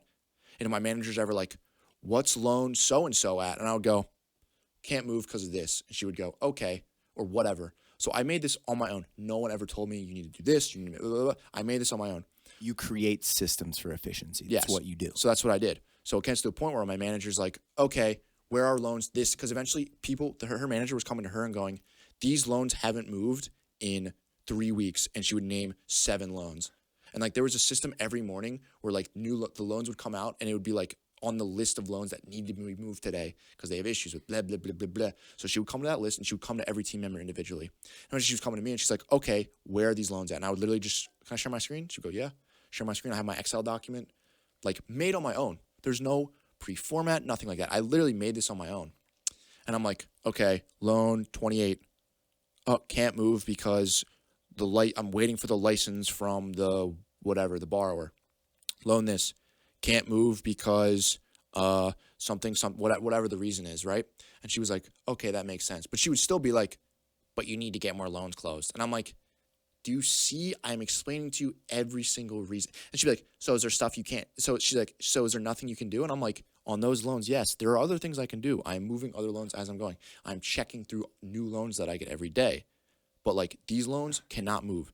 Like they're showing up on the system because I cannot move them forward because I am missing stuff from the borrower. Or I asked you this question 2 months ago. You never answered me. And she would go, you're right. We need to bring that to this other manager that we used to meet with, stuff like that. So it eventually got to a point where our numbers were so bad every month and she was clearly getting railed on by her manager. Like her manager was clearly like beating on her, like, your numbers are terrible. Maybe not yelling, but being like, yo, like you need to step it up. Your team is looking horrible. So when she got to the point where she brought us into a morning meeting and she literally messaged me beforehand and said, hey, can you send me your Excel document so I can show it to the whole team? It was actually at night she asked for it. And then she like edited a little bit. So to be her own way, whatever. I don't know why. My system was great. Anyway, so she like edited herself a little bit. And then the next morning she brought up the Excel sheet, which it was based off mine, but it was pretty similar to mine, but like a few minor differences that I was like, that's so unnecessary. Why do you even need that? Anyway, but she's like, hey guys, this is an Excel sheet to track our loans. Tyler made this. Like, you need to use this to track your loans. And if I ever come to you asking about specific loans, you need to pull up this exact, or you can make your own. She was like, you can make your own like ways, but you don't have to use this format. But you need something to track your loans so that I can see them, so I can know exactly where they are and we can get them moving. So she literally took my Excel sheet, edited a little bit, like I said, what I just thought was unnecessary. And I ended up being where I said, can I use my own Excel sheet and not have to change it to yours? And she was like, of course. And I was like, okay, cool. But she literally took my Excel sheet that I made completely from scratch. I literally made it myself. There was nothing. I made it from scratch. She made that, and she made every single team member on our team use that format or some sort of tracking system in order to track their loans. So, like, that makes me feel good, right? And at the same time as this, guess what she's doing still? Hey, go to Tyler. He can help you with on this. Hey, go to Tyler. He's had this issue before. Hey, go to Tyler. He knows everything about Encompass, basically. Like, so that as this time's going on, I'm like, not even getting that many loans closed, but I'm also like low-key 1v9ing, carrying the entire team. Like, I'm literally doing everything. I'm helping everybody out with their other loans. I'm keeping my manager like in check, basically, like all this stuff. And it gets to the point where I'm like, I'm being drained. I remember talking to you. I'm being drained as a human being here. Because guess what? I'm having issues with these loans. And the worst part about loan processing is these are real people you're dealing with. You're not just dealing with loans. I'm getting emails every single day. Hey, where's my loan at? Hey, where's this at? I'm getting phone calls during the day at random times. Hey, I want to check where my loan is. And I'm going. And they're probably just angry at you, but you're like, dude, I'm like, you're killing the messenger. I'm just your processor, man. Go talk to your loan officer. He's the guy that set you up. And what I learned funnily about this company later on is that the people that have the loans don't come to them for loans. They reach out to them. And most of them are like, they're veterans for these loans at least. So they reach out to these people kind of like they're scamming them. Yeah, being like, you want to refinance your mortgage? Come to us. We'll do it for you. Blah, blah, blah. Anyway, so like I said, it gets to a point where I'm like, I'm being like, I've never been, I've been sad, obviously, and I've been depressed, but I've never, like I said, I never really let it get to me because I realized how blessed I am in my life. I'm borderline able to do whatever I want every day in my life. Like, I have a blessed life. It's just how it is, dude. Like, whatever. Obviously, people have better lives than me, people have worse lives than me, but I appreciate what I have in my life, which is why I'm like so content with who I am. So it gets to the point where like, but this is draining me. I'm like waking up every day dreading life. Like, I am hating every day of my life. So I reach out to you and I go, yo, bro, I'm really, and in the beginning of the training, we had a mentor for like higher up in the company that could like, we could ask questions to and stuff like that. And you know who my mentor happens to be? The head of the risk department at the company. And I'm like, boom, this is my way in. Like, this guy, he's my mentor. We've had an hour-long one-on-one. So I reach out to you and I go, yo, bro, how can I word a professional email? It's not that saying I don't know how to write a professional email, but you know how to word it like very charismatically and like make it seem like, bro, I'm not in the right place. So you wrote me the email. I copied an email. I sent it to you. I literally, on the email originally, I forwarded it to you and I sent it to the guy. And it's like a huge email like, hey, this isn't my passion. I need to be doing something else. I'm not being used efficiently. I'm not being challenged. Like, I need to be doing something I can be challenged on. I was a risk management and insurance major in school. You're the head of the risk department. Is there anything I can do to expedite my process into it? Because they told us, you can transfer another department after 6 months. And I was like, is there anything I can do to expedite my process? Because I am not being used efficiently. I'm stuck here having 30 loans that can't move because of factors that I can't do anything about. So it's like, you worded it like super nice, super great. Like, I'm like, dude, this is going to work. Like, this guy's going to be like, this guy's motivated. He's making the effort to reach out to me personally through email and be like, he wants to move on. This guy's got to be knowing what he's doing. You know what responds to me? Nice, man. Let's have a meeting sometime. Sounds good. Basically ignoring the fact that I wasn't like giving him an ultimatum of like, change my department or I'm quitting. But I basically gave him the idea like, I'm unhappy where I'm at. Can you help me move? I have a really strong skill set. I am crushing it with what I can do, but I have no ability to make the company money or progress in general. If you put me to use, I will be a top asset of your company. That was the whole message of the email. I will blow you away with my ability to do my job efficiently. And you get sounds good, buddy. Let's have a meeting. And then he did schedule the meeting, Yes. right? So we had a meeting with him, another part of the risk department. It was actually because we talked about cybersecurity. So we had the guy who runs the cybersecurity department. We had him, who's the head of the risk management department. And so we get in a meeting together, a call. I literally whipped out my textbook for my capstone class from college because I was like, I want to look good in front of this cybersecurity guy. I want to show that I'm knowing what I'm doing. You know, I want him to be like, wow, I'm impressed. This guy should be somewhere else. So I'm writing down questions. I got questions written out for him. I'm looking at my textbook. I'm going, okay, this is where this relates. How about this? I'm like really just like sweating my ass off trying to look good in front of these guys. So I go, how big is your department? And the risk guy goes, oh, about 40 people. And the cyber guy's like, well, we only got like it's around 20 people. We're not really looking for more people in the department, blah, blah, blah. And I'm like, you're not? Like, even if like I'm extremely qualified, like you're not? Like, blah, blah, blah. So it ended up being like a borderline worthless meeting because I came out of it not with like, here's your next step. Here's how you get to where you want to be. They're basically like, stick it out, buddy. Good luck. We heard you out. We gave you our time. Yep. That's literally like, it is what it is. Yeah. They were like, we're the heads of our department, but like, sorry, bro. You're just like a lonely loan processor. Like, I know you're making the effort to like make these meetings with us, which probably no one has ever done in this company's history. And they probably don't realize that you are so different than every other loan processor. They probably think you're just some guy that they pulled in. Overall, it's a shit company. I know the company, I'm not going to name it. It's a shit company that just churns through people, that really tries to scam kind of people into their process to make their money. And not scam, because there is a benefit if it all works out. But they're just churning revenue as much as possible. And they're like, oh, this young loan processor wants to move up in our company. Ha! They don't realize that like you'd be a major asset to the company. So they just kind of hear you out. Appreciate it. You feel better? Get back to work, right? And then that's where you were like, this is it. I'm done. I'm out of here. You know what I mean? And like, so that leads to you leave the company, You're like, I can't do this. Because I remember your sanity was like slipping. You were like, this is the most useless thing I've ever done. I'm not being engaged at all. I don't have a manager. I don't have a mentor. Like you do. You have a manager, but like you don't, I don't have a real manager. I don't have leadership. I don't have a path to climb. I don't have a way to solve my problems. And you're a creator.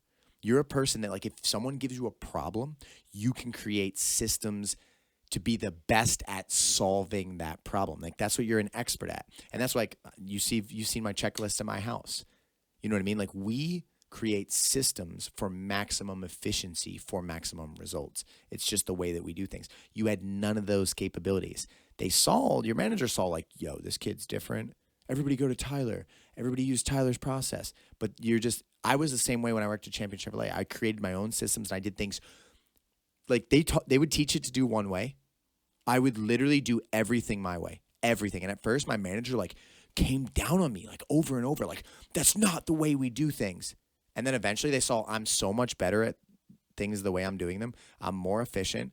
I would handle way more customers. I had higher numbers than everybody else in the company. They just started having me train the new employees. So creators are important. Creators are incredibly powerful people. They're not followers. They're leaders. You and I say, give us a problem, but let us solve it. If I guarantee you match this ideology. If you give me a very difficult problem and I can solve it more efficiently and better, or at least to the same result or better with my own system that is much more efficient than yours, I'm always 100% of the time going to use mine. If you show me I've done it with jiu-jitsu. If you show me a 10-part process for something and I realize that 6 of those parts are completely useless, I will not do them. I'm telling you right now, I will not. I will skip them as long as I get the same result or better than you. And generally, if I'm doing my own process, it's because I see it's substantially better. If it's almost equal, I'm going to go along with it. You know what I mean? Like if your system produces the same results as my system and it's about the same energy and it's about the same effort, then I'm just going to do what you want. But if I can find a better way to do things, I'm always going to do them because why wouldn't I? If I had to figure out 1 + 8, okay, and someone wanted me to go, well, 1 is this from 10, and then 9 is this to this, and then they had a 10-step process, and okay, this is this, and when you add 4 + 4, you get 8, and if you have 2 - 1, you get, and then they came up with the answer. I would go, no, I'm going to add those two together, and I'm going to get the answer. I'm not going to go through the extra steps. Why would I? That is the entrepreneurial spirit. That is a winning spirit. That is leadership. That is extremist. You know what I mean? But it makes terrible followers.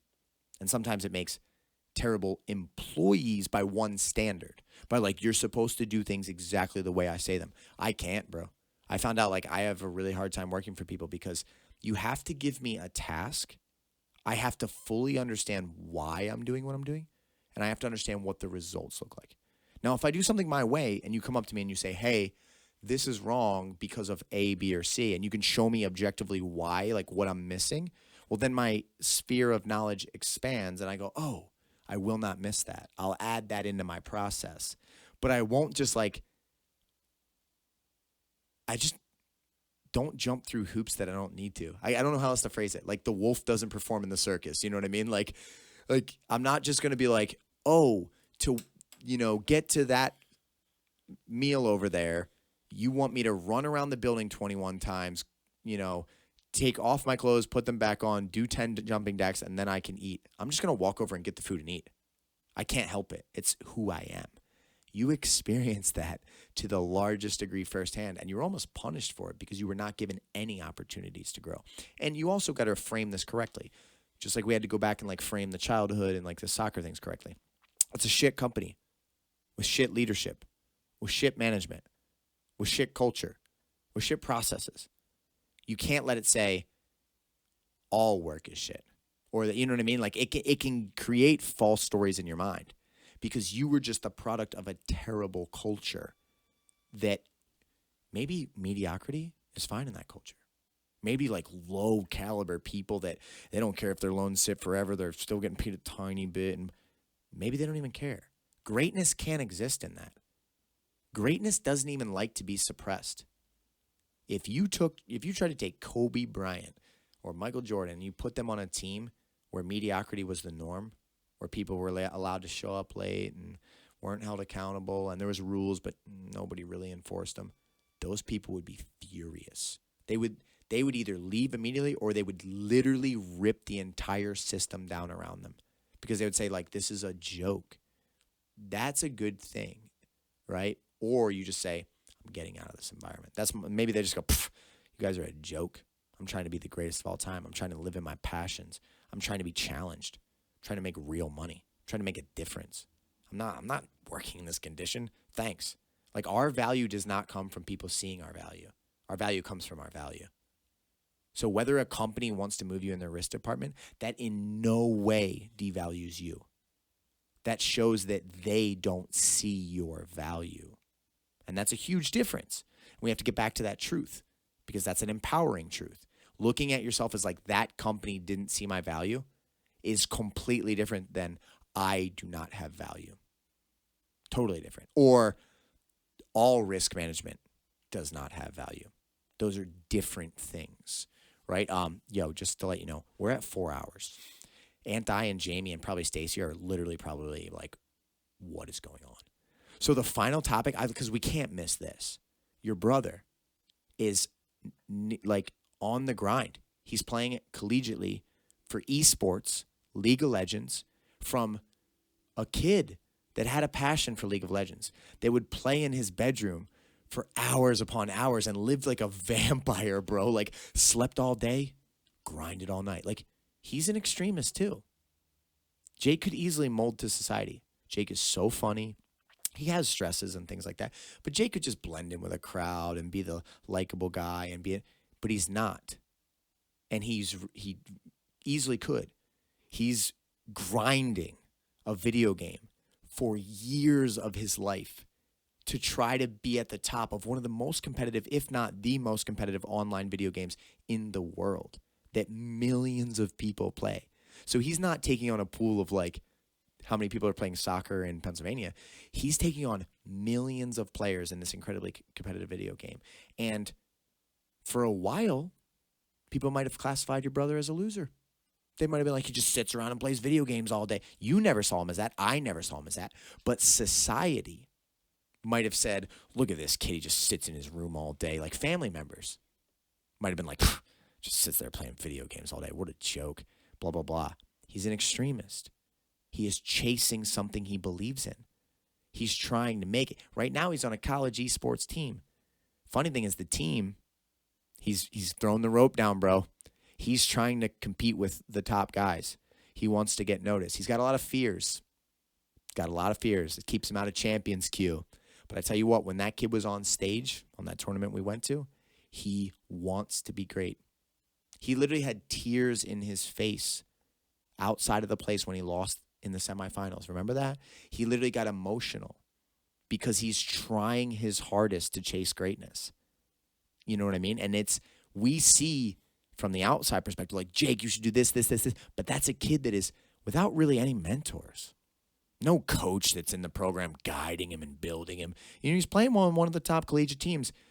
But you got a kid without a structure of greatness around him, trying his hardest to make it, to find value in himself, to prove to people that all that time wasn't wasted. You know what I mean? To be like, yo, I did it. And we need to remember that too at all times during conversation about him or anything like that. Is like, that's an extremist too. That's you and I, bro. But just in League of Legends, being like, you know, his fear of failure might be why he's not in Champions queue. But he damn well knows that, like, my teammates are slacking right now. And I did not move away from my home to Winthrop University remember, he almost didn't even make starter.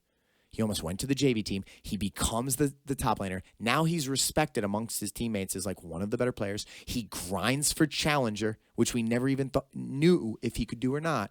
We always knew he could do it. But the question was like, would he do it? Right?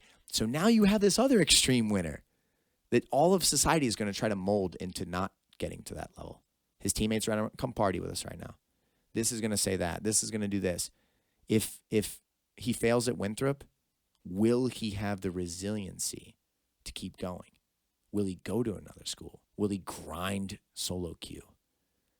So I preface this with a lot, but let's talk about there are way more similarities in your brother than there are differences. You guys are wired way more, even if his personality is different than you, the drive is the same. That same extreme, I've got to be the best. Jake might answer, if we said Jake in League of Legends, winning is, he'd probably say everything, bro. So tell a little bit about Jake, where he's at right now, perspective, and as a loving older brother, without diminishing dreams. Because what happens a lot is parents tell you, my dad told me, don't leave Champion Chevrolet. Stay where you are. You're making good money. You don't know anything about business. Don't start a business. You just studied martial arts with your friends. You can't be a professional fighter. In his mind, that was love. He was like, yo, I don't want you to experience failure.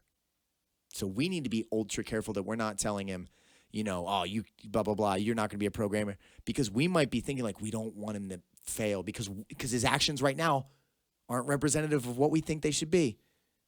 But he still is that kid chasing the dream. Let's talk a little bit about Jake before we wrap this podcast up. Over 4 hours, by the way. It's the longest podcast I've ever shot.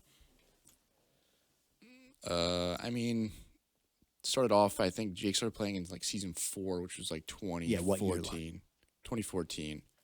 So it was the end of season 4. So it was 2014. It was right when I was starting my senior year of high school, I think. Maybe a little earlier than that. 8 years ago. Yeah. And he would play with his buddy Garrett, and they would literally just play for fun. And then he was silver in his first season. And then the next season, he just shot up and got Diamond 5. Which being Diamond was a big deal back then, because so there was some natural affinity right off the bat. 100%. When you go from silver to Diamond in one season, and it's not like me where it's I was silver and then I went to plat, but it's I was playing with Jake and a bunch of better players than me and stuff like that. He literally was just on his own, went from silver to Diamond in one season. And then for a while he was grinding and stuff like that, but he would play a lot. He would play it a lot, but have Smurf accounts and whatever. And then season 9, I think it was, he hit Masters for the first time. He ended his season Masters. And it was big deal. It was I remember him, he has screenshots of him at 190 LP, a master. But that was before Grandmaster even existed. It's him being Masters 190 LP. And we were dude, Jake's Masters, blah, blah, blah. And she seasons went on, he got higher rank. And a lot of this time, I remember he used to play on a team. It was called Game House, I think. It was based off a website. It was the Game House squad. And it was amateur. He's been playing amateur for probably since season 6, maybe season 5. And they would win some pretty big amateur tournaments. He was Diamond 5. And back then, all of his teammates were Diamond 2, Diamond 1. There were some tournaments he couldn't even play in because he was only Diamond 5. So he's been playing amateur for a while. But it was always sometimes he'd be this is a legit team. And then a couple weeks later, he's didn't really work out with them. And we'd go back to playing norms and playing for fun and doing whatever. And eventually got to a point where he started streaming. He wanted to stream. He was he had a few accounts in Masters, and he started streaming on Twitch and stuff like that. And for a while, it was going pretty well, For a guy streamer on Twitch that just plays League of Legends, and it's hard. Jake's not we know how Jake is. He's just the most goofy, lighthearted. He will just tease you about anything, and he can make anybody laugh just because how he is. But on stream, it's hard to have that personality, You got random people on Twitch that going, you should have did this, blah, blah, blah. Whatever. So Jake was streaming. His stream was actually gaining some traction. He was getting 25 average viewers as a guy that just regular guy just plays League, a couple months into streaming. But eventually he was just he didn't really like streaming, and he wanted to play games with all of us and his friends offline. So he kind of put streaming on the back burner. And when streaming, he met a couple guys that the one kid Matt and a couple other kids that he met these guys through streaming and stuff like that. And eventually they started playing on some amateur teams. And then eventually got to the point where this last summer, 2021, we started hearing about yeah, you should play for school. You should go play league at a school. And all these guys were yo, him and his buddies online were you should play league at a school. You can get a scholarship. You can come out and live, and we can play league. And eventually at first it was yeah, I want to do this. And then a couple weeks before he was nah, never mind, I won't do it. Then a week before he was I guess he was fuck it. I'll do it. I want to do it, Mom. And he laid it all out for my mom, blah, blah, blah. And next thing you know, boom. We got to do just a tiny bit of backstory, but I don't want to have this forever because our podcast is so long. But Up until this point, had your mother or father even considered to the tiniest degree that he was building to something? Or was it like Jake just sits around and plays video games all day and he needs to get a job and get into society? It's the classic, it's the classic esports story with parents. They're like, we'd be like, guys, dinner. One more game. I'm in game, Mom. I can't come down. Like, even for a while before I played League, I would make fun of him for playing League. I'm like, League is stupid. I remember sitting at the lunch table in my senior year, or was junior year, and him and his buddies, he would be like talking about League with like a couple kids in my grade, and I was like, League sucks. I didn't even know what League was, and I was like, League sucks. It's so stupid. Whatever. But no, my parents were never, especially my dad. My dad has no idea. Like, he games, he games, but like, that world just never existed. And the same thing with my mom. She was like, you go to school, you get a degree. She's a very rigid, old-fashioned mindset of like, you have a path. You go to blah blah blah. You get good grades. You go to college, and you get a job, and then you hate your life the rest of your life. Whatever. So like, they didn't really have an idea, no. And like, even when the idea was presented to them, like, yeah, you got to think it's so foreign. Literally, you're gonna go to a college for a video game. I don't know. I wasn't really, but I remember it was like a big thing in the house, like arguments and stuff like that. But I'm pretty sure what convinced him was like, he was gonna make money, like he was getting a scholarship. My mom, she's like, save money? That's the greatest thing in the world. Those Taco Bell, sauce packets, whatever. So she like eventually was like, okay, like this is what you want to do. And at this point, like a little backstory on Jake, he was at Bucks County Community College for 4 years. 4 years. I went to Bucks for 1 year, got 32 credits. He was at Bucks for 4 years and had like 35 credits or something like that. Because he had like, Jake, he had like some mental issues and stuff like that. He was having some hard times when he was, growing up and stuff like that. He's trying to get identity too, man. He's trying. He knows something he likes. He's being passionate, but it's also not being rewarded at all. So he's not being recognized at all for what he's doing. He's grinding in the dark at this video game that nobody knows about. And he's like trying his hardest, but he doesn't really have any recognition yet. So to a lot of people, he's nothing in like the scheme of life and what he's doing with himself yet. But really, he is developing skills. He is leveling up. He is outplaying people in an extremely difficult environment. Like, he's doing a lot of things to make the progress. It's just not being seen yet. Your mom actually contacted me, and I didn't know really anything about League at the time. And she's like, I just don't want Jake to move away, blah, blah, blah. Like he'll be gone off to college, and like, I don't like that. I want him to be home here with me. Like, it's fine that he's at Bucks. I just want him to have a job. Like a loving mother that just like, I want to see my son. I want to see my son do well. I like don't want to see my son struggle. You know what I mean? Like, I'm a dreamer, and I'm like, let him go to college. Not and I don't, let him go chase his dreams. I don't even want to say let him go to college. Let him go chase his dreams. You need to take the chains off that passion. Your son has something. Your son has something that he deeply desires. If you don't let him chase that, he will resent certain aspects of you for that, and maybe parts of himself forever if he doesn't chase. You gotta but he's gonna be so far away, and what if he needs me and he's got mental things from time to time? You know what I mean? And I don't mean this derogatory, like, because we've all had struggles, especially if you're a person with passion, with drive, that's an extremist, and you're not allowed to do what you want to do, or you can't pursue that. That is devastating. So people are like, oh yeah, he's struggling with depression. I'm like, duh. Let him go where he wants to go and let him chase who he wants to be. That'll cure depression. He makes it as a pro and he gets that identity to the world and he's proud of himself. That cures depression. So I actually pushed your mom into being like, I probably have the conversations. I was like, let the kid go. You need to. And I kept citing myself. I'm like, Aunt Ty, can you imagine if I wouldn't have gone and chased my own dream? If my parents or anyone's words would have pushed me down into not going for it, I would probably be terribly depressed. Or at least, let's say I was mentally strong enough not to be depressed, I would be insanely unfulfilled. Every day would just be like, I got a paycheck again. What am I going to do this weekend? What am I going to have for dinner tonight? What am I going to watch on television, or what game am I going to play to drown in my sorrow? That's exactly how I would have lived. So I'm like, let the kid go. And now here's a great part of the story for everybody, because we're going to be telling a little bit of an expedited. Your mom now is Jake's number one fan, undisputed, unquestioned, 5-time returning champion, number one fan. If you mention my bud, which is his gamer tag, she lights up with radiance because she saw a broken child at one point who is now creating identity, that is having some wins, that is making a name for himself, that is carving a place for Mabud and Jake Riley in the world. You know what I mean? The same suppression. You got to get a job. Why do you game so much? You don't see it from that time until you look at it later. But you witnessed it firsthand as his brother, as someone that was playing, that did get it, that knew Jake's talented. Like, it's not like Jake's some delusional silver player that's like, I want to play in college. You'd be like, Jake, if that's true, you better grind every single day and study and do all these things because you're so far from even being a good player that, like, we have relationships with the truth. Like, you gotta kind of get back to that. But you knew your brother had talent.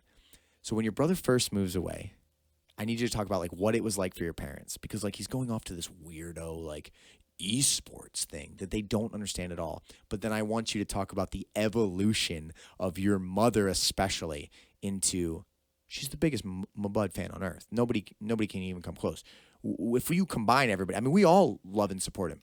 It's not even close.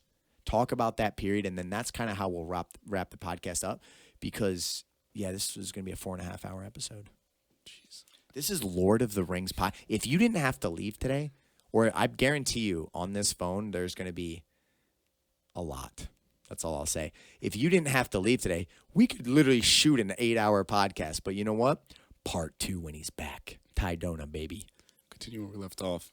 I mean, when he first left, it was like, for me, you know, I'll go to my perspective first. When he left, it's like, sucks a little bit, you know, because I've lived with him forever, and, like, we game a lot, right? So it's, like, very convenient to, like, open his door and be like, yo, the boys are getting on, let's play. But at the same time, Jake also had things that were very annoying at home. For example, he's up all throughout the night. So I'm trying to go to bed. He's awake all night. He's talking to his buddies. He's typing on his keyboard. He's, like, you know, in the bathroom, turning the light on, flushing the toilet. It's 3 o'clock, 4 o'clock, Yeah. 5 o'clock in the morning. I'm out here like, dude, I'm trying to sleep. But, like, at the end of the day, it's like, it sucks for him to not be home. My parents, it was like, you know, it's hard. You know, my dad, it's hard to tell with his emotions. He's, like, very stern in his ways. So you can't really tell the thing. But my mom at first was, like, calling him every day, like, honey, how you doing? Blah, blah, blah, blah. And, like, my dad really wanted him to just go to his classes. Obviously, both my parents did, but my dad really made a point. Like, I remember my dad told me that the last thing he said to him before they dropped him off was, Jake, just go to class and you will pass. Of course, we know that Jake doesn't go to class that often, which is like, whatever. But at the beginning, it was like, he was away, and they were focused on the school aspect. They were like, you know, he needs to go to class. He needs to pass his grades. Even though Winthrop is like, no offense on Winthrop, it's like, who the hell's ever heard of Winthrop? The only reason they're even relevant is because of their league program. But honestly, they didn't understand that yet. They didn't understand, like, this is your child chasing a dream. This is not your child giving a shit about the degree. This is not your child in any way caring about academics. This is your child, like, I need to make it in my passion. But they didn't see that yet. Yeah, so, and then eventually, I don't know the timeline exactly, but my mom eventually was like, hey, like, I want to learn more about league to, like, understand Jake more. And it was like, you know, I live at home still. Don't flame me for that, but I'm trying to save money, whatever. So she was, and I'm, like, the most knowledgeable about league besides Jake. You know, I might even know more about league than Jake just because how my brain works, but whatever. He's like, my mom's like, I really want to learn more about league. Like, teach me. And I'm like, okay. So she doesn't even know the most basic concept. She doesn't even know the most basic concepts of, like, turrets and, like, destroying the Nexus and, like, last-hitting minions and, like, gold and items in the shop and how champions are. So she's just lost in the sauce at this point, going like, what does this do? What is it? And I'm like, Mom, like, these are so big. I was like, you know, Mom, go on YouTube and, like, look up at the tournament. She's like, no, I'll just learn myself, blah, blah, blah. So eventually got to the point where, like, she would be on her computer watching Jake. She would be like, Jake would do something, and she'd be like, oh, nice. And I'm like, that wasn't a good thing. And she's like, oh, really? And I'm like, yeah. But eventually got to the point where, like, I would come in her room. She would ask me, like, 5 questions. Like, what does this mean? What is she really couldn't understand the concept of vision. She just couldn't get the concept of words.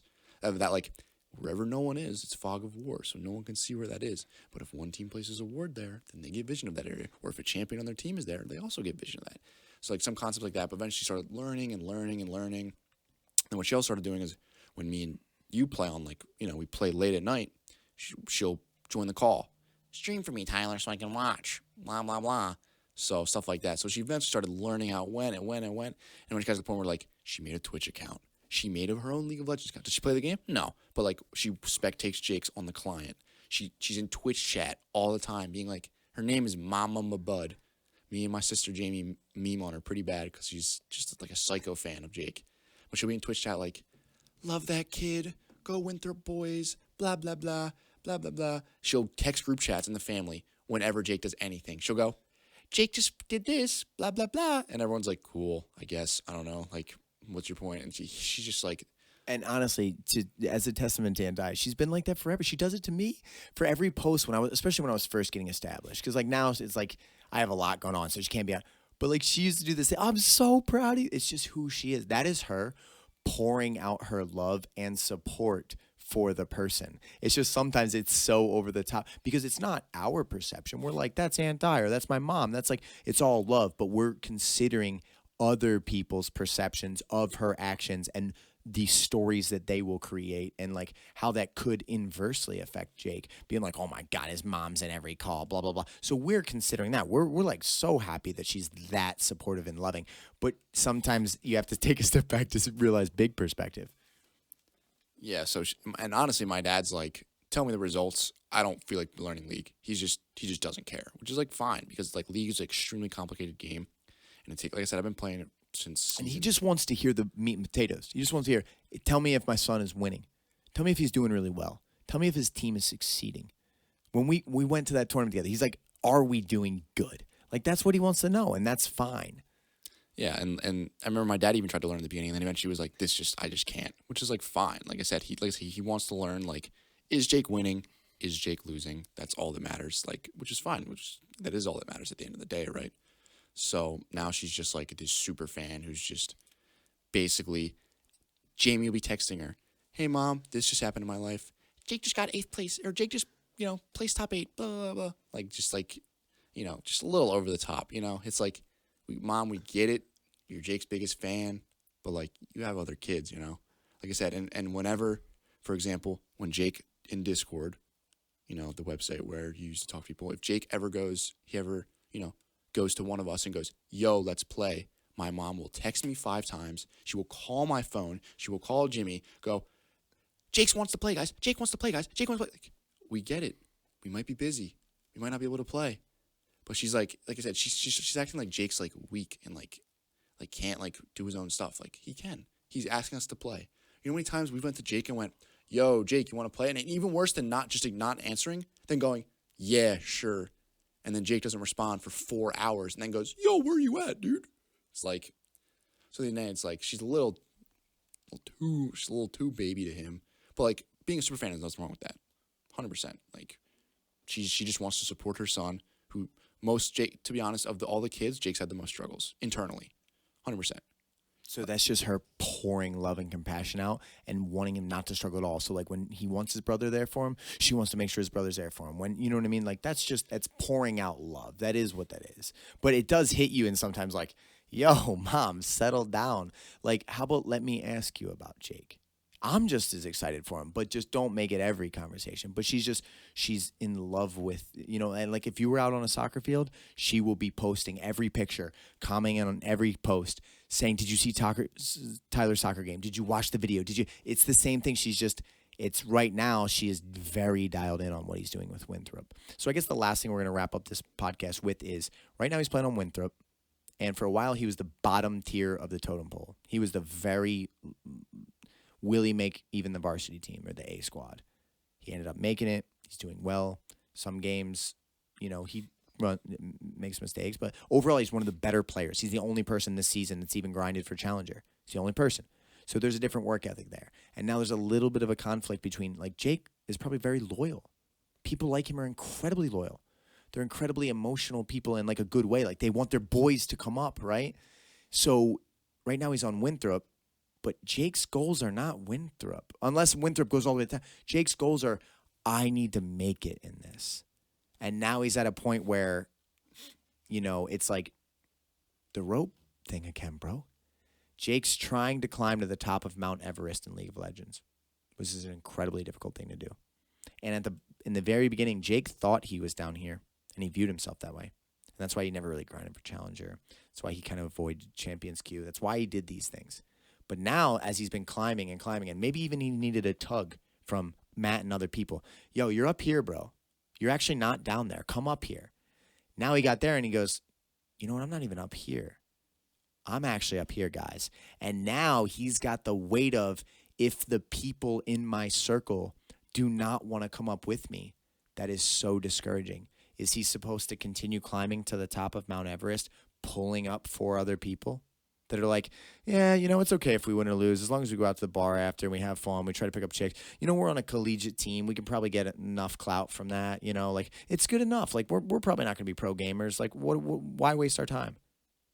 That is an infectious thing. It pulls you down. It weighs you down, even if you love those people. I actually said to you last night, I said, listen, sometimes when you're on a path to greatness, as soon as you recognize that the rope is like being tugged down too heavily, you gotta just cut the rope.